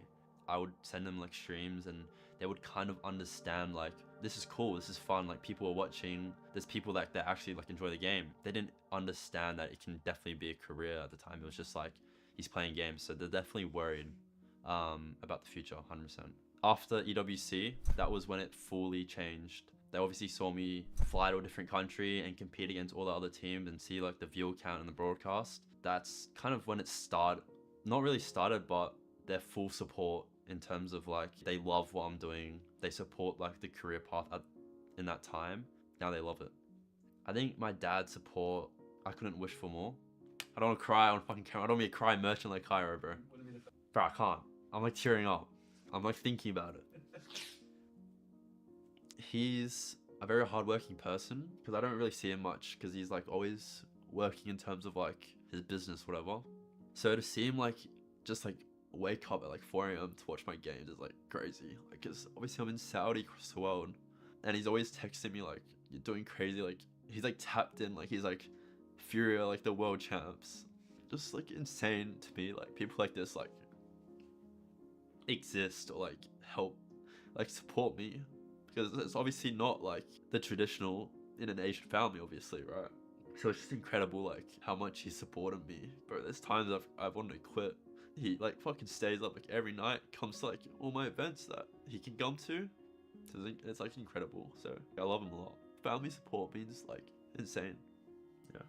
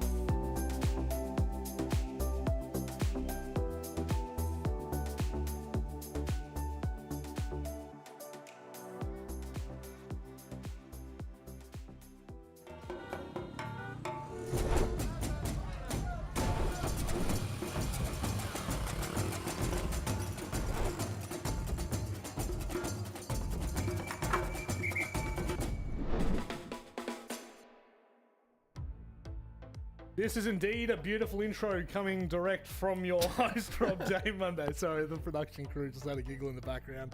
I should not be allowing them to determine how I intro shows. How did you just want to intro from the break? Do you remember?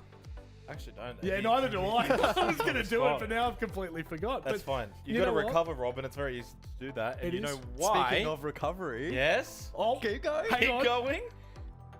In the end, it was a recovery job from Enterprise. Enterprise. Yes. That well wasn't done. where I was going with that. I was also taking the angle that Man Alpha need to recover this best of 3, Oh. but they were never expected to win this first map anyway. There's no synergy. There's gotta work on absolutely no synergy. It's day one, Rob. Come on. I think we prefaced it really well in the pre-show. This was a map expected to be dominant, and it played out that way. Yep. If anything, actually, the little sign of life from Man LFO at the end in the second half was nice to see. I didn't think it was going to change the overall outcome. To be fair, that walmost clutch through the skylight in the very last round, round 10, an opportunity. But I don't think it was going to change the whole landscape of that game. Arguably, EP probably should have won this 7-1, and that was always going to be the likely scenario. They dominated all of the multi-kills, got most of the opening kills.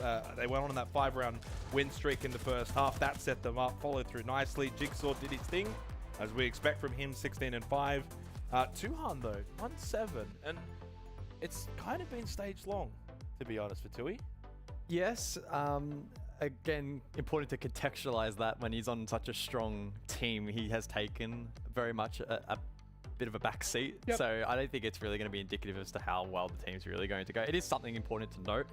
When you look at the kind of operators he was playing though, like first half, primarily hard breach, Flores, like so he's spending half the round without a gun even up. And then even in the second half, I suppose he was given a bit more freedom with the vigil. Sure. So maybe that's something to note, that in terms of his roam impact was maybe a little bit constricted Yep. on a map like Bank where you can roam pretty heavily. And even in the context of the series, we're going to another big map next in Labs, right? So if he is going to fulfill a similar role, at least on defense, maybe we're looking for a bit more impact. Well, the thing for me is if Tuhan is performing like that and we know where he has come from, then what that's kind of indicating to me is a super team. It's showing that a player like that doesn't need to perform under the same set of circumstances because he's got the rest of the team around him. And when you look at the names, it's not even a question, all right? You've got Jigsaw, who's Jigsaw, Brendo, who is former best player of the region, Bappin, who honestly in the last 2 years has become one of my favorite players. Don't like him as a bloke, but he's a great player. Kidding, Bappin, I still love you. But, you know, this now starts to contextualize a little bit as to where this Enterprise roster can go, and I think it shows the skill gap in their skill ceiling and where they've still got to go as we move to the conversation of kind of labs and what to expect from them. Because obviously a second map, if you are Man LFO right now, you're trying to reset as quick as you can, but it's going to be difficult. It is going to be difficult. As I said, though, Labs isn't going to be the end of the world for them. So it is a map that EP don't necessarily play all that often. Funnily enough, as I mentioned in the pre-show, they did play it against Weibo back at Salt Lake City and won that 7-4.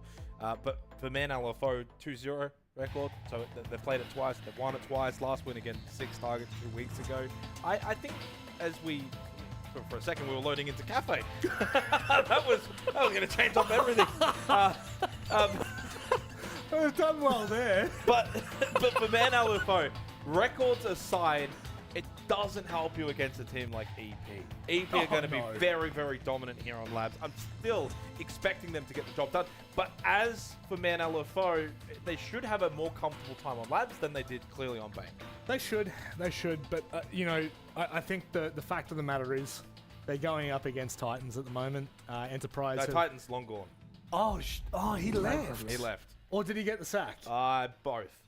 What do we think of Titan? Never mind. Never mind. What do we think of Enterprise?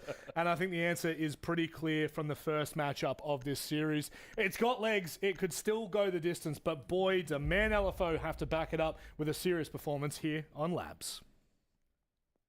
Yeah, Rob, the game's got legs, but my question is, will Enterprise fly away with it before Man LFO can enter the server? Because that's what seemed to happen for a lot of Bank. We'll see about Labs. Now, Pengu, we didn't see any Labs out of Enterprise during the group stage. They haven't played it since back in Salt Lake City. Man LFO, on the other hand, have played it a couple of times against some of the lower level teams in this league and dealt with them quite handily. But I sure as hell hope that they're ready to play adaptively, because that's what they're going to need against EP here on map 2. Looking over on my other monitor here for a second, actually. Yep, it lines up. So I was doing some research for tomorrow's analyst desk that you and I'll be doing, right? And there's actually a trend across all of the APL sub-regions. The best teams in the region are playing the least amount of variety in maps during the group stage and best of ones. And there's a good reason for this, right? Because you can probably take the majority of teams, you know, on a few maps because you're just like individually better, mechanically better. You have just that many more stats to show, and you don't care too much about counter analysis. The same thing here goes for Enterprise.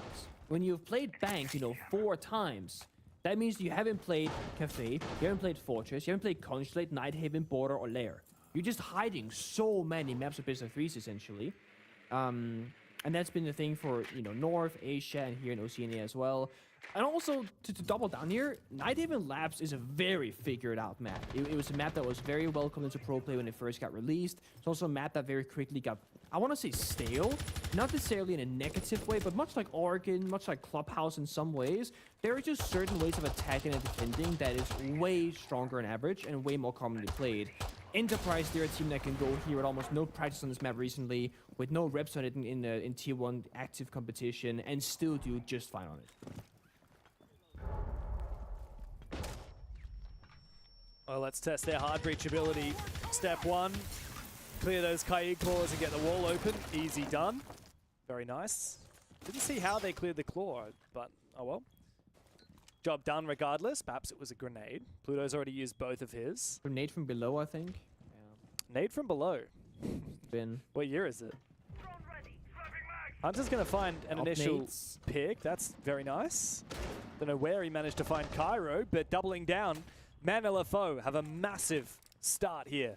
There was a roamer, it seems, down below inside a kitchen that was found. Now Jigsaw's gone down. Okay. The round is nearly done before Brendo gets something back for EP. Immediately traded, and the round is over. Man LFO straight out of the gates, and so quick to it. Also a little bit of smack talk. Well played Jig from Beers in the old chat. Man LFO seem like they're here to play. I really like the demos and the block kind of doubling down the verticality. I think Man LFO, the operator selection showed a lot of depth to the potential attack around. They can work the multi upstairs for info with the block demos downstairs. They cleared the Kai Claw, got the breach like strategically. They covered all their bases, but they also just won their individual gunfights, so the strategy was never really necessary in that very opening round. And that's the thing about Nighthaven Labs that's a little bit different to Bank, rather. It's giving a bit of Border Chalet vibe here in Nighthaven. There are certain areas of the map you kind of just have to fight around, and it's not necessarily always going to favor the defender, but if you choose to fall back, you end up at a very weak bomb site, rather than a quite strong bomb site, like you might see on, like, I don't know, gym bedroom on Clubhouse, for example, right? It's all about extending over, and because you burn utility and time and we get a kill, now falling back is very doable. On Nighthaven, falling back is never a good feeling because the verticality across every bomb site, or very few power positions, and of course attackers have a lot of strong gadgetry these days, the Grim, the Capital, the Monty, etc. There's a lot of different things to work against. So Enterprise are forced to fight early, and they just gotta fight a little bit better this time around. Ooh. A little bit early aggro here from Jigsaw, not at all dissuaded by a slow start of the first round. Man LFO have a lot of work to do on this round. Thankfully, some good pre-placed drones already inside the first floor of the map might expedite the process. Likely they'll take Sharky from the top floor, use that Monty to clear on downwards from the top. Got to make quick work of this roam clear, Pengu, otherwise they're going to run out of time in the late round. And with Hunter going down early to the Reaper in the hands of Tuhan, maybe a second one soon to follow. C4 goes out. A nade from one side, C4 from the other. Gets shot out of midair. Up in close range now for Tuhan. With the shotgun, he surely will win this in a close engagement, but Beers isn't going to give him one. He continues falling back. Elsewhere, the skirmish has left a very trapped Jigsaw in an awkward spot, but Cairo comes through big with a C4, and then Jigsaw takes down Beers. Wow, this has been a very messy round of roam, but Enterprise have played off each other very nicely. Man LFO have not been able to take them down, and now Pluto in a 1v3, and he can't even take down the first, despite knowing exactly where he is. As I say, you fight early and you fight often here in Nighthaven, and this time Enterprise, you do fight a little bit better back. Using the verticality to C4s and crossfires, and Tui does not give up despite having a shotgun primary. The Reaver will get the job done instead on a long-range engagement. And it's gonna come down to, like I said, a bit of Border Chalet vibe here. It's not gonna be about the counters, the Maverick, the breaching, the counter breaching. It's gonna be about where the battle will happen on those extended holds.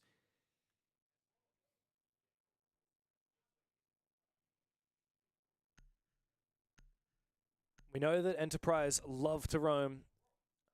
We know it's a lot easier said than done to take them down. You see a solo player tucked in a corner, you might not realize it, but there's a crossfire elsewhere. Or there's a C4 vertically to support that player. Everyone is coming to each other. They're giving out that info. And they're always ready to assist. Even if they don't seem to be a tight-knit network, they are very much in sync. Even when they're not next to each other directly. LFO, let that one slip. It's okay, move on. Did you go next? How do you rate Nighthaven as an individual? Are you a fan of this map? I love this map, yeah, big fan. What about you? Not a fan? Do you? Well, so follow-up question here before I answer whether I'm a fan or not. Are you more of a defender, attacker, or are you even on this map? I would say on this map? On this map. Okay, in terms of what I think is better or what I enjoy more? No. What you enjoy? I pretty much I would say I always, in every round of Siege, enjoy attack more. I think defense is just more boring. You have to sit back and wait. Attack is so much more fun. Defense, yeah, not as much. Also, these days, I'm just very impatient, so I hate sitting back and waiting. And often the best way to win is just to sit on site with a few traps or a smoke or something and wait for them to mess up. Yeah, wait for the timer to go low, yeah. Especially in ranked. You know, my favorite thing about Siege is like bandit tricking, which is completely dead in ranked. I love these days, bandit tricking, to be fair. I will still do that in ranks. Yeah. I'm a hard breach kind of guy like and a hard breach counter kind of guy. Like I was a Mav main and I loved it, and I was a bandit main for a long time. Like I love all that stuff. Look at that Mav main trick here. You make the top left angle, go on the rappel, you get a deep line of sight into catwalk, and of course into a little bit of the IT breach doorway. They get the early pick onto Cairo. And I'm with you. I feel like if you were playing back in like 2015, 2016 Siege, odds are that most players in that era were a big fan of wall denying and wall breaching, because it was the biggest element of the game. They're just gonna push it forward despite the Finra trap nearsightedness, take down Brendo as well, and Bappen fighting back. Man and LFO picking up kill after kill after kill. Because they got the Monty here for Sharky, they can now kind of reset the round, slow down, get the flying drones, do a bit of verticality with the primary weaponry, and slowly get closer and closer to the bomb site. They got so much time to work with, they do not need to run. Yeah, and they're watching this flank as well, especially Tuhan. He doesn't need to flank just yet. He is being watched, but it looks like Man LFO are pivoting. They're going for a plan. Very hard to win a 2v3 when there's a Monty up, especially when the plan is down now into the 2v2.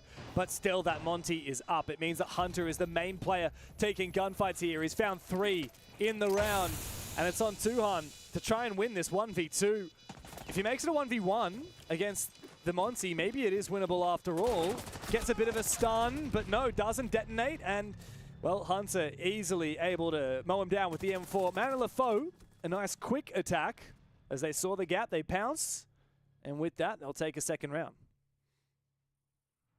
I mean, it's going to be a Monty bench surely at this point when we get to that stage. But other than that, I think maybe with a few more traps here necessary from EP.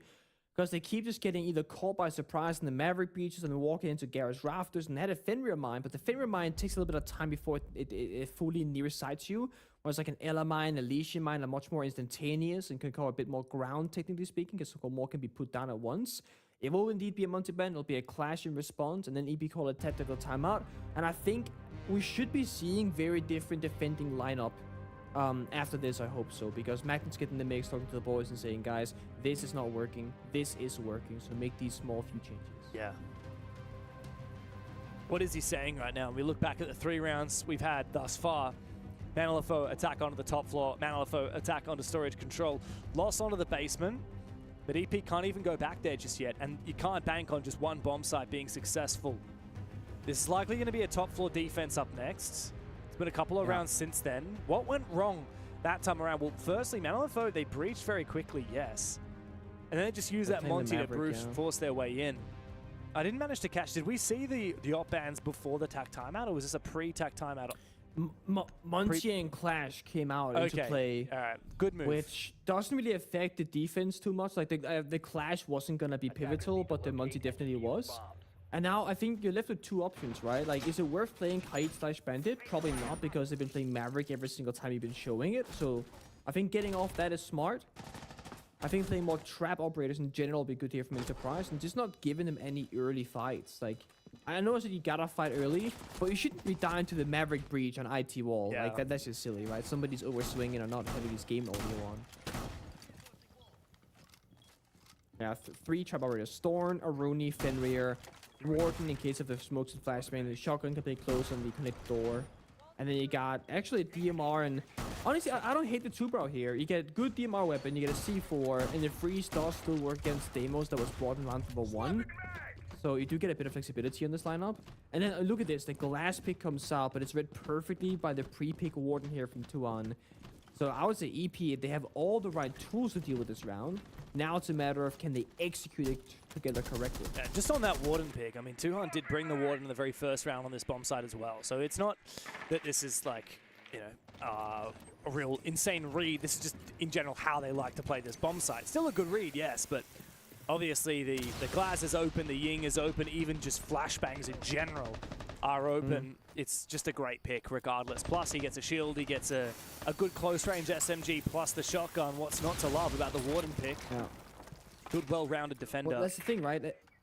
As a defender, you have to try and figure out like what could go wrong, and then you gotta pick for it.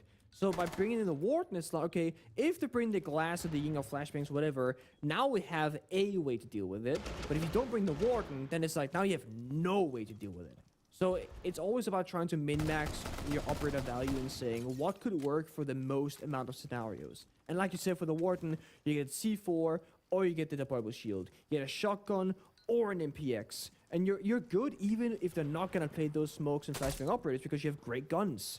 It's not like you're playing Kavera where it's like, oh, my gun is awful, but I'm a great lurker. Like, you can pretty much get the whole deal with Warden.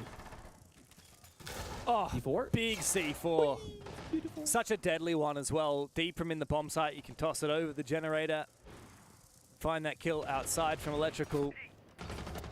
I see that so often, and I think attackers on the flip side really need to be extra careful about where they play in relation to that doorway because we've seen so many people die to it. Beers using his last smoke to try and find a gap. Of course, there are 2 more on Hunter and Elements. Elements just found a pick. Sharky almost goes down. Beers loses his life on the glass with 2 smokes still in the Man-LFO pockets. I think from here on out, Enterprise are just going to mow them down. Elements in a 1v4 gets the injure on a Jigsaw, but that's Brendo's chance to shine. Beautiful reprisal from Enterprise, and Man-LFO are back in here with a taste of their own medicine. Not sure if done by design, but essentially the smoke grenade got popped in the catwalk after, so glass walking inside of it, right? And in response, they threw a Tubero Soto canister at the smoke grenade. And that's not only gonna, you know, slow down the glass operator, but it works like an EMP. Your gadget and your scope stops working. So the glass is in the smoke and able to do anything, basically. I didn't know that. Yeah. So at least from the observation point of view, like, he doesn't have a scope in the middle of his vision, and he couldn't see through the smoke as far as I could tell either. It's same way you can EMP the Warden glasses, right? So you see, I mean, we don't see the replay, but right before we saw Beers down the glass on the bottom right, you saw 2 debuffs on his UI, indicating that he couldn't play the damn game, basically. So there's a lot of counter value. Same with Jackal, right? If you're Jackal and you walk into a mute jammer, your gadget gets mute jammed, essentially. You can't do anything either. So there are a couple different gadgets that interact with this, IQ, etc., etc. Yeah, that's really cool. I didn't know about that. I mean, it makes sense. Essentially, the two-brow kind of just works like an EMP. Any gadget that's electrical gets frozen and doesn't work, and I just never thought that would happen with the glass scope. When are we going to see the two-brow fire interaction? That's what I want to see, man. And then I want to see an attacker that has some kind of like freezing gadget. Imagine like instead of a flamethrower, it's like an ice thrower. I would love that. That'd be sick. It would be cool.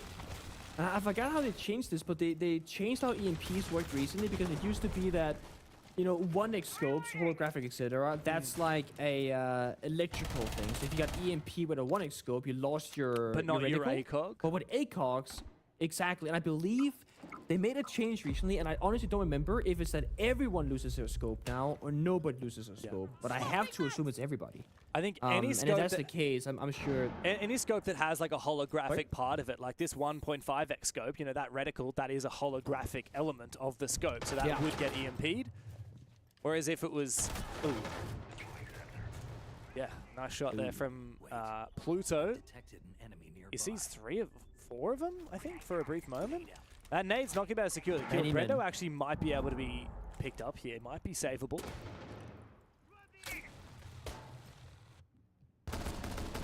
Nice. To be in, but they fight back. Jigsaw takes down the guy rather caught in the cross spears. I do think Brendo is he's gonna die. He's gonna bleed out slowly. I know that Babin is near him, but it's a very risky play to go for a revive. So yep, he's gonna get confirmed by Hunter.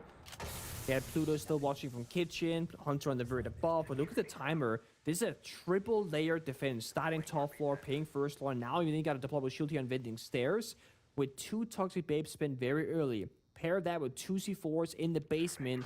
And one of those C4s, of course, being on the pulse gadget that can just scan you. This is a very lethal kind of pocket shot from EP, and I think they're struggling at picking it apart. Nice angle. Yeah, really nice angle, but Bapin's a little bit scared to play it. He's already low HP, 1 shot from a DMR through that angle, and he goes down. Pluto's shown that he is able to get a shot through that tiny little crack. Very good aim. Drone on the bomb site now, and maybe, just maybe, there's a way that ManLFO can drop and plant. It's gonna be a tough one again. Double C4, double toxic babes, not much time. There is no glass power up this time, there's no shield. So it's really just fighting these long lines of sight with no intel, which is so tough. Either you gotta find the gap right now, or you gotta create one by somebody getting the first pick. That is a very poor situation for Hunter to be in. Cannot land any shots whatsoever. DMR gets it from Jigsaw before he's traded on back. Reaper comes into action for Tuhan, but Elements can't do a damn thing. Enterprise finally take the lead here on Nighthaven Labs defense with 1 round to play in the half. What was that? Tactical timeout. Magnet gets involved. The playstyle changes drastically and success starts coming their way. I really think that having a coach who's a former player yourself, even if it's a long time ago for Magnet, is so valuable. Just being able to sit down and understand what the players are going through and be able to relate to their problems in the server. And then, of course, with the veterancy, the experience of Magnet, also having solutions to give them and say, guys, this is how we're going to do it. Notice these things in the server, change this around, you will get a different result. It's been a big switch up here. They're showing some more depth. And this is the thing, like I said in the beginning of this map, how the best teams in sub-regions of APL tend to hide a lot of maps when they're playing the same ones and best of ones. One thing is, of course, saving maps, because then you just have more things for the BO3s. Another thing is trying to either make new pocket strats time and time again, or save those kind of one-off pocket strats. Because if you do this exact setup in the future, a team can watch this VOD and go, okay, there's a weakness here, we gotta take note of the shield. They have a shield on the vending stairs, so there's no ADS on my forward, so just bring 1 grenade and we can get rid of it. There are so many small things that you can do in a round that can completely change the outcome of it. And it can be as simple as sometimes getting a good headshot. It can be as simple as bringing enough soft destruction. It's about understanding what the network of defenders are and if there's a gap somewhere. And it's also equally important that all 5 attacking operators and players, they communicate together. We always go and say, oh, this guy's the IGL, he has to make all the right decisions. And while that is true, it's the other 4 players and the IGL that has to get that information and share it with each other.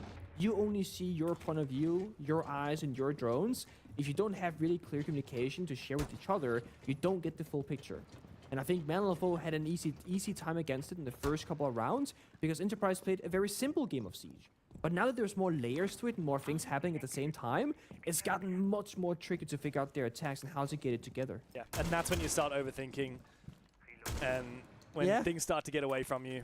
Because at the end of the day, I think the most experienced players, they know how to juggle all those complicated thoughts at the same time, but also just a simple win condition, 5 kills in a round, and you win. Get that diffuser down, and you probably won. You know, all it takes is one bullet through the head, and you don't have to overthink things 100 million times. It's such a balance, because this is such a complicated game, and you need to understand the complications, the intricacies, but sometimes you just need to forget about it and just play the damn game that's before you.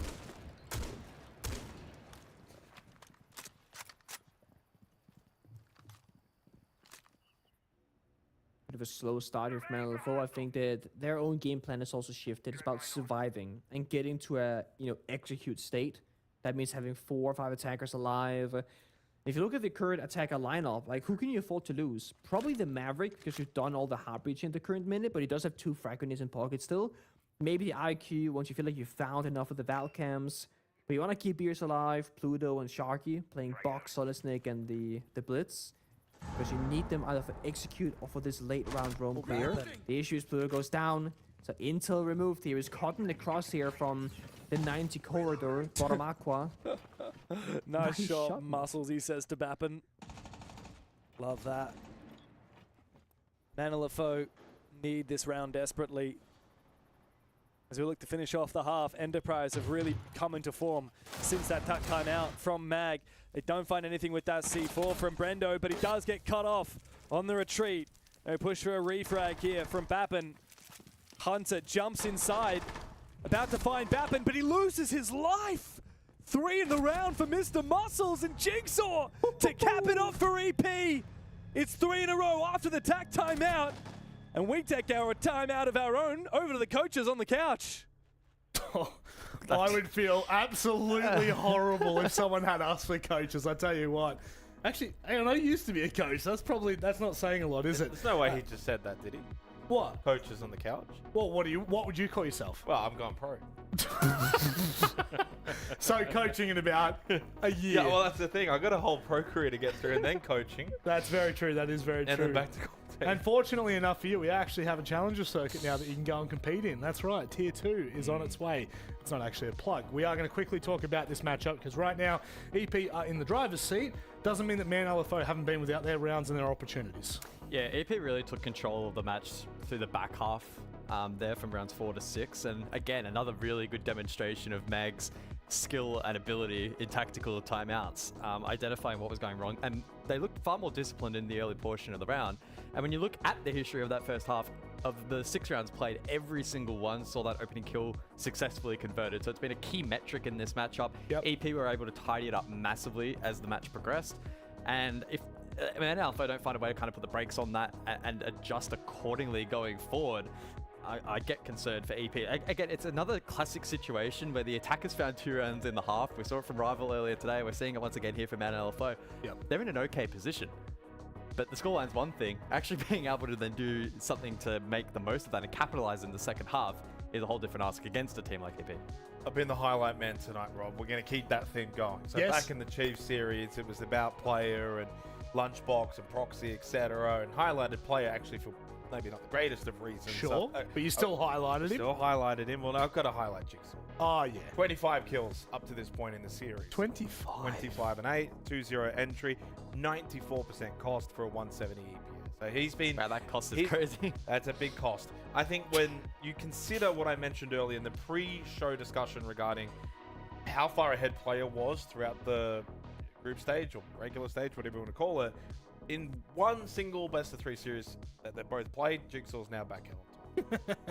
But I feel like big time players come alive in big time moments, and you can't get it twisted right now. Like, yeah, EP have kind of lost 2 games in groups and maybe didn't look their best, but big time players come alive in playoffs. That's just as simple as it is. When you get to playoffs bracket, things change. And so when you kind of look to Man LFO as we head into the second half now, they go defense. 4-2's fine. But who is going to be their big-time player? Yeah, sure. Who is going to stand up? Who is someone to look to on this roster and say, well, they've been having a really good stage?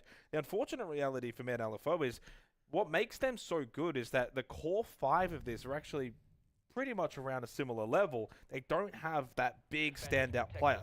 For Chiefs, it's player. For EP, you got Jigsaw, Bappen. These are all highly rated, influential players. When it comes to Rival, even Proxy, Chef Jeff have been performing so well. Yep. You got only Hunter's the only one in the top 10. He's sitting 9th. And you kind of look at this series, Hunter's 11-12. He's been trying. He's been good. But is he going to be able to match Jigsaw? I don't think so. Just quickly noting the bans here as well. Bandit Clash for EP. Typically, they'll go the Bandit Kaid.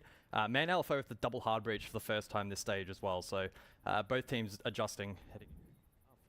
I'm kind of happy that we only got halfway through, Michael. You know what? Your point's not good enough, mate. We actually don't care about what you've got to say. Bengu, I hear a laugh from you, mate. How are you finding this match?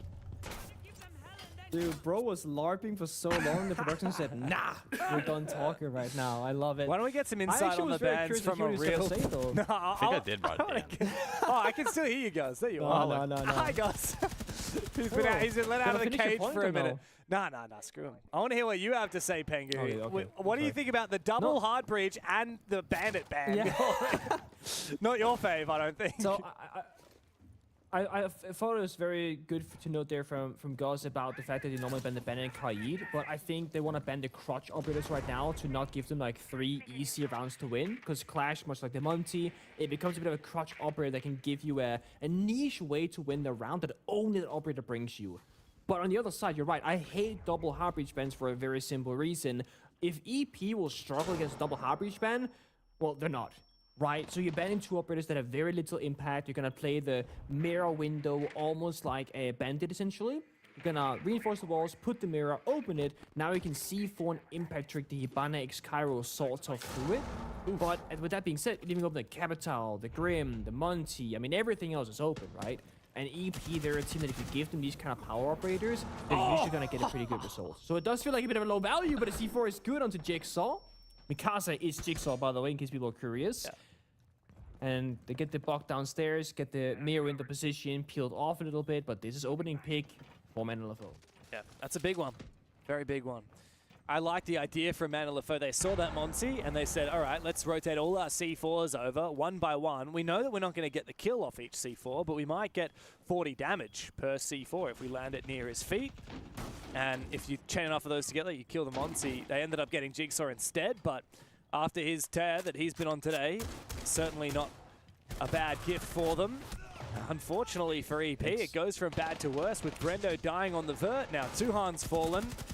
Bappen needs to win this gunfight up close and personal on the prone angle. Hopes to find the kill, but now he's left all alone. 3K for the mirror of Beers. And wow, easy as you like. Man LFO steal the first round flawlessly. There's something about Man LFO that they always get the first round, right? You go back to the beginning of Bank to win a round, EP make the comeback. You go into Night Event Labs to win the first round to make a bit of a comeback. It feels like they just need to get that taste of their playstyle on both of the sides. We'll see if that's actually true, if EP can now, of course, win the upcoming round, but it's a very decisive start here for Man LFO. They get the opening pick, they lock things down, they win the vert battle, but it's also the easiest version of how you win. As C4 take down the top staff fragger in Jigsaw, who's playing Deimos, by the way. The only other vert operator of Bok dies to a 50-50 gunfight anyway afterwards with Elements. It's not going to be that easy in the future. That's 2 things going your way that could easily have gone the other. Gonna go to basement instead. I love the fact that they're picking up the Legion here. I think we got to see more of that. There are so many window jump-ins here that you can utilize it for on the roam in trees. It's great against the shield operators. It's actually great to put a goo mine even in default plant locations when you're walking in and get goo mine, so you can't go for plant immediately. There are so many small nice use cases, I think, for Legion still. And if Legion had a secondary shotgun akin to Mossy, for example, I got it back recently, I generally think Legion's pick rate would skyrocket. But I don't want that to happen. Okay, let's keep Legion. We have enough traps. Don't do that. We have enough traps and we have enough shields. Sometimes I just want to play a little bit simpler Siege. Look, give me more Sens and Royora play. Like, give me more, Maverick play. Give me more Ash. Actually, I don't need more Ash. There's always plenty of Ash. Give me more basic, simple. You seen this operators. pocket strat before, by the way? No, what is it? This is a cool pocket strat. So you go in here in the single breach. You're gonna close off the doors on the right-hand side here. The issue is the hatch is open. But you close off all the doors downstairs, and now there's nowhere to plant an owl besides Vert. That's where you just smoke and plant the Monty. There is a lot of Vert here. I think the Vert will be ineffective here against the turtle plant here from the Monty. A little bit of damage on a Cairo. Eventually they do take him down. Wow, from Sharky up above.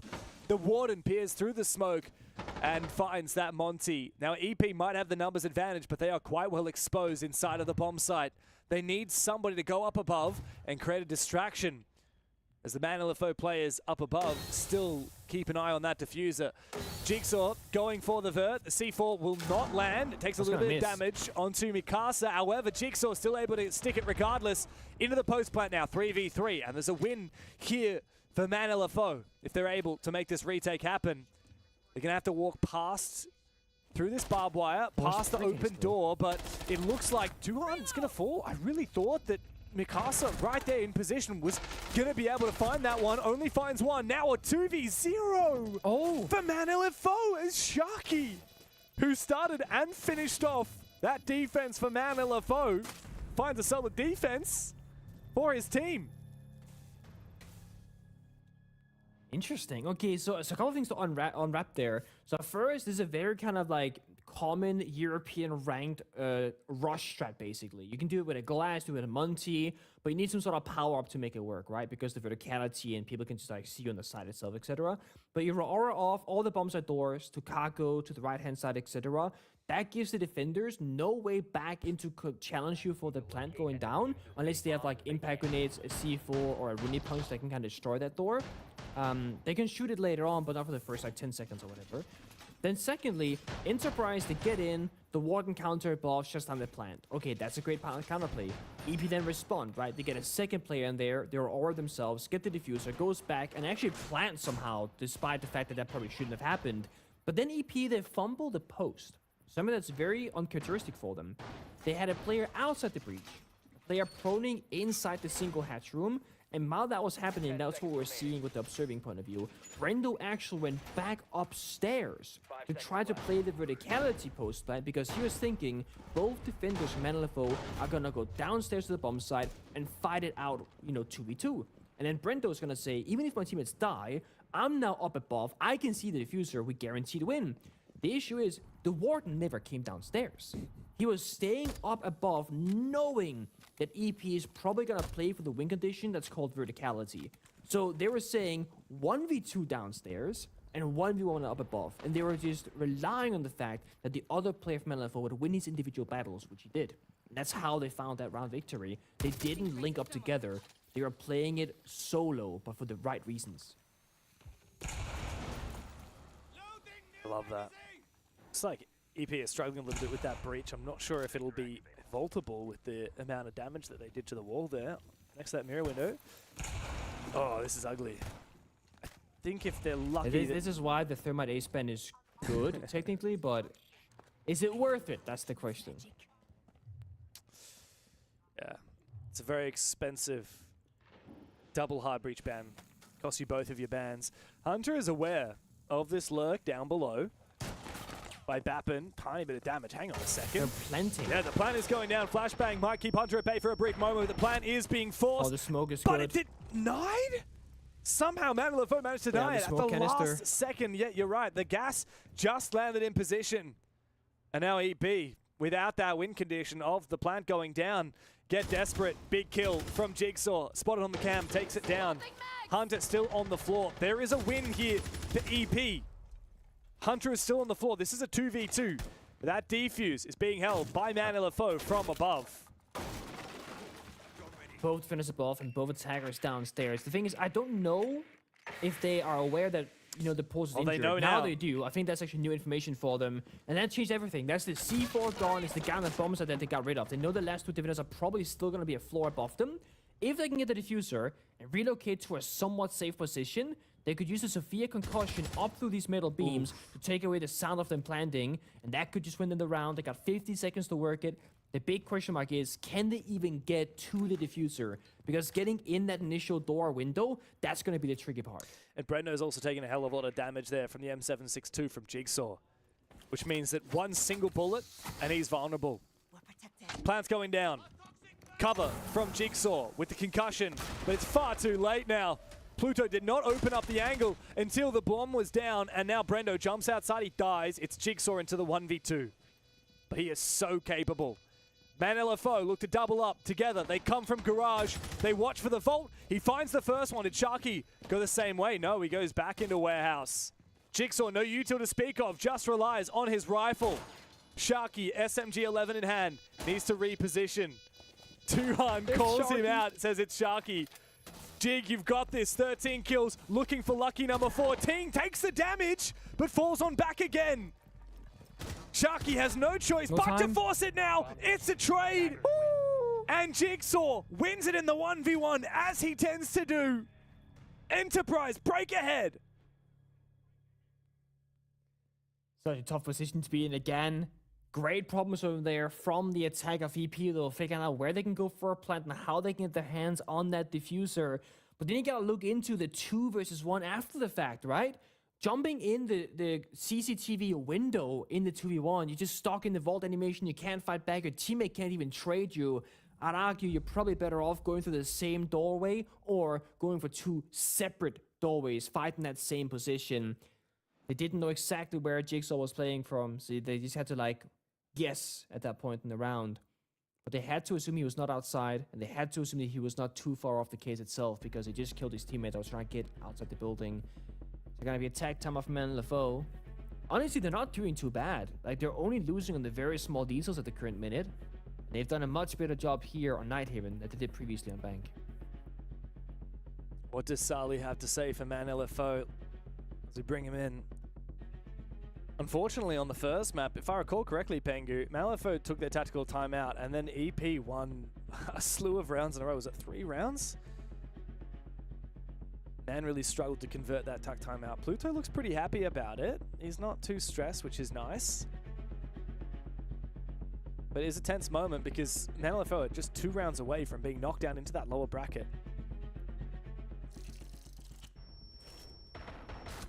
Yeah, Oz is in a curious position because of the 2 spots available for EWC, right? Because you have 2 teams in Chiefs and Enterprise that are like supposed to take it, but you have double elim bracket. So it's like, it is possible to cause just 1 upset in either upper or lower bracket, and that's all you need because you got that second spot.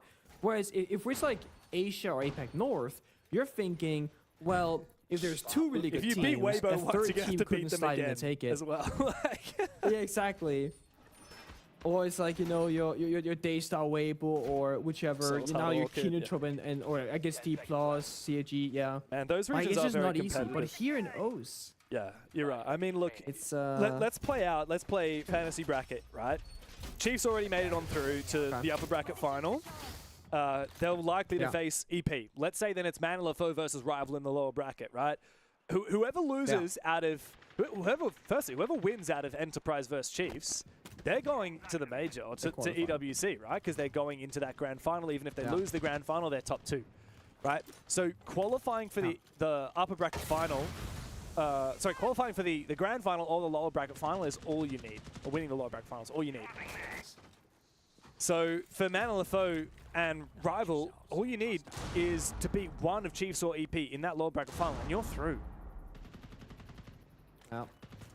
And to make matters better, maybe, because they're going to play each other for Rival and LFO, if they both go down to lower bracket, it's going to be the better of the 2 teams that gets that final chance, right? Yeah. So I feel like it's a nice way to kind of ramp up your level. You get a taste of the top by facing off against EP Chiefs to begin with, and then you get to fight each other to see who's actually the better of the 2, and then they get the final chance. So it feels like it's meant to be. There's going to be an upset somewhere in the bracket. Not to be for this round, though, because the Hunter on Kavera was shot down early, so no upset happening here. EP looking like they're going to take full control with the push, and they will. Yeah, wow. They don't even need the kills to come out from the Blackbeard because the Blitz gets active with the pistol. Bappin's having a laugh in the chat. Enterprise walk all over Man LFO. And before you know it, it's match point. Speak of the devil, and it shall appear. Enterprise, it very much seems like they didn't figure out the exact pace of their opponent. Like, statistically, they will lose a round on the first attack and the first defense, apparently. And then after that, they don't lose many more. There's been some closer moments here, of course, on Nighthaven. But EP have turned it up to another level since Magnet spoke to the boys. They're using many more flex operators, like we saw the Aura, seen the Monty, seen the Blackbeard, seen the Demos, the Bach. Seen a lot of flexibility. Hunter picking Kivera after the tactical timeout, though. That's an all-timer. I'm not sure what they were talking about, but I'm sure that wasn't it. Yeah, very strange. Man LFO are not known for being a team that messes around a lot. They are and have always been one of the more strategic and quote-unquote smarter teams in the league. Yes, a little bit less aggressive. Yes, a little bit less frag-centric, but smart. They like to problem solve. But now they're staring down 2 match points to be knocked down into the lower bracket where they'll have to fight for survival against a bitter rival. Get it? They're bitter because they lost today. Ah, nice. Get it? Very Bit of good. a pun for you there, mate. I'll give you an 8 out of 10. I thought those were No, mate, it's 8 out of 8, mate. Don't you rate? 8. Okay, that's an old one. That is such an old meme. Oh my days. I'm an old man. I know you are too. I mean, I'm older than you, so if you're old, that makes me ancient. Huh? That's how it goes. Yep, that's right. Oh man. This location is free of hostiles. Yeah, we're still around somehow. I guess the benefit of being some of the oldest is that you do have the most experience technically on paper, right? Like, unless you stop working it, you're gonna keep outpacing everyone else because they can't overtake you in terms of literal experience. So we got that going for us, I guess. C4 goes out but misses. Beers under pressure. Solid Snake tracked. Deimos tracked.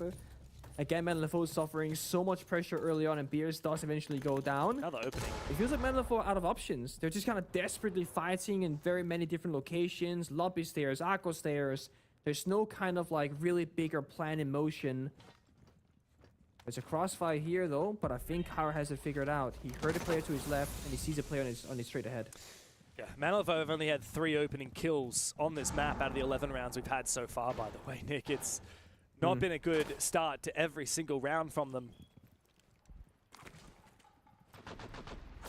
Oh, my God.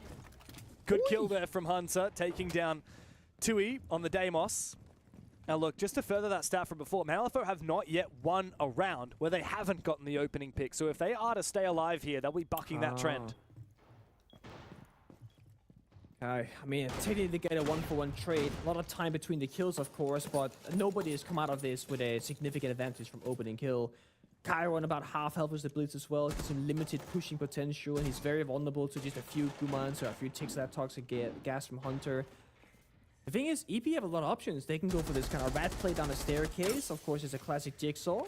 Or go for a good old plant. Just walking down extra stairs.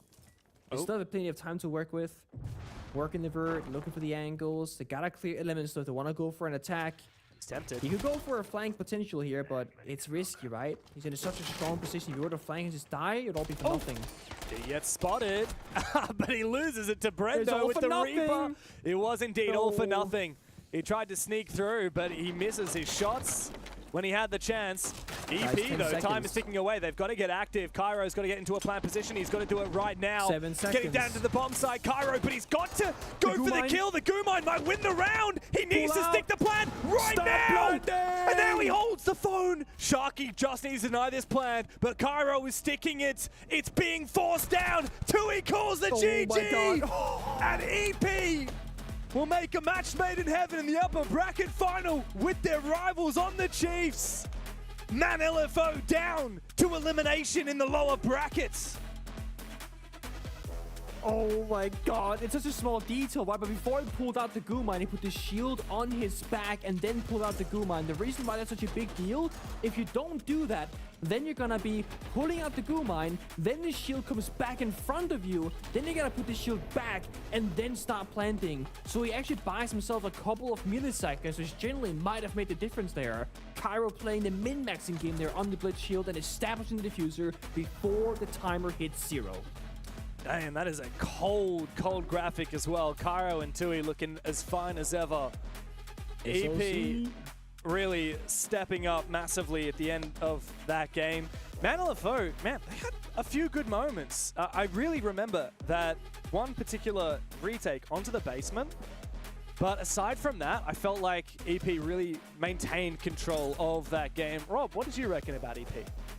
Look, I think that's what we have come to expect from a roster that has been touted a bit of a super team for OCE. And I think that it's clear to see that now that we're starting to get a little bit more comfortable with them, we're starting to be a little happy. I love your smirk. I love seeing your smirk appear out of nowhere. Pengu, how do you feel about the night? Do you feel like Chiefs and Enterprise are the result that we expected, or did you think there would be an upset? I thought they would both lose, to be honest, because it would make it much more entertaining for the entire region if they were to battle out in the lower bracket and cause like a crazy, lower bracket final. This guy's But they're casted like boring, one so they game won today. of O's in the last 6 months, by the way. He's an Asia and APAC North merchant. Very true. Well, that would mean That's that true. you are too, no? I'm wearing this. Oh, yeah, wow. Oh my my God. allegiances have been stated. Yeah, certainly so. Gents, thank you very much for tonight. You guys are free to go and, I guess, Thank you. cool down. I don't know. Go and enjoy your night. Peace out. For us... I'm gonna go lay down. I wish I was going to... Okay, go have a good sleep.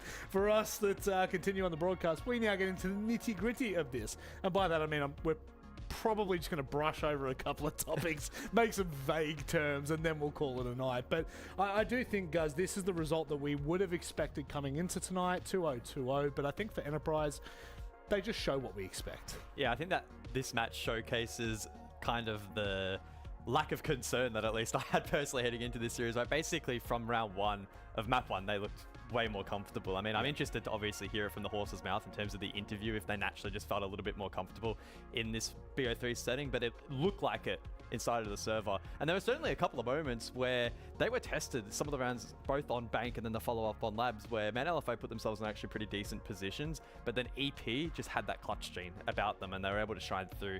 And the duration of the series, it only got better and better. So a great day at the office for both them, but also for Chiefs, right? Yep. So both teams are firing basically at full cylinders at the moment, which is kind of what we expected, but it's interesting in its own way.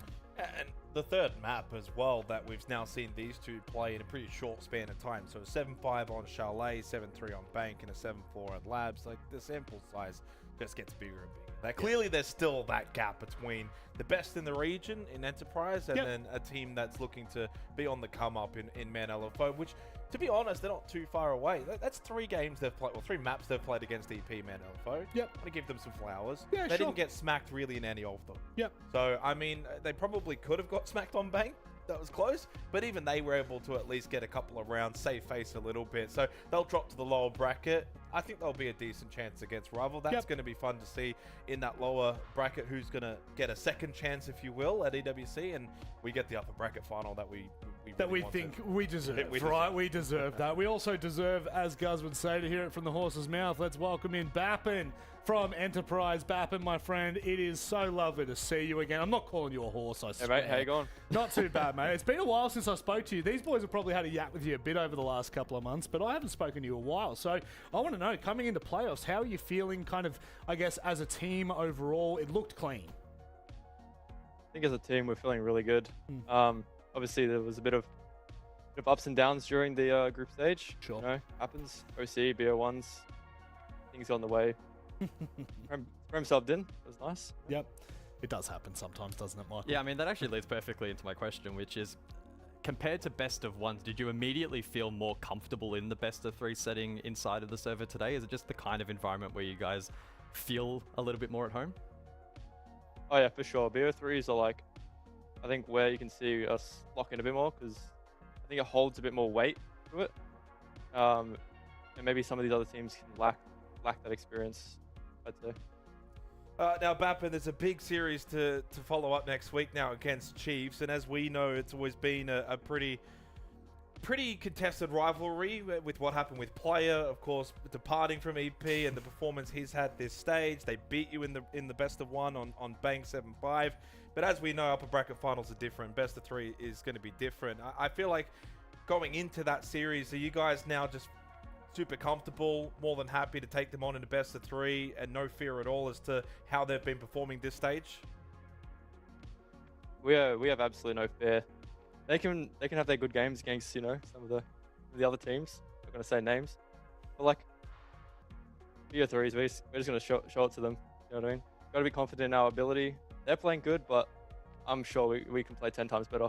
I do want to ask though, right? So this is about Player. The stage he's had has been incredible. Now, of course, he was on your team. Are you in some way? I know there's always like the competition. You guys are now rivals. You're competing. You're going to play against each other. But I mean, I don't know what relationship you two have outside of the server. But in some ways, were you happy to see a former teammate obviously have a really good stage individually? Oh yeah, for sure. He's always been even on our team. He was up there during the domestic leagues and stuff. It's really good to see like some competition coming up. I was really hoping you were going to shit talk a little bit there. I thought that I saw a little Oh, no, smirk. we're great mates. I saw a smirk for a second. I thought, are we going to bite on this one? But unfortunately, we don't. Bappin, as per usual, mate, we will give you the floor. I do just want to hear from you before you kind of, thank all the mothers and fathers that seem to be an host that we continue to thank every week. What kind of statement, I guess, would you like to leave us on heading into the rest of this? Because obviously, yeah, there's 2 slots, but I think the ultimate point here is where EP are at. Do you believe that your position is, on top of that throne? Yeah, for sure. We are on top of that throne. Nothing's given. Obviously, we got a lot to play for here. Like that first spot will mean a deeper run at the event and a bit more cash, But we still need to prove ourselves. Nothing is given for sure. So I'll leave it at that. And any mothers or fathers to thank? Oh yeah, thanks for watching, Mum. In the bed right now with my dog. So absolutely chilling. Well, on that note, mates, I look forward to watching the rest of what EP do as we head to EWC in Paris. Stop flexing. We'll see you next time. Let's go! Muscles. I think that name is pretty accurate. You've gone and taken the Bappin pose as well. Oh, sorry. Someone's got to give Bappin a lesson. But you don't thank your own mother. You thank everyone else's. But it's a sweet gesture. That is I think he's the first one. I think he's the first player who's actually shouted out his own mum. Yeah, that is absolutely beautiful. I am so happy that Bappin did that. It goes to show what kind of a human he is. And to be honest, his family is incredibly supportive and incredibly lovely. So, for the Bappins, the mums, the dads, and the Bappin. Actually, that sounds better, doesn't it? The Bappins that are watching out there. It's a joy to have you as a part of the scene. But let's go ahead and talk about our MVP for the night. You could throw Jigsaw into the mix, but no, Nep had an outstanding performance back in that first series, really standing up for the team when this is the calling. These are the moments that really turn the tide in the conversation coming into EWC, coming into stage 2. What can the Chiefs have on offer? Well, today they performed. Yeah, it's almost unfortunate in a sense that all 3 maps weren't required in this series because shortly before the conclusion of the 2 maps, the discussion quickly became, can he go on and potentially record break? Could he go on, drop 50 plus and enter the record books? And ultimately that didn't go on to be the case. And even in the last couple of rounds of the second map, he got stranded on 20. He did get stranded for a little while, but that didn't matter because his influence and his impact and match up to that point was just insane. I mean, the highlights really do just speak for themselves. The impact that he was able to have, the influence on the match, it wasn't just stat padding. And you're never really going to get to those kinds of numbers with stat padding in most cases in a best of 3, but he was phenomenal. Do you reckon it was maybe the nose breather there, getting a bit more oxygen in? Has he worn it any other play days? I haven't seen it. Maybe it's performance enhancing. I don't know. We'll see if it's been approved. I must say, this surely is the first time in Oceanic history that Jigsaw's dropped 30 and not been the MVP. Yeah, well, I mean, I think we're so used to seeing Jigsaw 30s. Like, we were sitting here, we're like, who's the MVP? 1 thumb for Jigsaw, 1 thumb for Nep, 2 for Jigsaw. And it was like, well, I don't want to put 2 thumbs up. Like, I don't want to, just out of principle. I've seen him do it 100 times. But the thing is, and this is where context matters, because as you said, you've seen Jigsaw do it 100 times. Yeah. We haven't really seen him do it recently. No, very true. I mean, he's still obviously performing very high as per all of his numbers, but dropping the 30s and things like that. He's just not needed to. Of course, well, to be fair, he was also dropping 30s and then unfortunately going on to actually lose maps. And I'm not saying that like in a funny way. Like, that was literally the storyline, right? Yeah. But it seems like obviously he's now on a team where that's not as much of a problem. No, it isn't. I mean, that team is looking very good. So let's go ahead and have a look at the bracket and see how things are now panning out as we move into Playday 2 for the stage finals. Of course, as we touted, the Chiefs Esports Club taking on Enterprise Esports.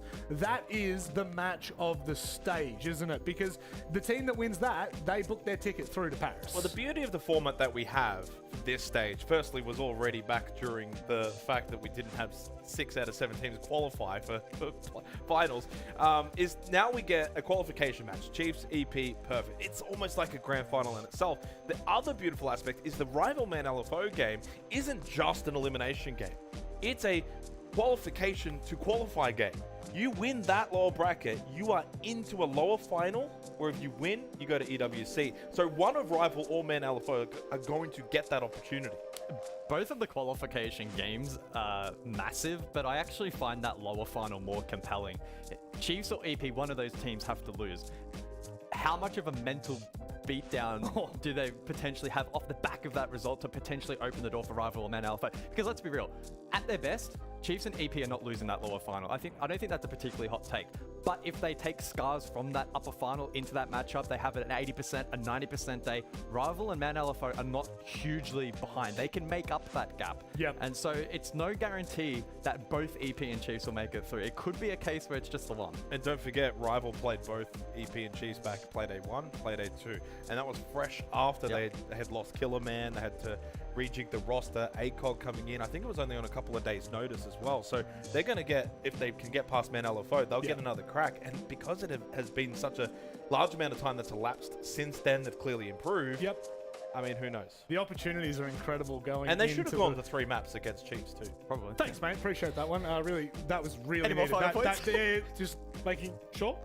Okay, cool. But Wettables is thought so. Absolutely thought so. Look, we here at the APL like to think that we're the most important region, but there are a couple of other regions that bum around, I guess. EML is coming up shortly, about 4 or 5 hours' time. They start their playoffs. It's a pretty exciting one because as we go to Paris, there are a lot of people who Are will we be going to competing. Paris? Well, not we. Oh. I'm saying the collective we as an ecosystem are going to Paris. Are you going to Paris? Can we go? Well, maybe. I don't know. You can tell me. You can tell me what. I think James has already got home for EML. Is he on tonight? I think he's making the quick trip nap. over. Yeah, just a quick nap. Then he's going to jump on a plane and head over. Hopefully, go back in time and still meet the broadcast. But gents, any final thoughts before we close up? No. He's done to me. I am so excited to be back. You have no idea. I love it. It's been months since I've been anywhere, done anything, and know I what? get to be back with you. Firm you, handshakes Rob. all around, Thank mate. you. It's been an absolute pleasure for everyone at home. Thank you for joining us here at the APL. We'll be back tomorrow night with the Asia League.